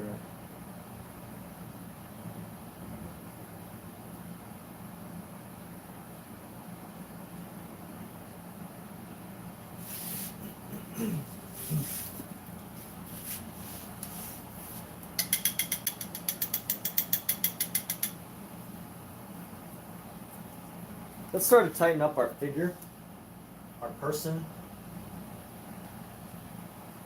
That's going to be really important. So I want to make this black, this outfit.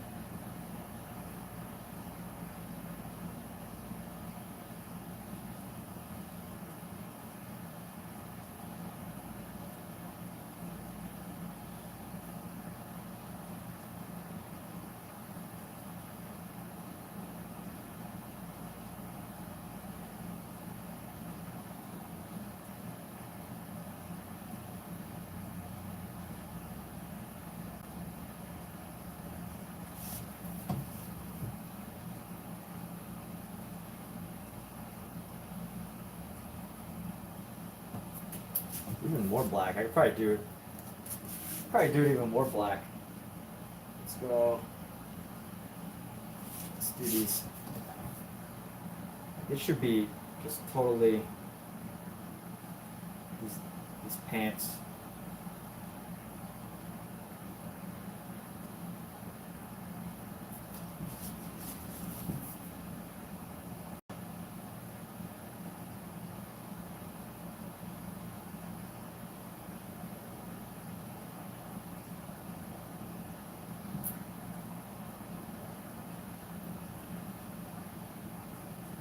And let's get into the hair. The hair is very deep black. Hair is a very deep black here.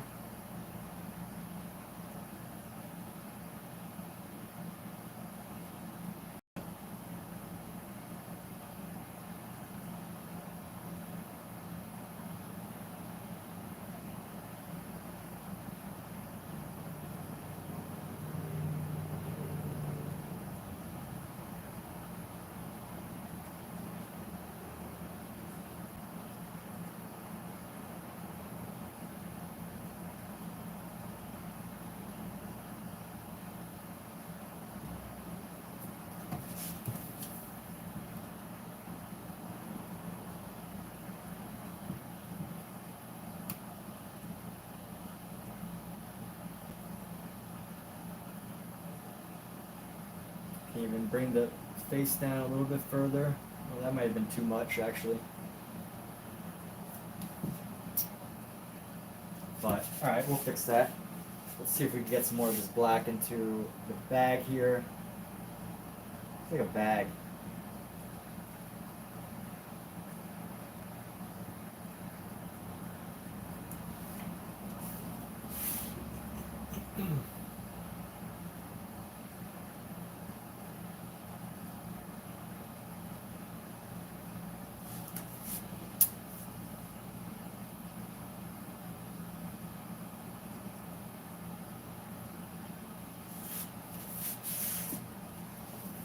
Go clean off this brush.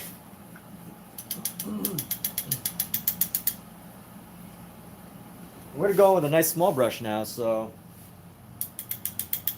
we're going with a smaller brush,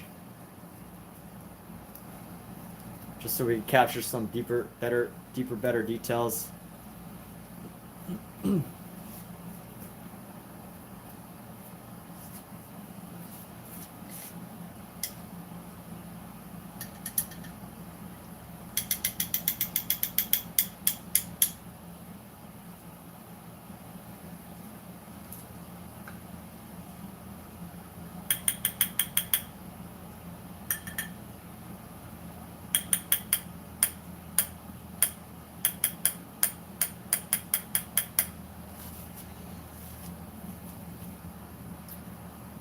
And let's see.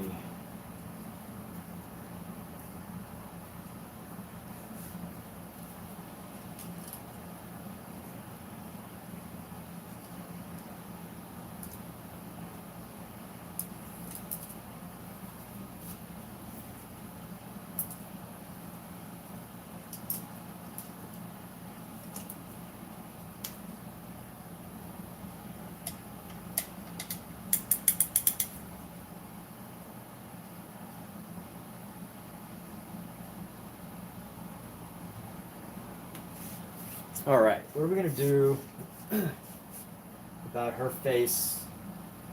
All right, so we're gonna bring this, the black in a little bit more as far as the hair.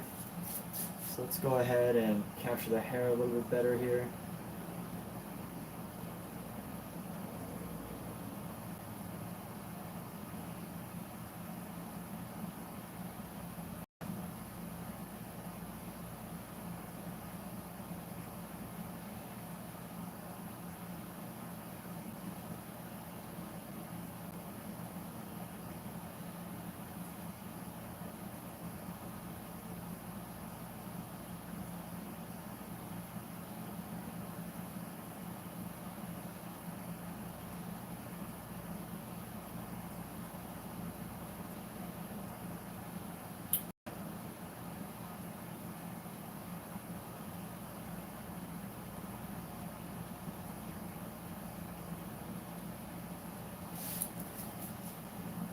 Looks like the wind is blowing.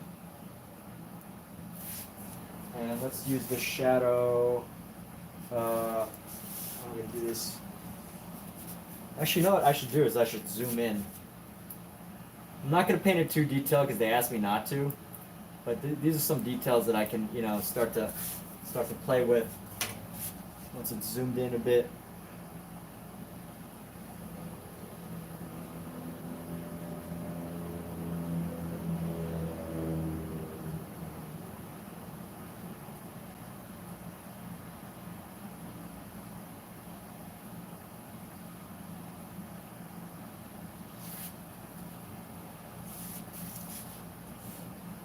Get nice dark features.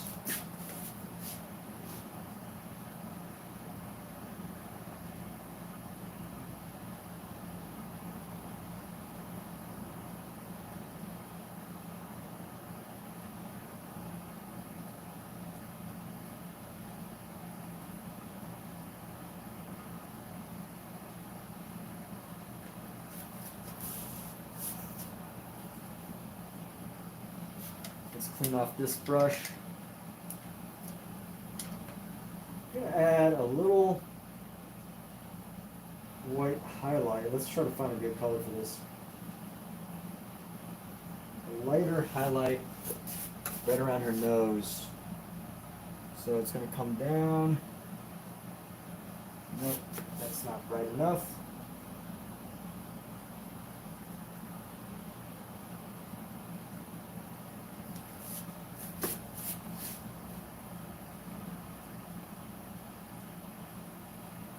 This needs to be paler, this highlight.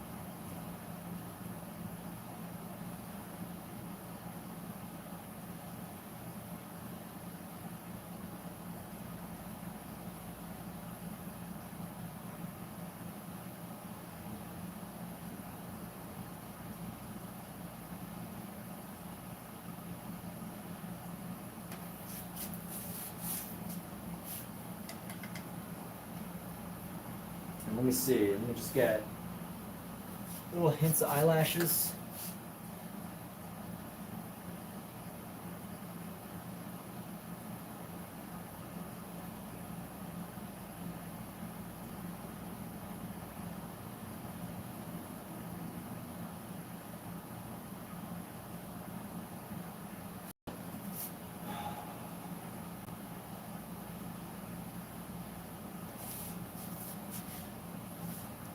And then find a nice subtle transition color for the nose.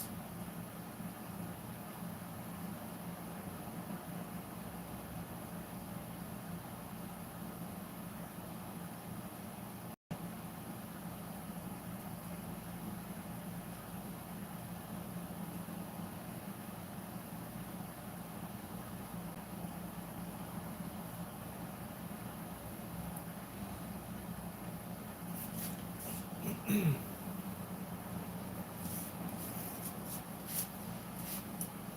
know what, let's see what we can do about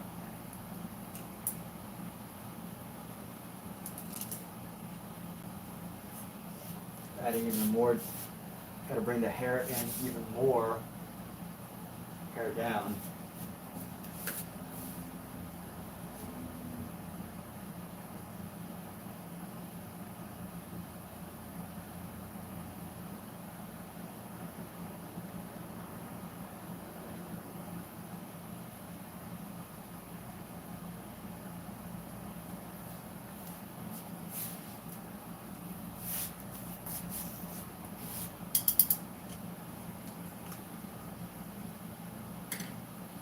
I think what needs to happen is I gotta blend the face a little bit.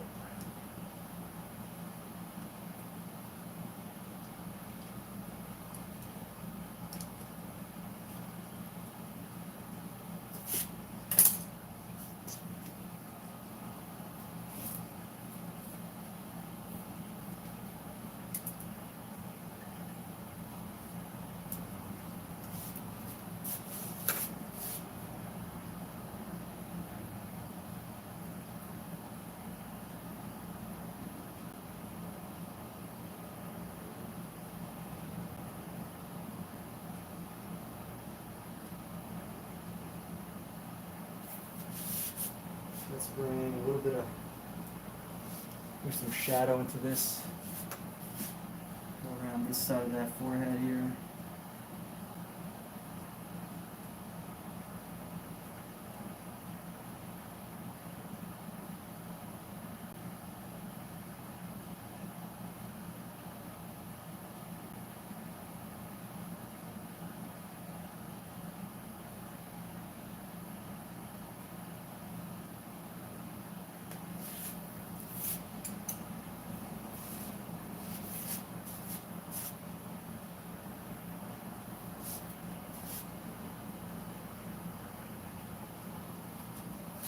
Something else about this.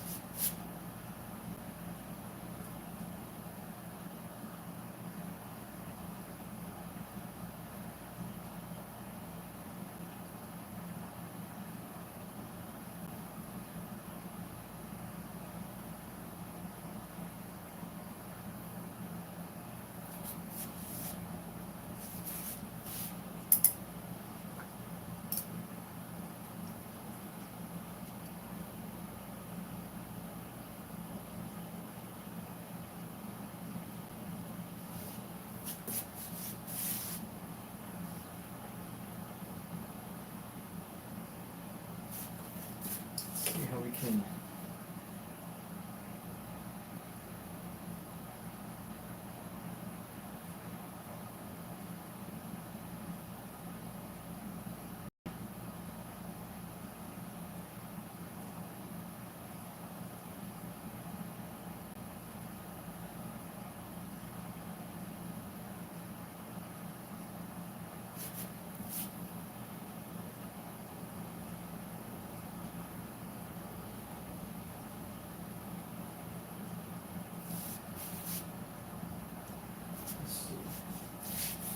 This hair needs to be better.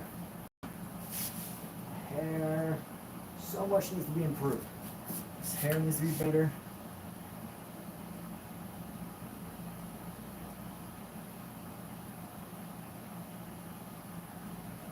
There we go.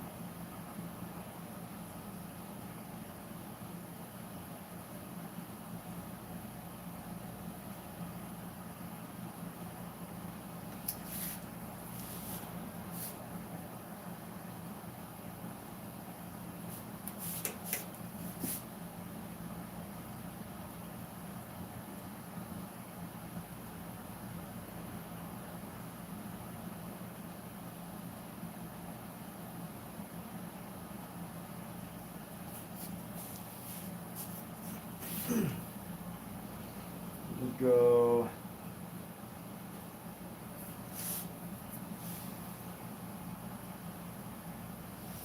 These are just the super fine details that are going in here to do.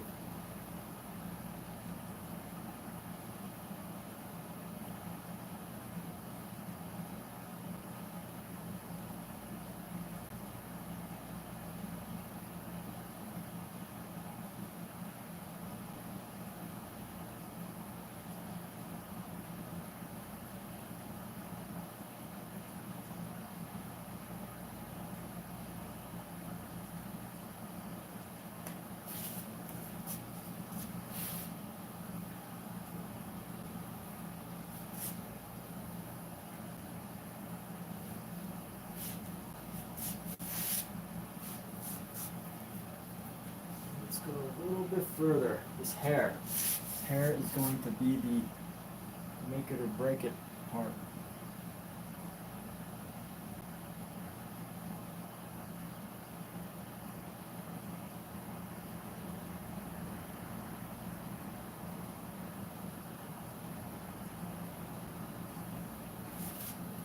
Uh-oh. Phone's going off. Let's go. Let's plug this in.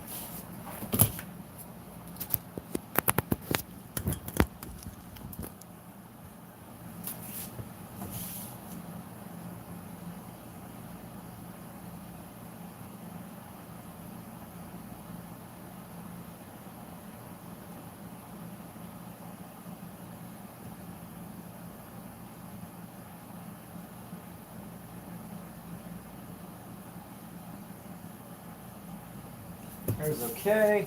I think what we got to do just reduce the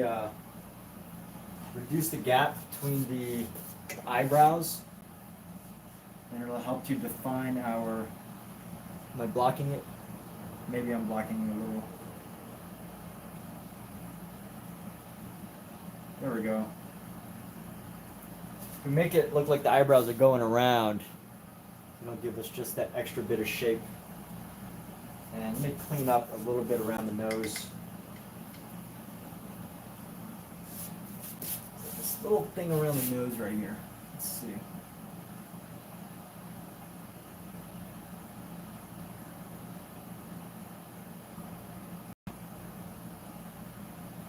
It's a paint booger. Okay, now let's go into the arms a little bit. We're not gonna do too much as far as like, you know, ultra detail.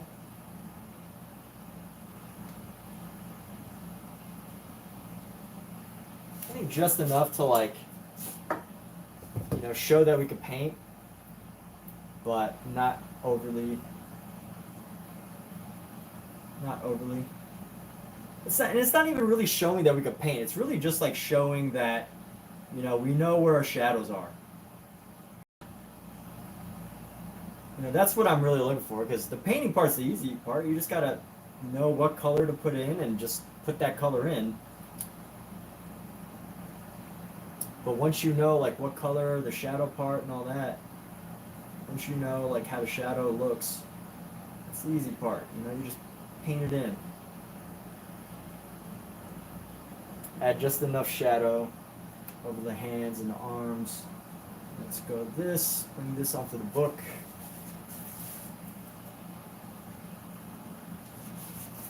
I'll bring the finger over the book here. Let's see.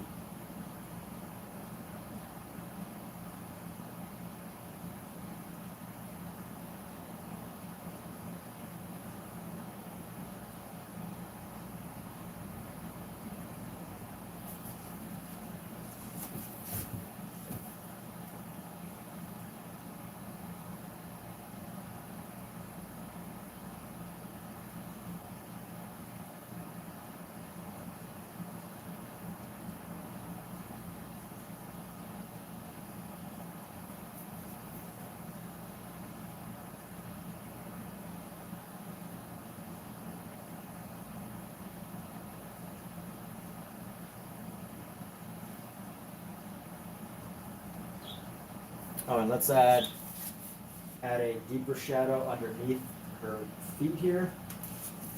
Because there's no light highlight under there.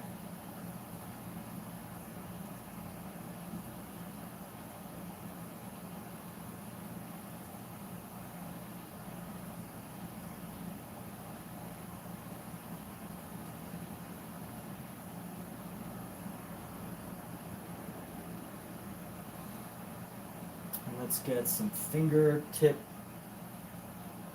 Oh yeah, so this is going to be a finger. You know what? I've never thrived on painting hands, so might not get overly detailed with the hands here. Keep it pretty loose.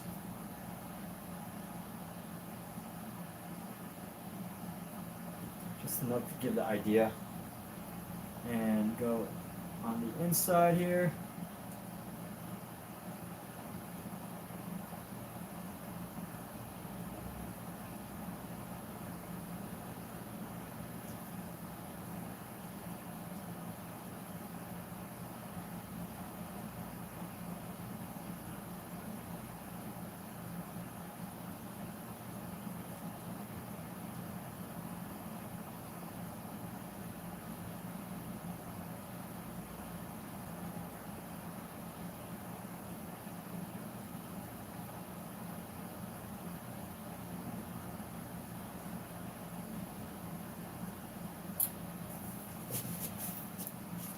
Let's do a better job of, let's isolate this book and this book a little better. I mean, it's not too bad right now. You get the idea that it's a book, right? It's close enough that you're like, okay, it's a book. But actually, maybe it could be anything at this point. Without just a little bit more detail.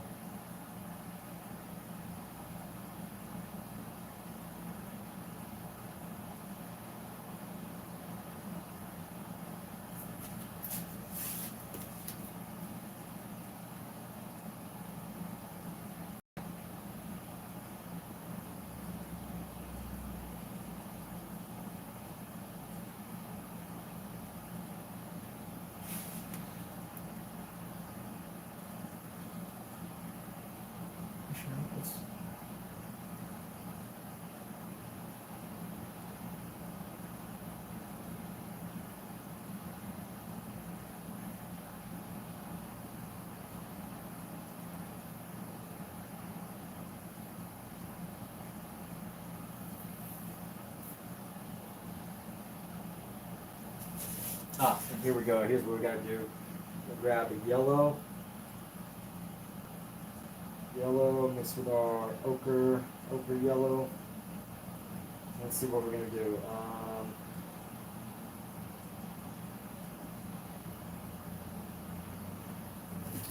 So we gotta give this book some dimension, right? So the book's gonna come here right under the thumb.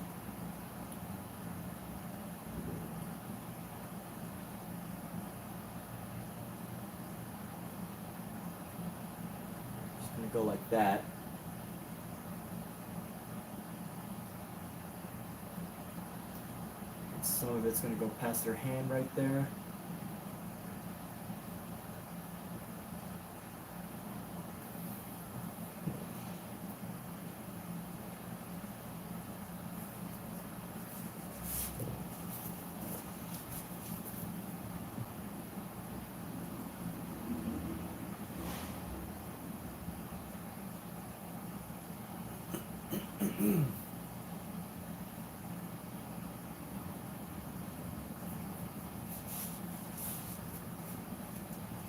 Now let's see. We're doing some fine detail now. Let's work on the dog a bit before we get further on the human. Work on smaller and smaller details.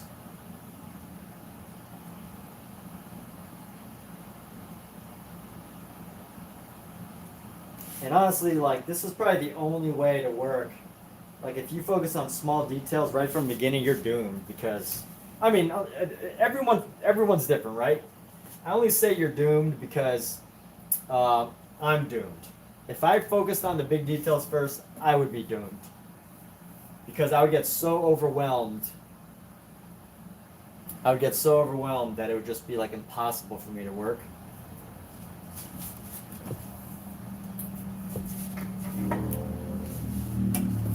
So, I gotta correct myself because I don't speak for everybody. Everybody's different. We've all got our quirks and stuff, right? We've all got our talents. Maybe some people are able to focus on small details way better than me. Way better than me. In fact, I know some people are.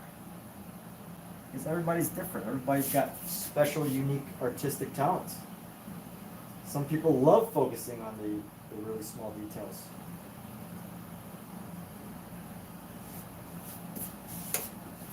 Some people thrive on micro details. Alright, this easel keeps moving because I didn't lock down my wheels.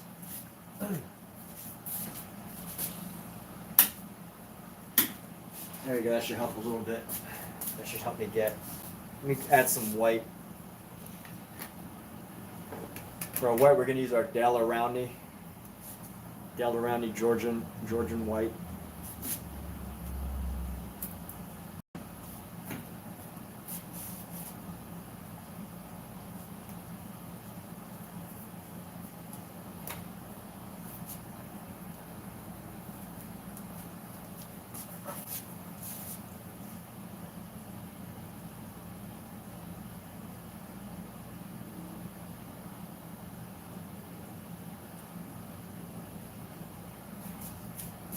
Finding just the right highlights for this dog's face because it's a little bit. I can tell that this dog's a little bit of an older dog. He even knew that he was like taking a photo, which is kind of cute.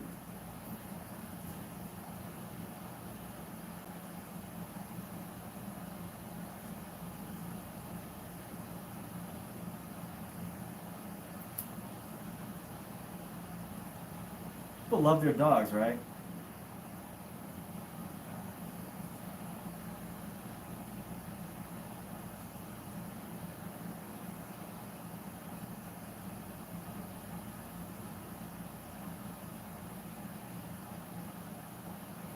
So I'm making the dog a little less orange.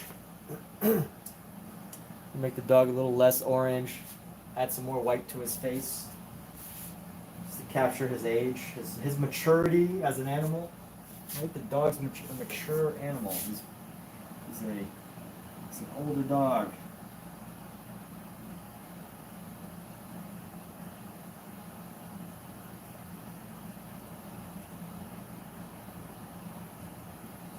Am I blocking anything? No, I'm not. You can still see. Okay, that's good.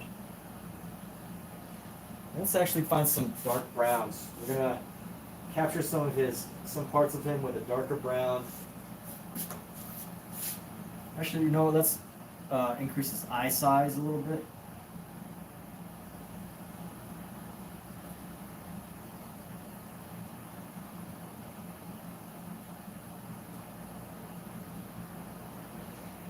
And then we're gonna get some browns coming down.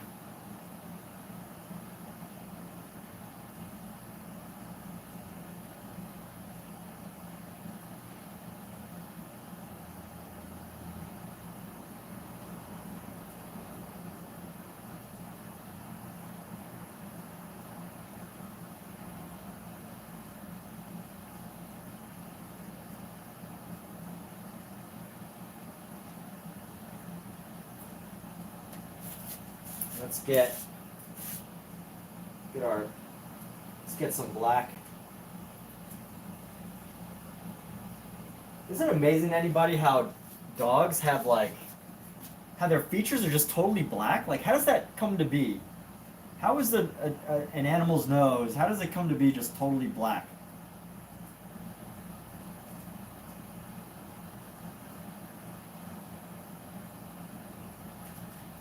And we're going to go to the eyes. Like a little bit of a dot shape. Let's go bring out his lip here.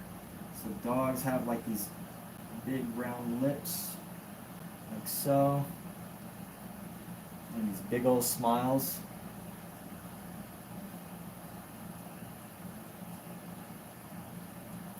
Just gently bring that smile up, and here we go. Bring that smile up.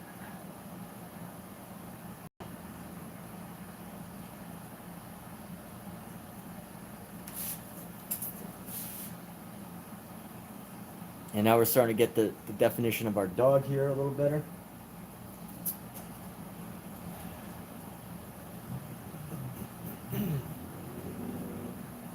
Let's see, he has this part of his like leash thing over here. Let's go.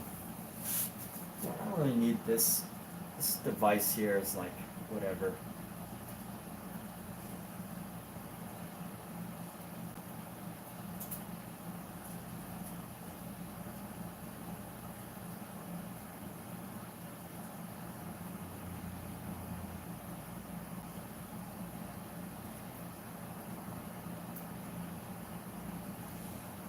Definitely want his leash to come down.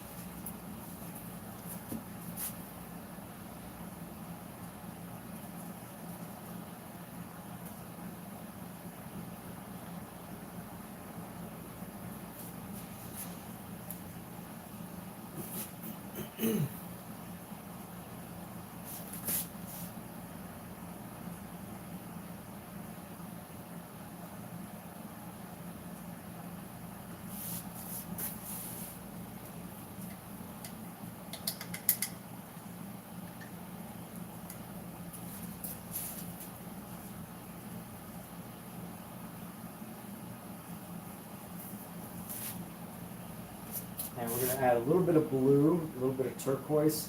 There's a bookmark in this book.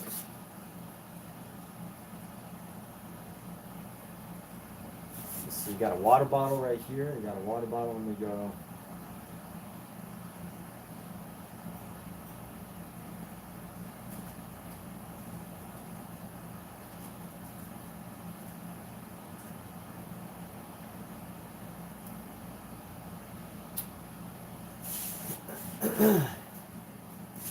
And you know what? We're going to come down right here.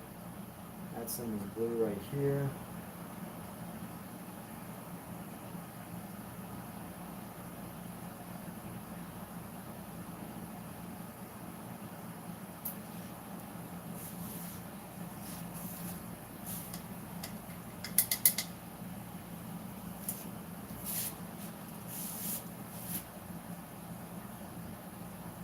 Let me see. I'm gonna go brown. Let's bring in our browns. Bring in our browns to tighten up his face here.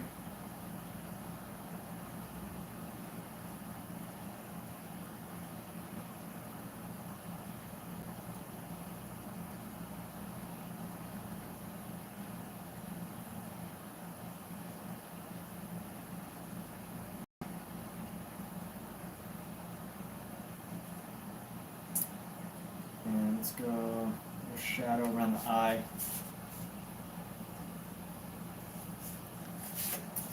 bring a little shadow under the eye here.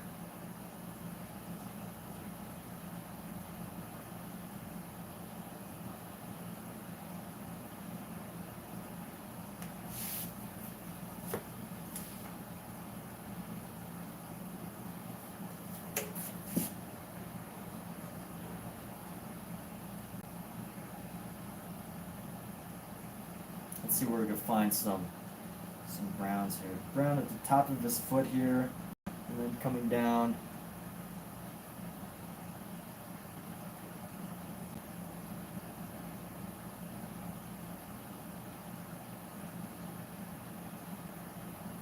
It's a happy dog.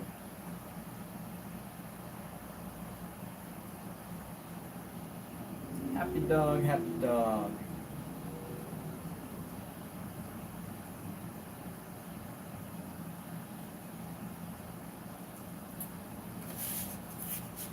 And then let's try to find some green.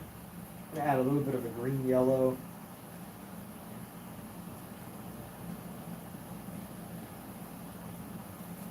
Let's try to add some off green yellows and see how that looks on his face here. Not bad.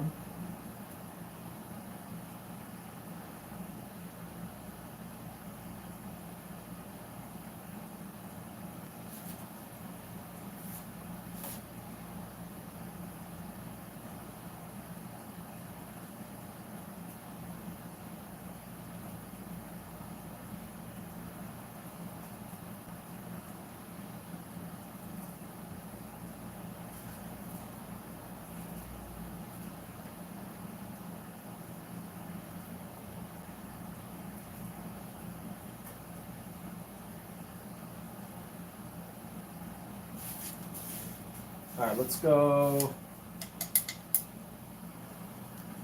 We're gonna bring in our more neutral highlights now. So neutral highlights would be like, well, not neutral, actually like a gray yellow, white yellow highlights. Check my phone real quick.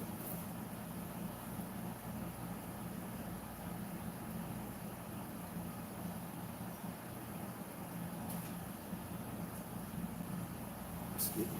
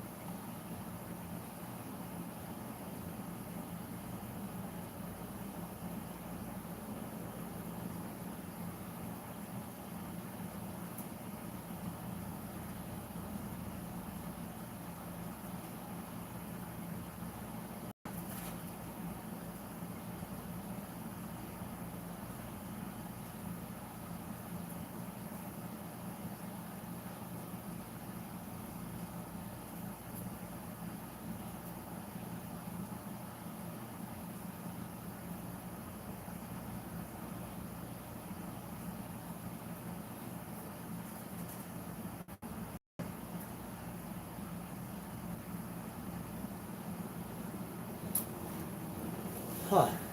All right. Let's go.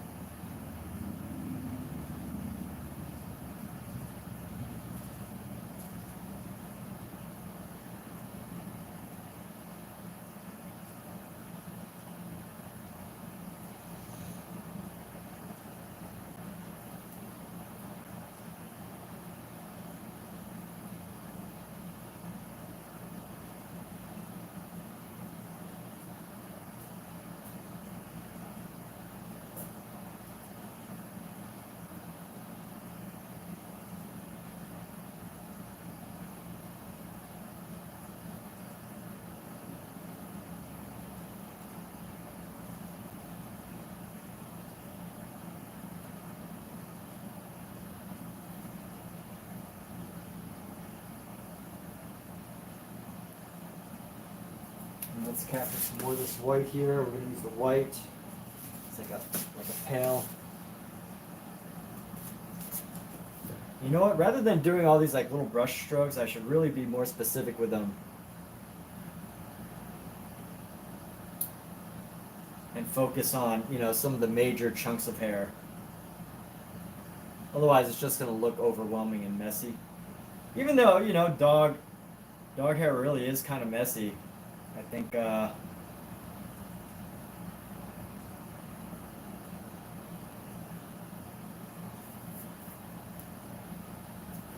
could be an art to making it look not messy. Especially if it's not a zoomed in photo. You know, this isn't really zoomed in, so.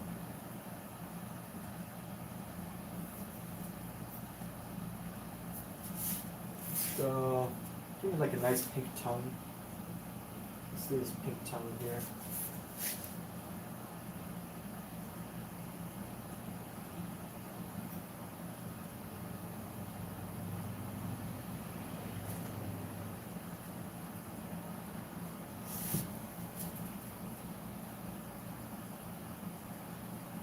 How's that looking? That's kind of cute. All right, that dog's looking cute. Just the way we want it. Just the way we want it. The dog is looking adorable. It's all about the doggy. All right, here we go. We're gonna go down with the hair here.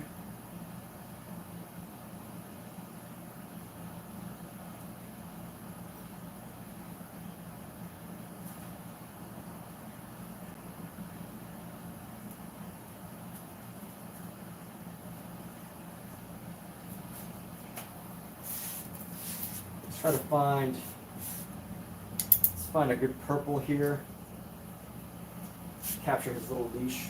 We could just go with a blue leash, right? We don't actually need to go find our violet, but we will. Let's find violet here. And let's see how we're going to do this. We're going to go with the violet. And the violet leash is going to come like that. Come around like that. Go around. And down.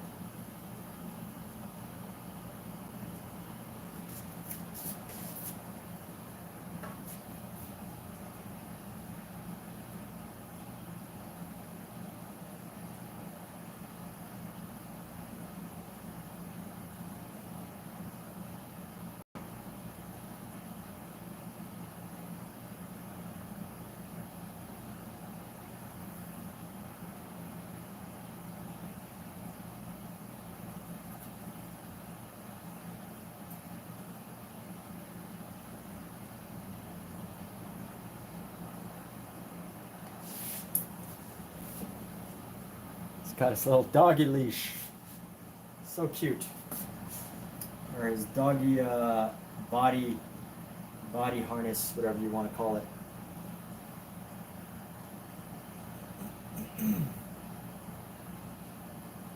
Well, let's add some color into this outfit here. I'm gonna go with some blue. Yeah, that's not really doing anything.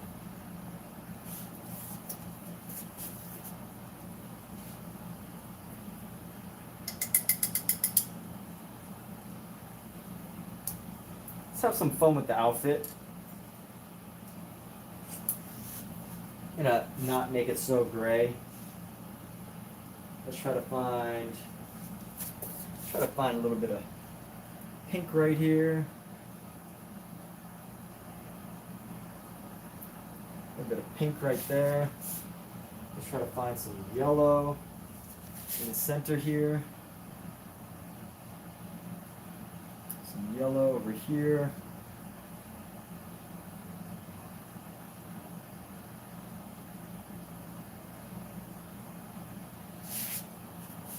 Now let's go find some darker yellow.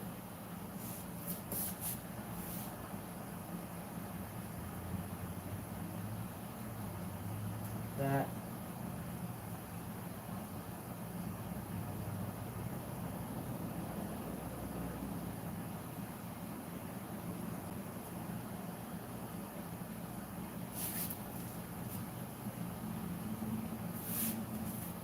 Let's try to find, add some blue. Let's add some purple blue under this part of the shirt. Why not?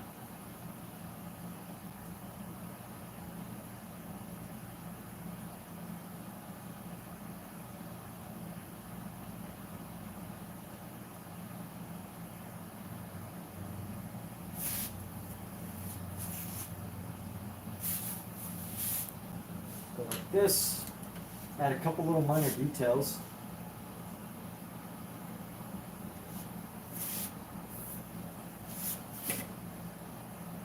Little watch.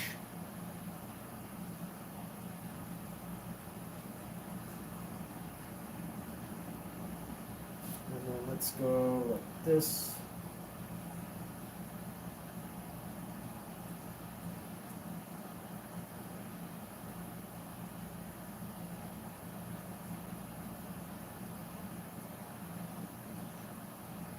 Little tie around the wrist.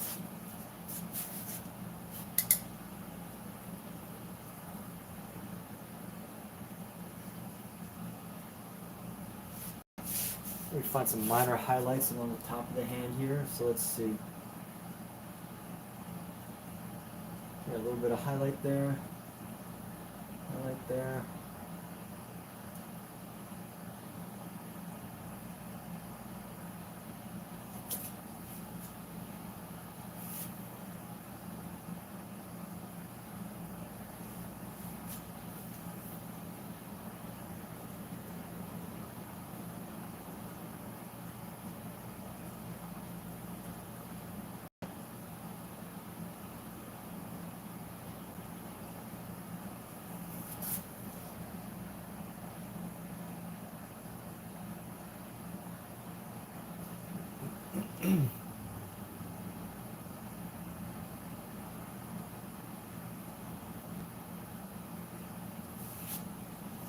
The dog actually looks okay, but let's go ahead and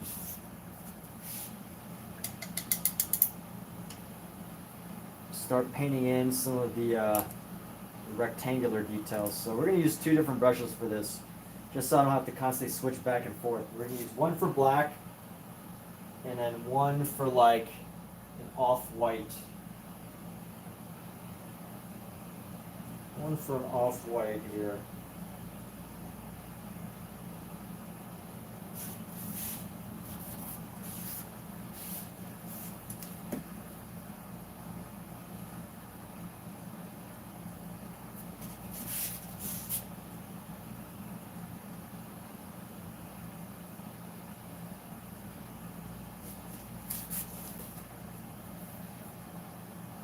So, oh, some gray.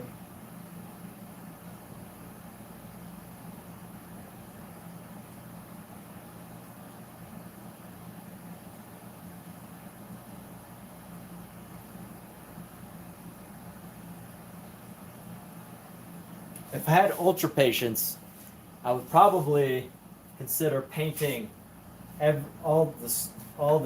single little highlight in this, but I don't. That would be the limitation of my abilities. There is the willingness to paint all the details, as in, you know, this is on grass. This thing is on like a slanted surface.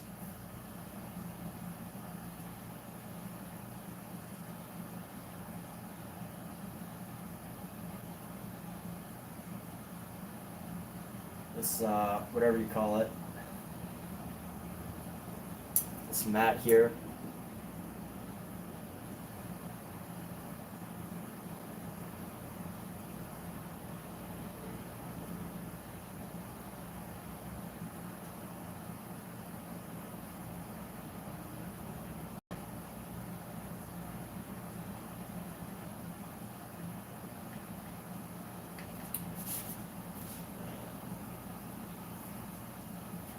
See if I grab this, oops. I grab this gray and come around this side.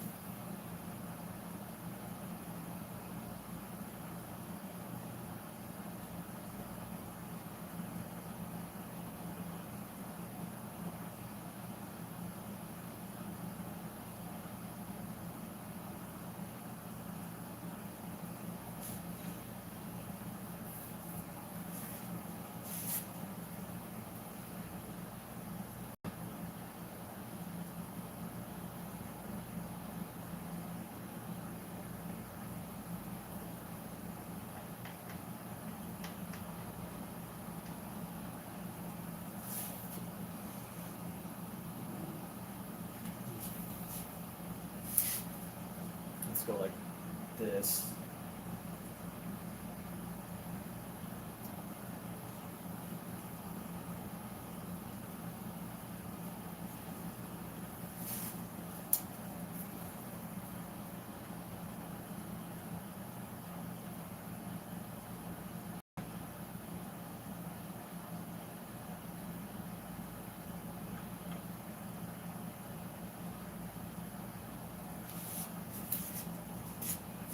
Grab some more of the lighter color.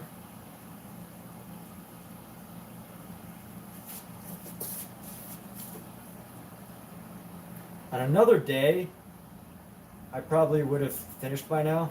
I would have taken a break. But I don't have a TV, which means I don't really have any excuses to take a break.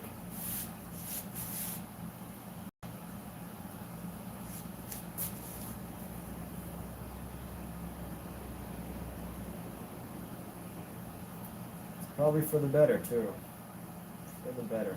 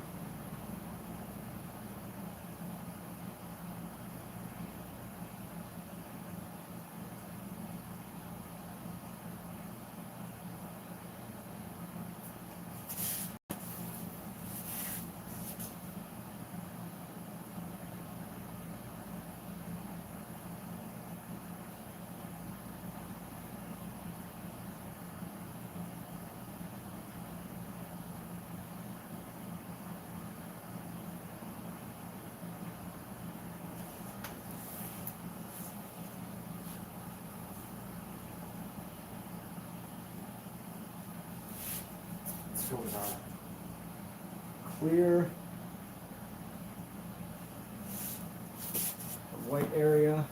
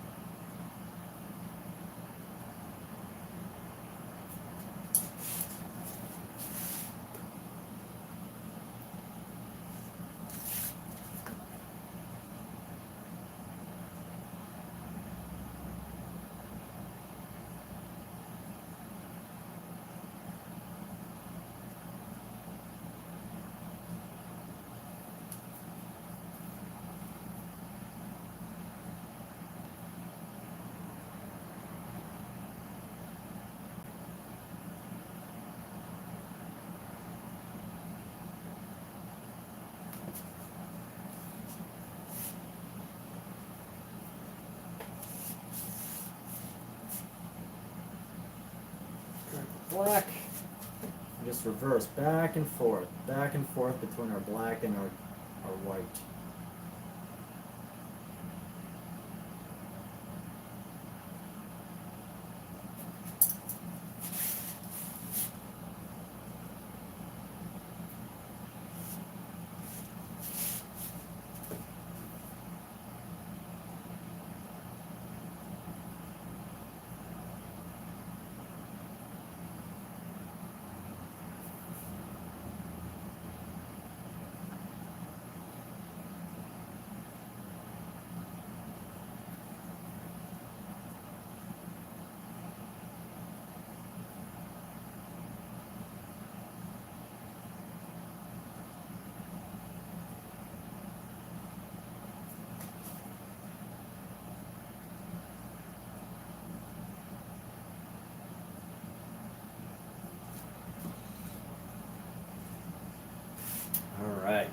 almost there, almost to the end.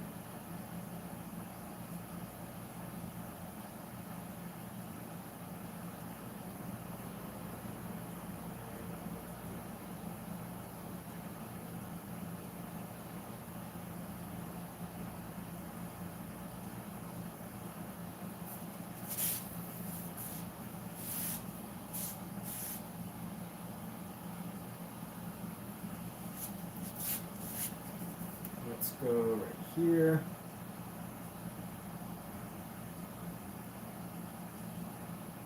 Right into here. Right there.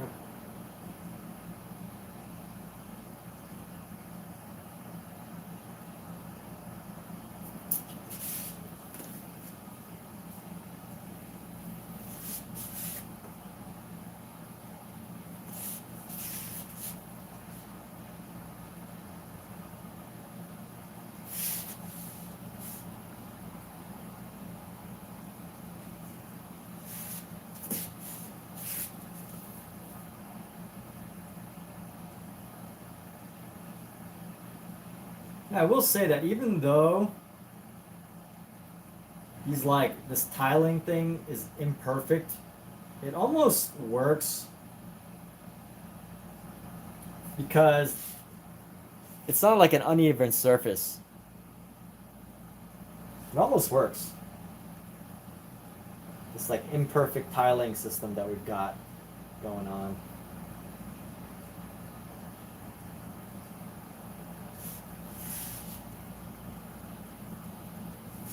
So let's keep going like this. Here we go.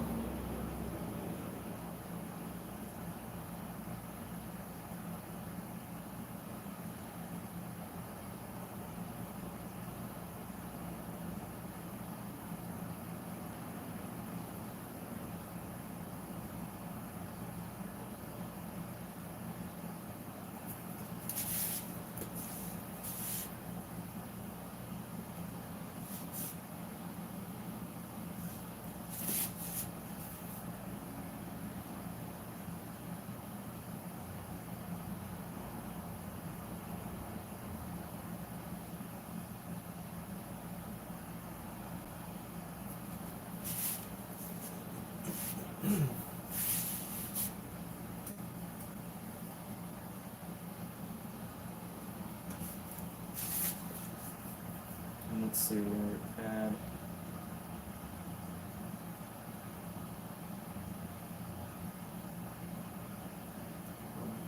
Chunk right there. A chunk right there.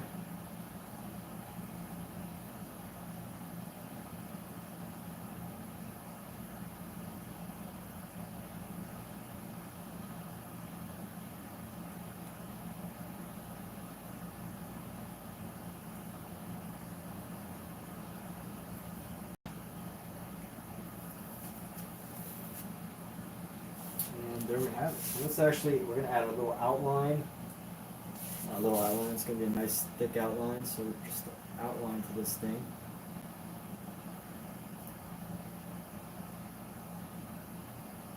Because it has an outline, that's why.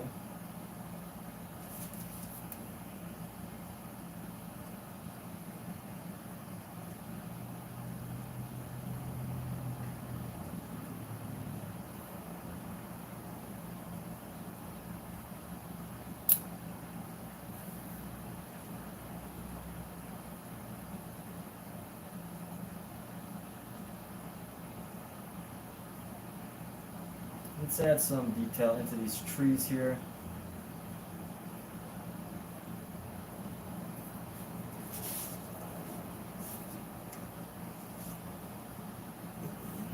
You know what I see? You know what I want to see? What that needs to be done? Let's go down here and just go boom.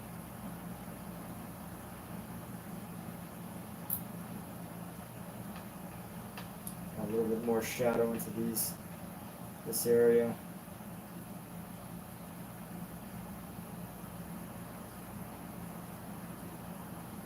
Just saturating the colors here. Some of these colors are a little bit unsaturated.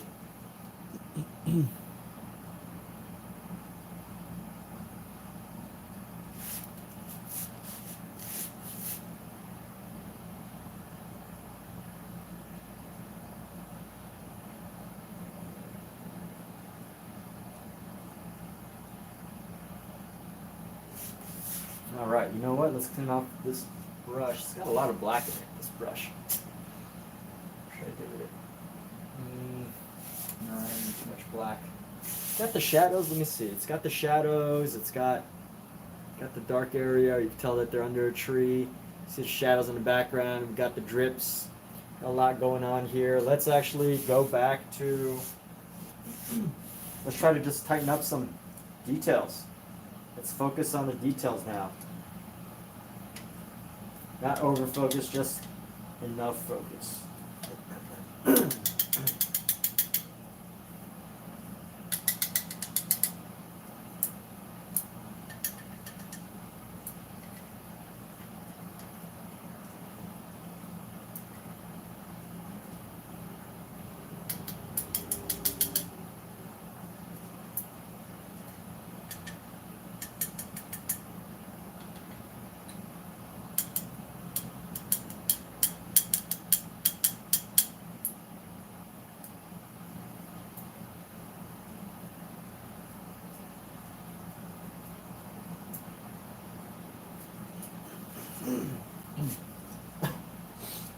Okay, let's see what details we want to focus on. I like this dog.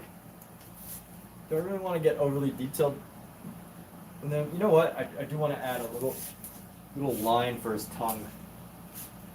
Dogs always have those little lines on their tongue, right? It's an iconic part of a dog is the line on the tongue because he has such a deep tongue.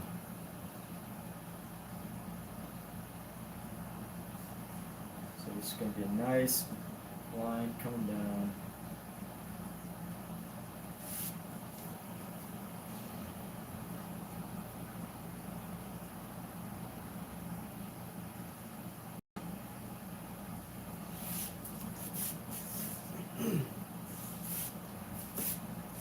And now let's add a little bit of detail here.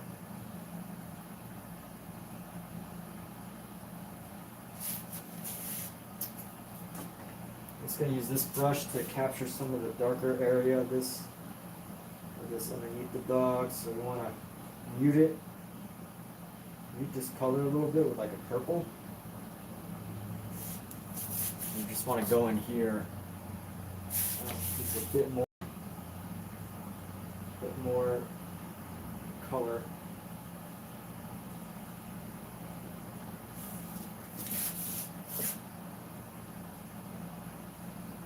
A little bit more. Come on now, why am I being so shy with this paint?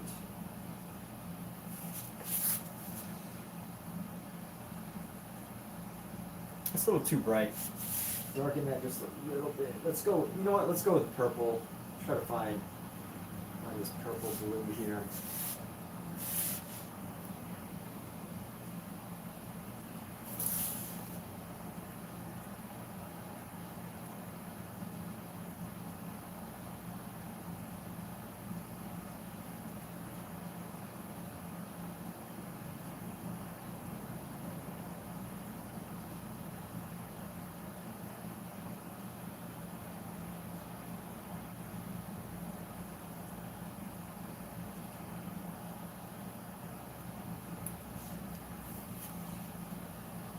You know what? That section probably needs to be white. darken this section right here. We're gonna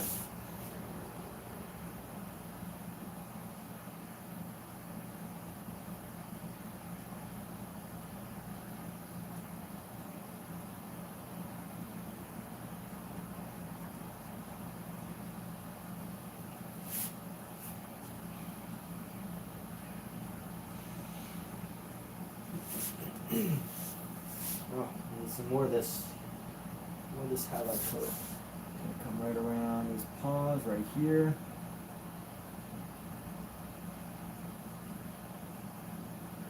There. There.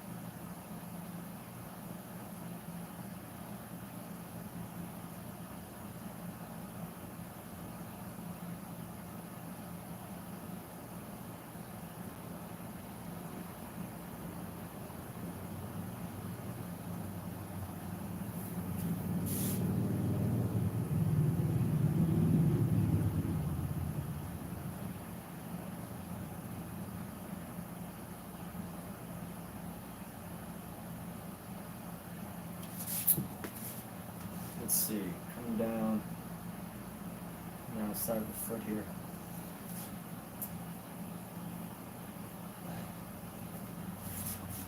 Lost them a little bit.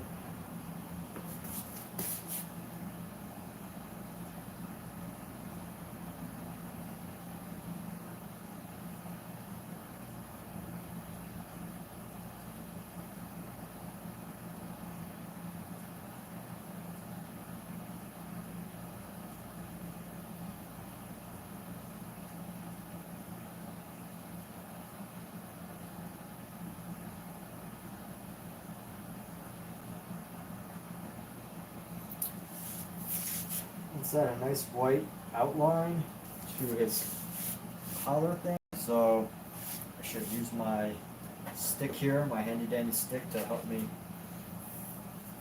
guide my hand steadily. So add this going up, around. Fill this in with our white. And you know, when I paint wet on wet, which means it's always wet. You know, your paint will act so differently if you paint when it's dry.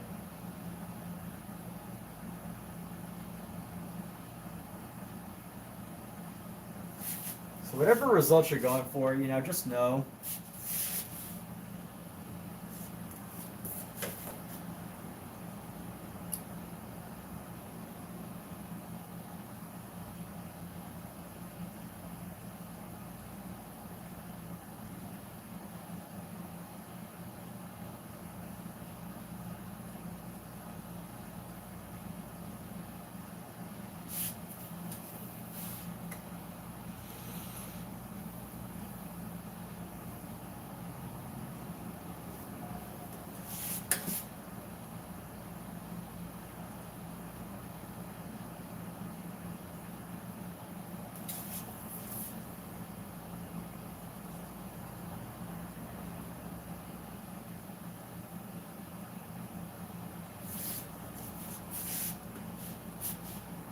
Clean off this brush.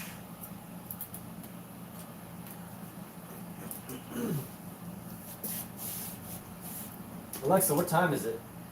The time is 6:56 p.m. Alexa, what's the temperature right now? Right now, it's 89 degrees Fahrenheit. 89, still too hot for some windows. Alright, so we're going to grab this blue and let's try to find a nice shadowy blue. And let's just capture this as a bag. This is a bag.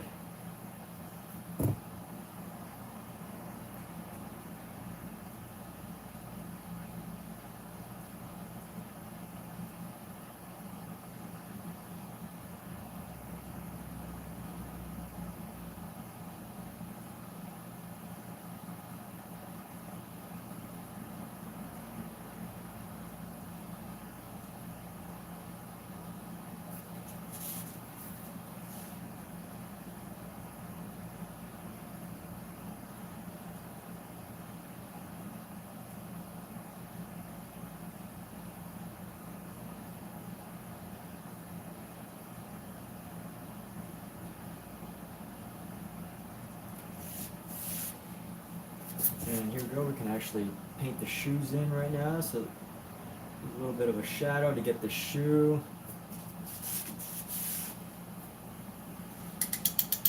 My brush. Get a, that's a good highlight. That's a good highlight right now. I'm gonna get this highlight to come from the shoe here.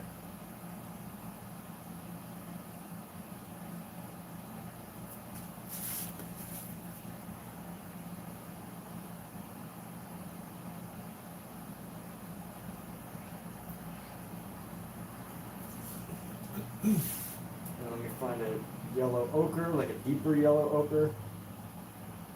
That's gonna help us capture the rest of this shoe on this corner. So we're painting that as like a shoe.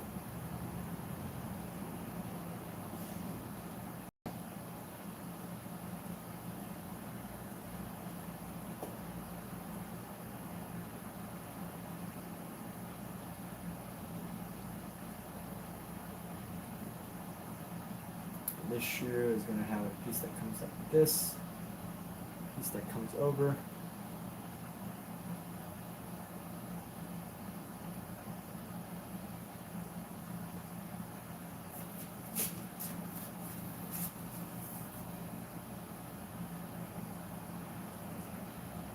What if I just put a highlighter? What if I just put a line around everything?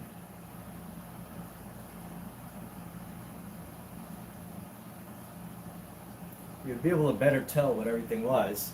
Then I'd have to really outline every single thing, make it very Von Holish.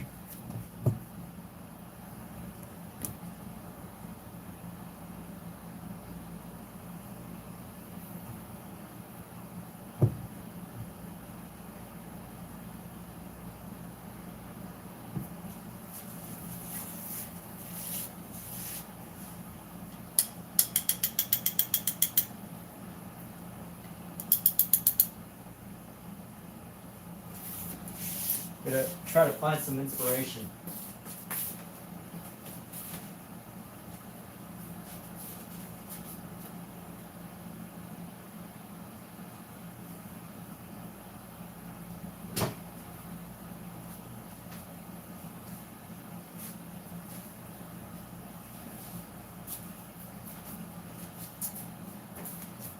So I'm going through, we go through the journals of Gauguin's intimate journals.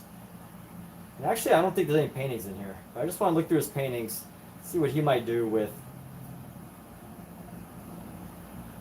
figures in painting. But this isn't even his painting, so that's a problem because you can't really study it. There's no paintings. But I do know he used a lot of outline.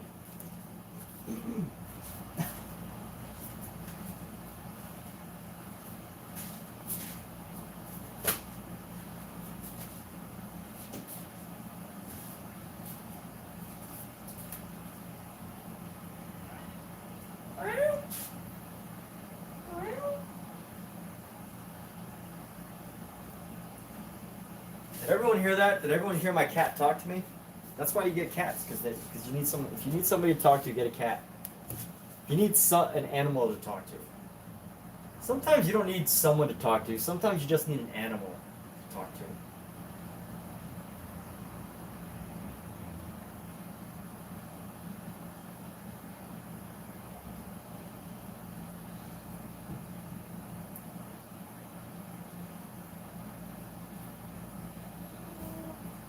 And let's see, we got this bag here, but let's add a highlight into this bag. Nice yellow highlight, I guess.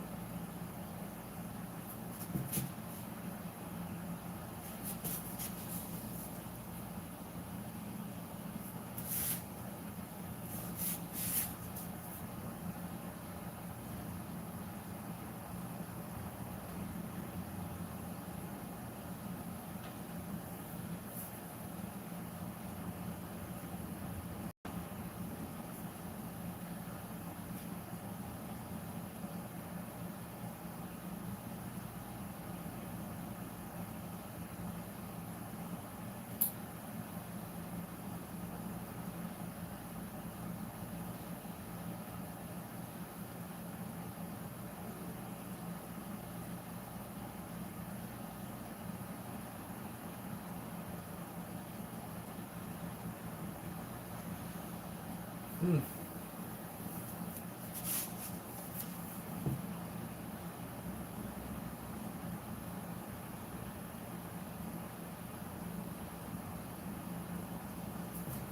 You know what I could try?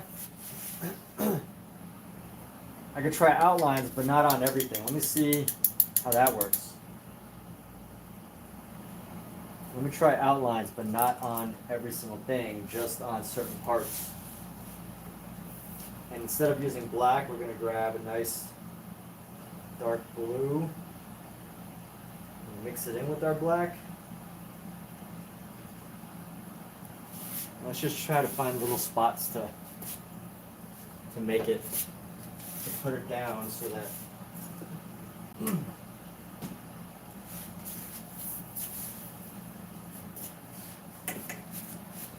let's go into the ear of the dog here.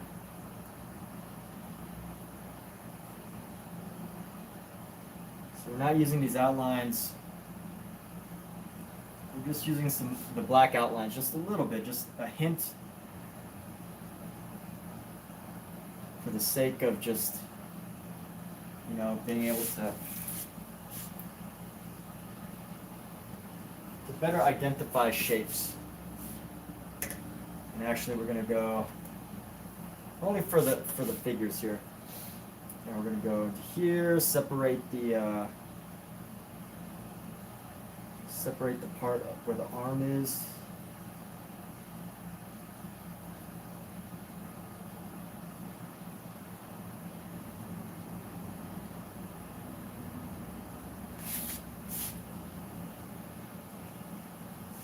And it might even be better with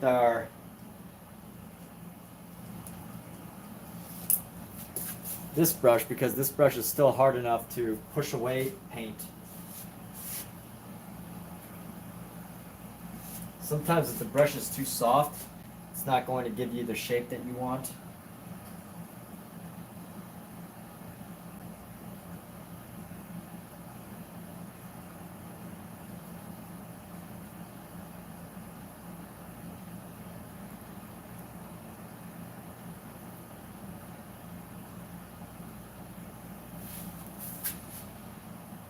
Let's see, there's going to be an outline right there.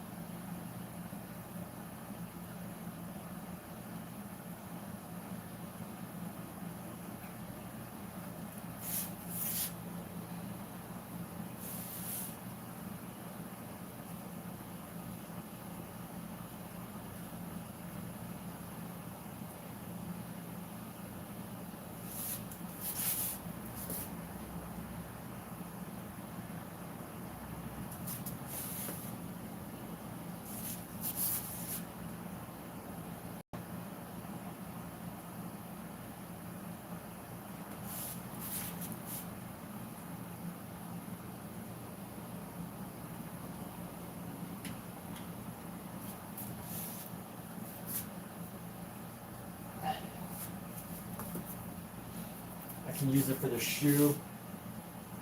We just do certain outlines on the shoe just so we can capture. Let's see, there's going to be a shadow right under here,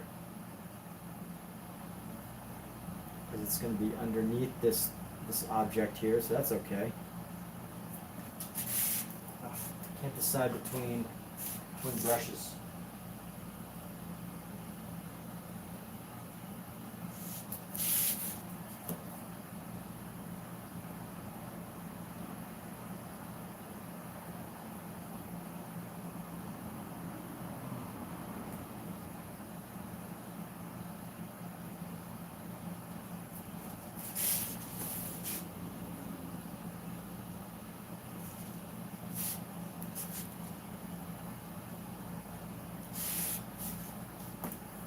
Let's go like this. So we're going to come around and initiate a shadow right here. So we're just going to come around.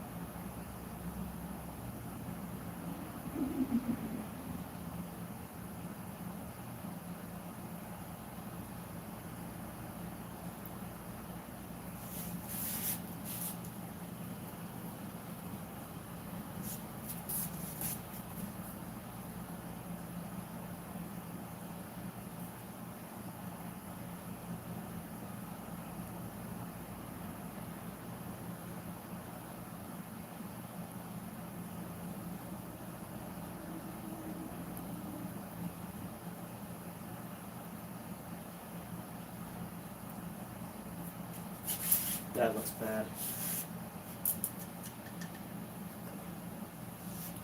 Wipe this section away.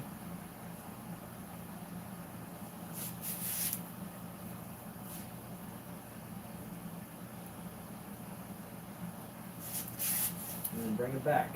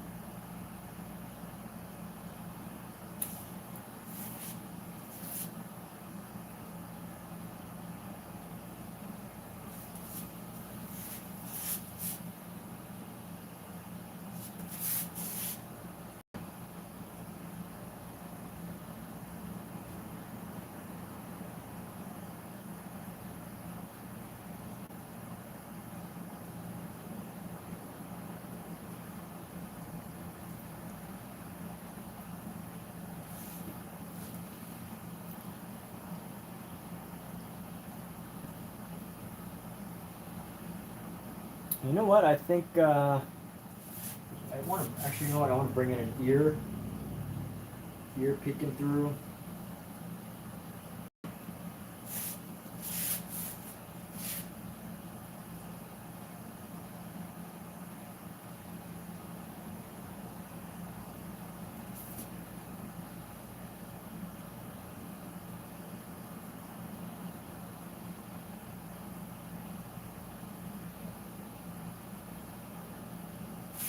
Ah, looks a little low.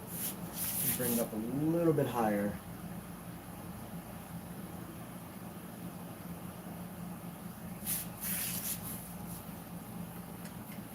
And now let's go cover this back up.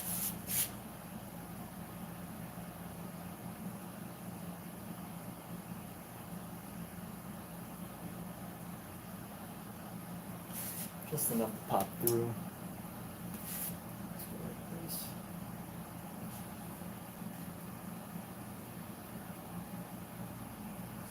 Ah, here we go. So he's got a little ball here.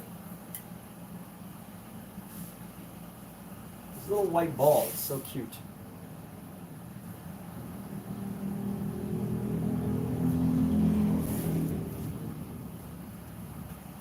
Just wants to play. And we're going to outline this a little bit.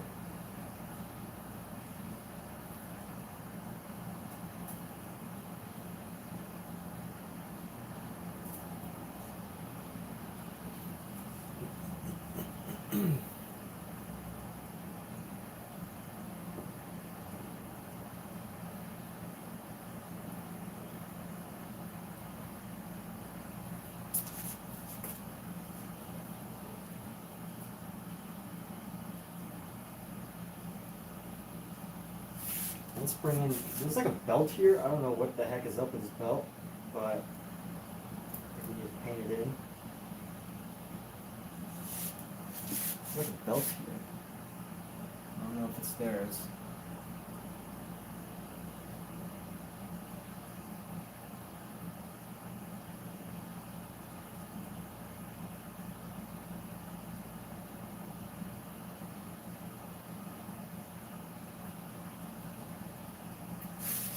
What the heck that is, but it's there. Let's give a couple little, and let's try to find some details that make this dog. Like, what are the most interesting details? I mean, it's all interesting, right? But what exactly? If there's any like defining features? I can't really, you know. Sometimes on animals you can find some defining features, but I think some breeds are just really standard.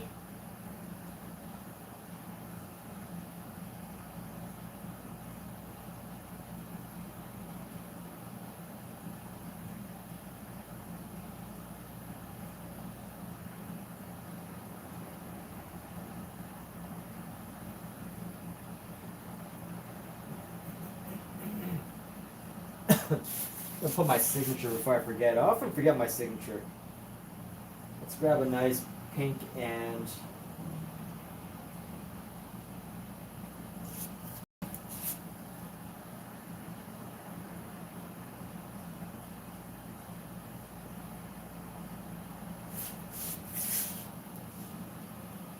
pink and burnt sienna.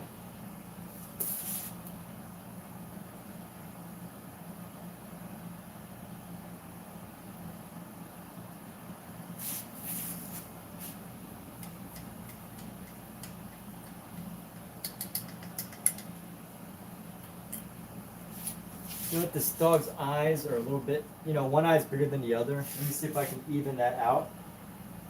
I want to even that out just a little bit. Give him some evened out eyes. So this one.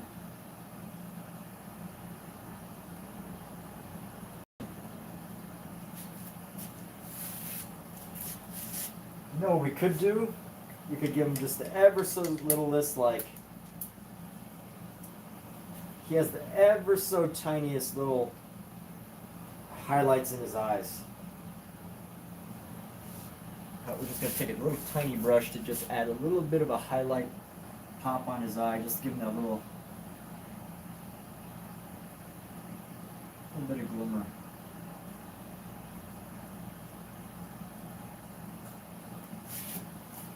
You probably barely tell from there, but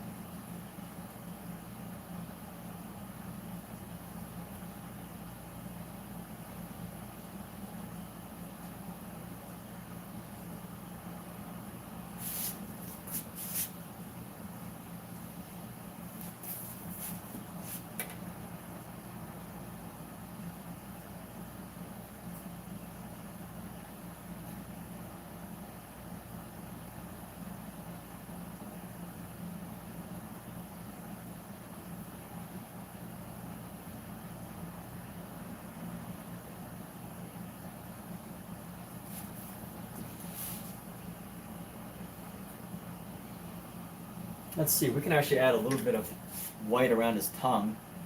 Let's go do that.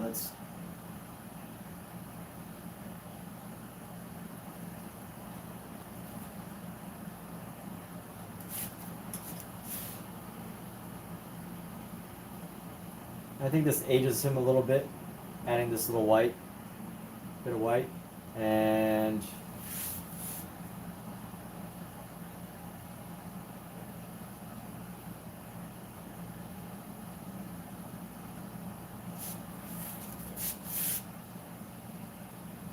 see what we can do just to add some finishing details.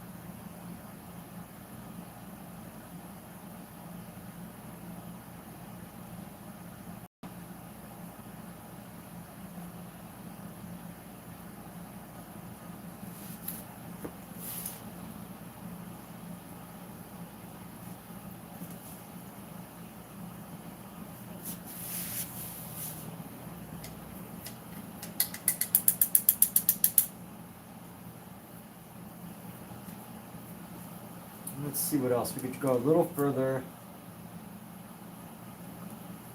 Just do a little bit of gentle blending on the face here.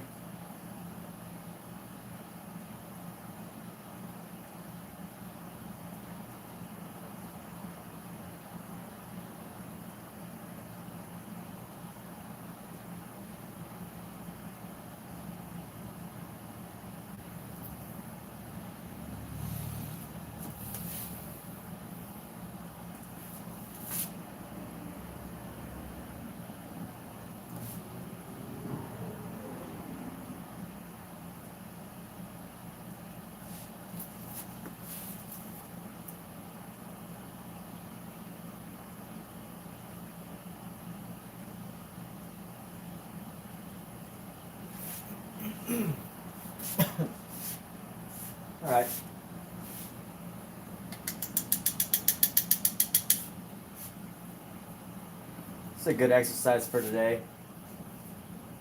I think some notes to self here.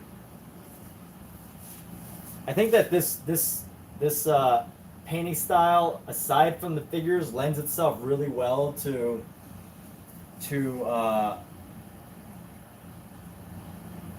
capturing nature.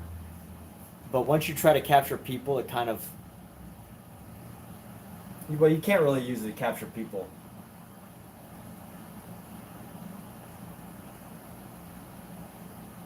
A fun little experimental piece to play around with. I think we're going to call this one finished.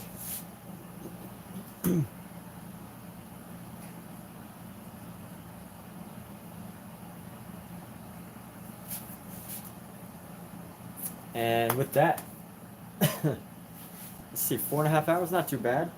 With that, let's close up our supplies here. And just say thank you for tuning into this live stream. It's very helpful.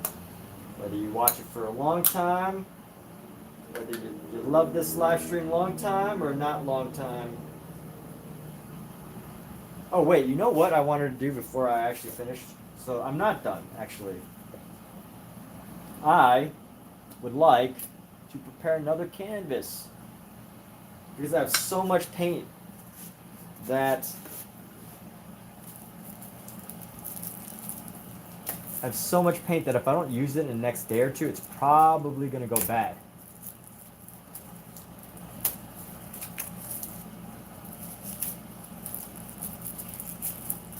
Because it's out of the tube. And you know, if paint in oil tubes will last for a very, very, very long time. But once you take it out of that tube and you let it like experience air and everything, once you let it breathe, it is game on. Time is of the essence to use that paint.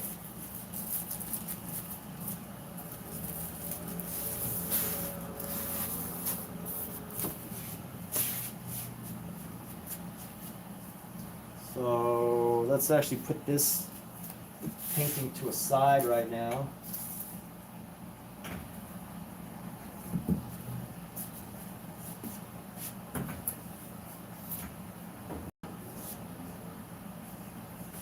And let's see, where should I put this paint? Where can I put it that's safe?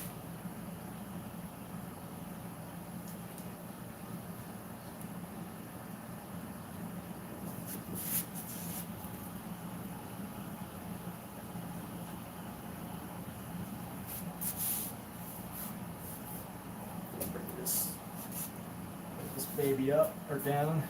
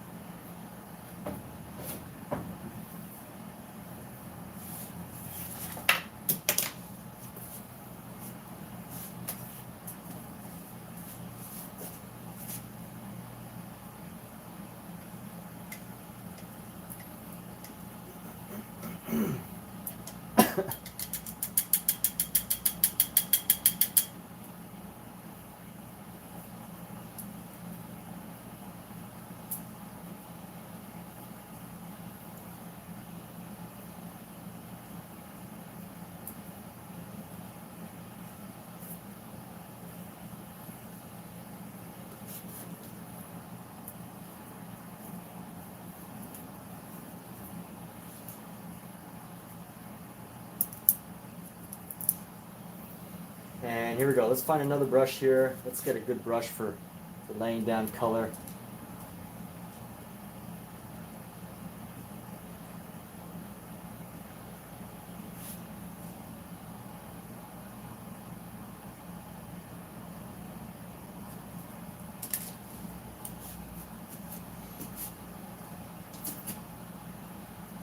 Let's grab this brush. So what is our goal now? Our goal now is just to lay down a lot of paint. Paint that might spoil in the next day or two. So I just want to get it laid down. I might even get in the mood to paint again because I don't have TV to watch. or anything to do today other than paint.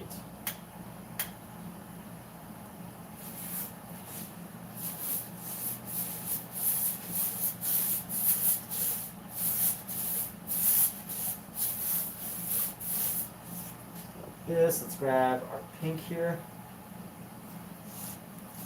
I have a rose that's actually starting to go bad. So just dipping it with our mineral spirits.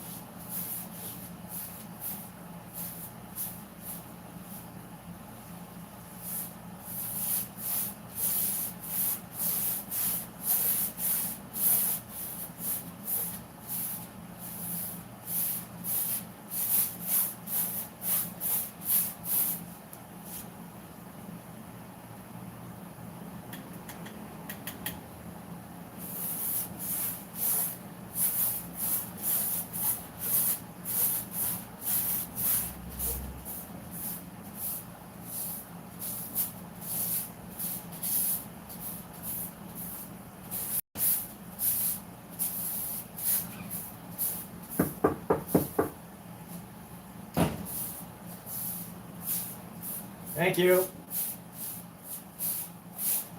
think I have a delivery, a special delivery.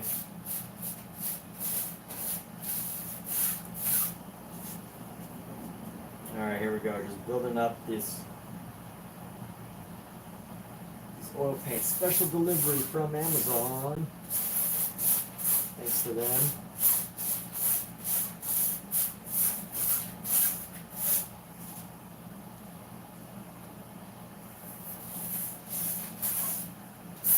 Just getting it nice and drippy because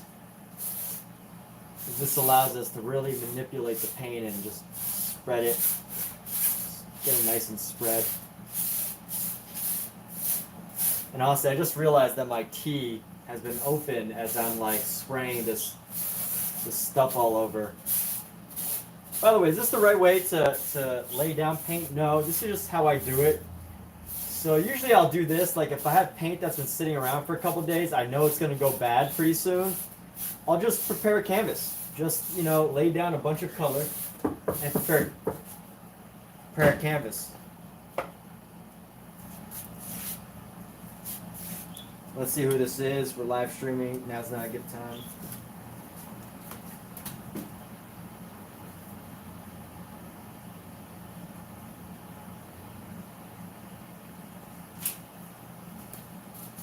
What the heck? They're not even at my window.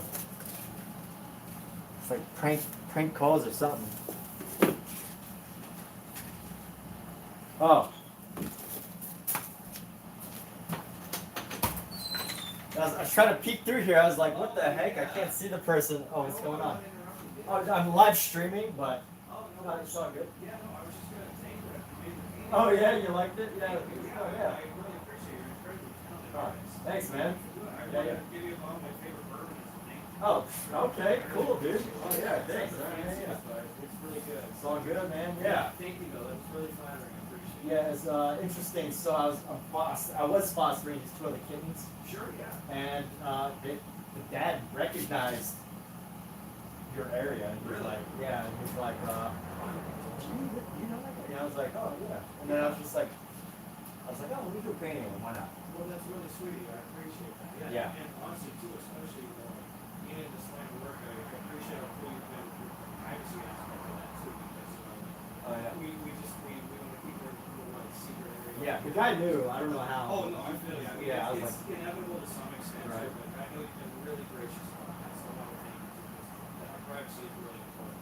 oh, I appreciate you just being cool with that. So I feel like I said, I'm just letting the painting dry. Actually, in the Oh yeah, it's still really wet. Is Yeah. it oil-based paint? Yeah, it'll take a while. Yeah, I know. Usually, I went to art school in Portland, so I know usually they oil-based.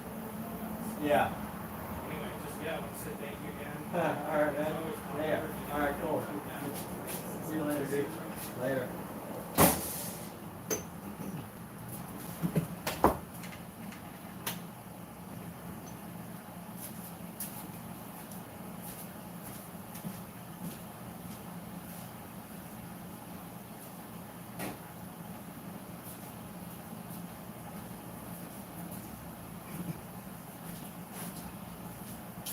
All right, so we got this painting, and as I was saying, let's go bring this paint out here, and just lay down some of this, the rest of this color. Honestly, it requires so much color to cover certain areas of paint.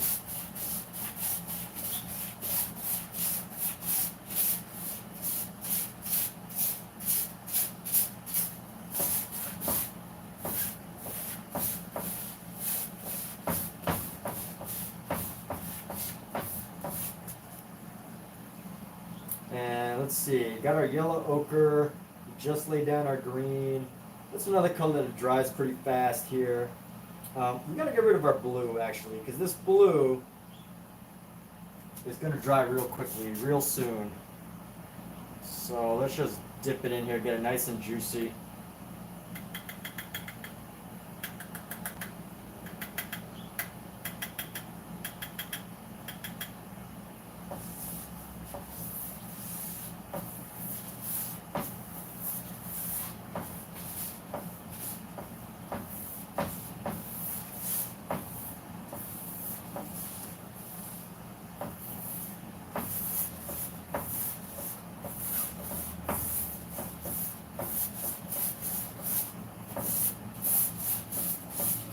Let's get this paint nice and wet.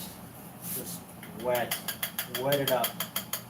Wet it up.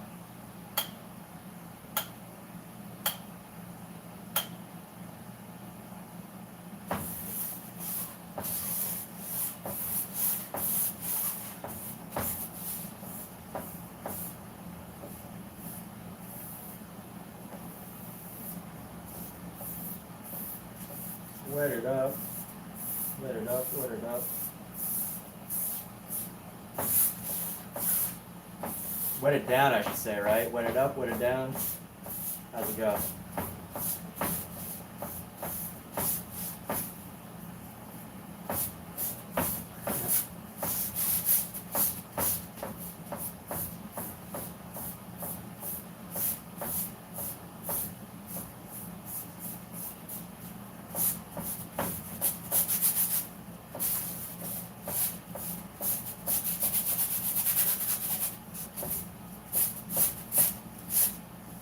All right, here we go. So let's keep this going.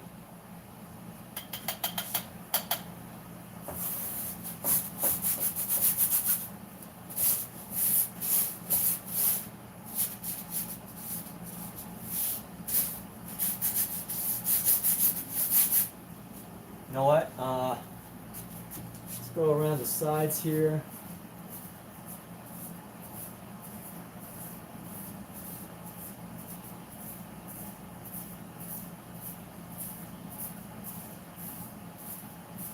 And you know, it doesn't have to be this part of the painting doesn't necessarily, you know, I'm not really aiming at any level of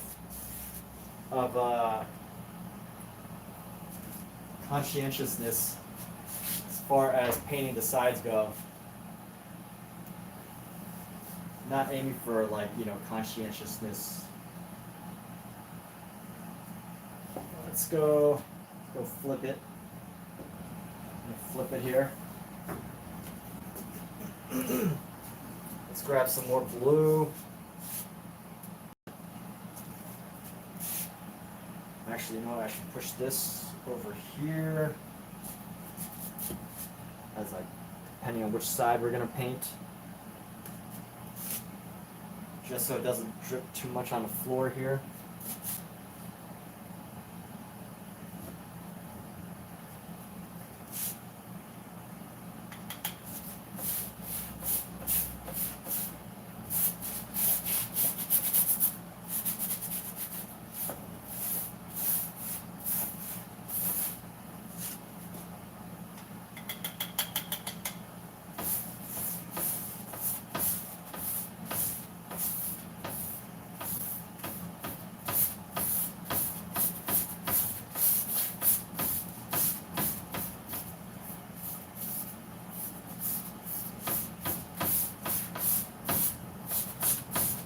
Alright, here we go.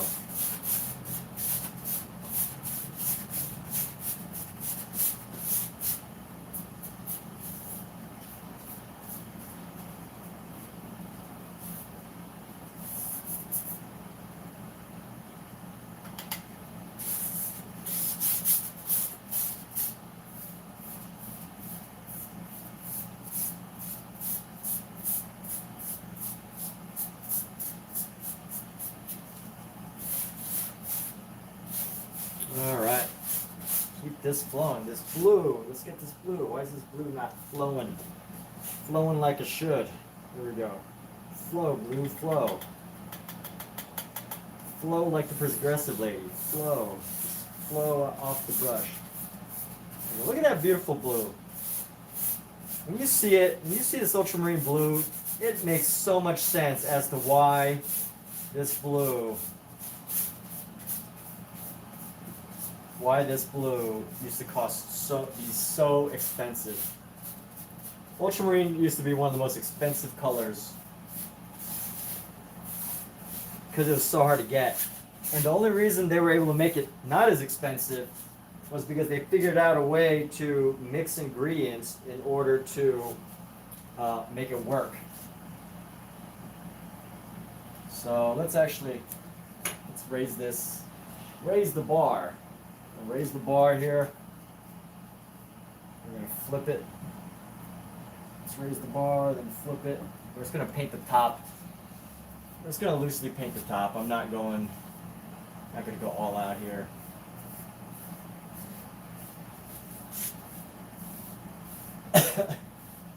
And that is it for tonight. This is it. This is it for tonight. This is it, totally.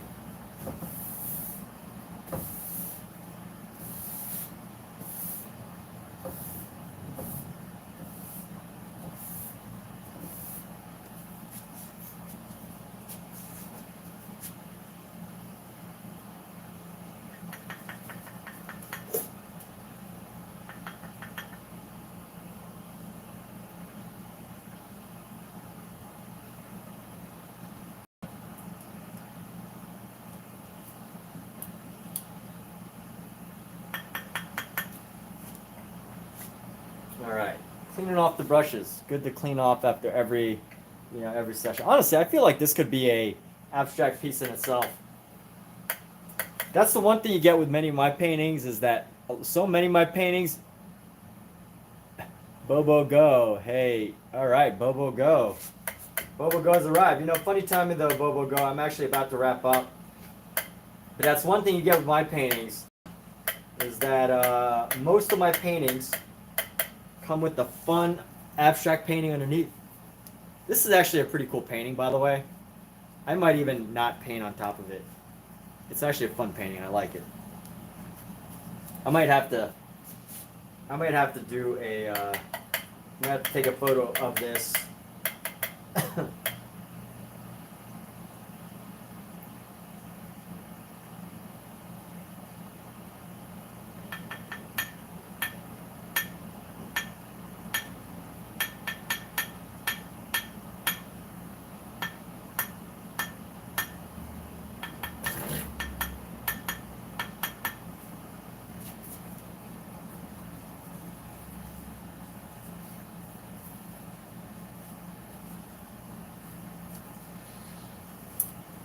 So Bobo Go says, do I need help? No, I don't need help. Why, Bobo Go, why are your messages always getting hidden, man? Why are you saying things that get hidden? Let's be appropriate, okay? This could be on TV. This could be on someone's television because someone's watching YouTube or Amazon from a TV.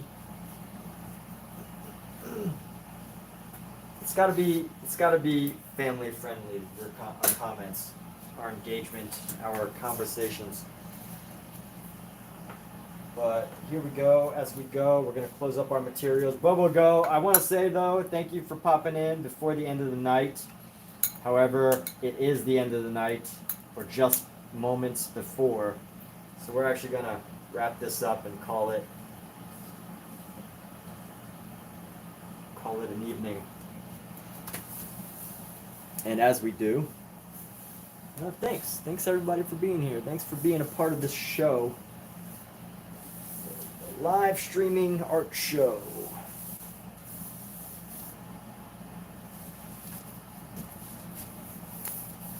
Let's clean off this, and we need to do a photo here.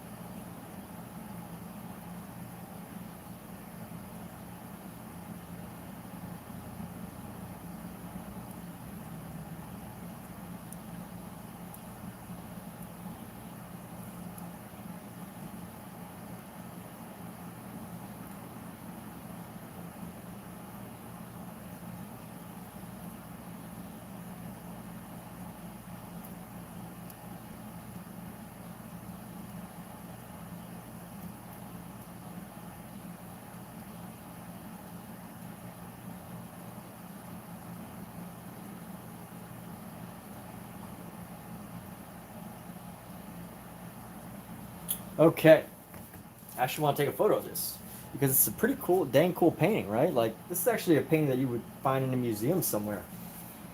And as long as you have like a compelling story, if you can add a really good story to it, you could sell it. But you know, sometimes that story ends up taking a lifetime. Sometimes that story is actually a lifetime. So you know, I say it to make it sound easy, but you know, it takes a lifetime of discovery, maybe. Maybe not even a lifetime. Maybe only 5 years. Maybe 10 years. Has anyone ever heard of the 7-year average rule for people getting famous? I don't know if anyone's ever heard that, but supposedly, I heard this somewhere, that you know, if you really want to get known for something and you put as much of your time into it, the average it takes for people to get known is about 7 years. So if you think about Beyonce started when she was like 7 years old, and by the time she was like 14 or 15, wasn't she? She was like starting to be a Destiny's Child, and then it, you know, skyrocketed from there. You know, Michael Jackson, same thing, right? He spent 7 years of his childhood, and boom, started getting known. Who else? Who else took about 7 years? 7 to 10 years is the amount of time that it takes to, if anyone's curious, 7-year rule to fame or whatever. Kind of making stuff up, but I heard it before somewhere, and I don't know if it's actually true, but it could be. And I'm not saying fame, it's not actually fame, but it's like 7 years to, like, you know, finding traction in your activity of choice.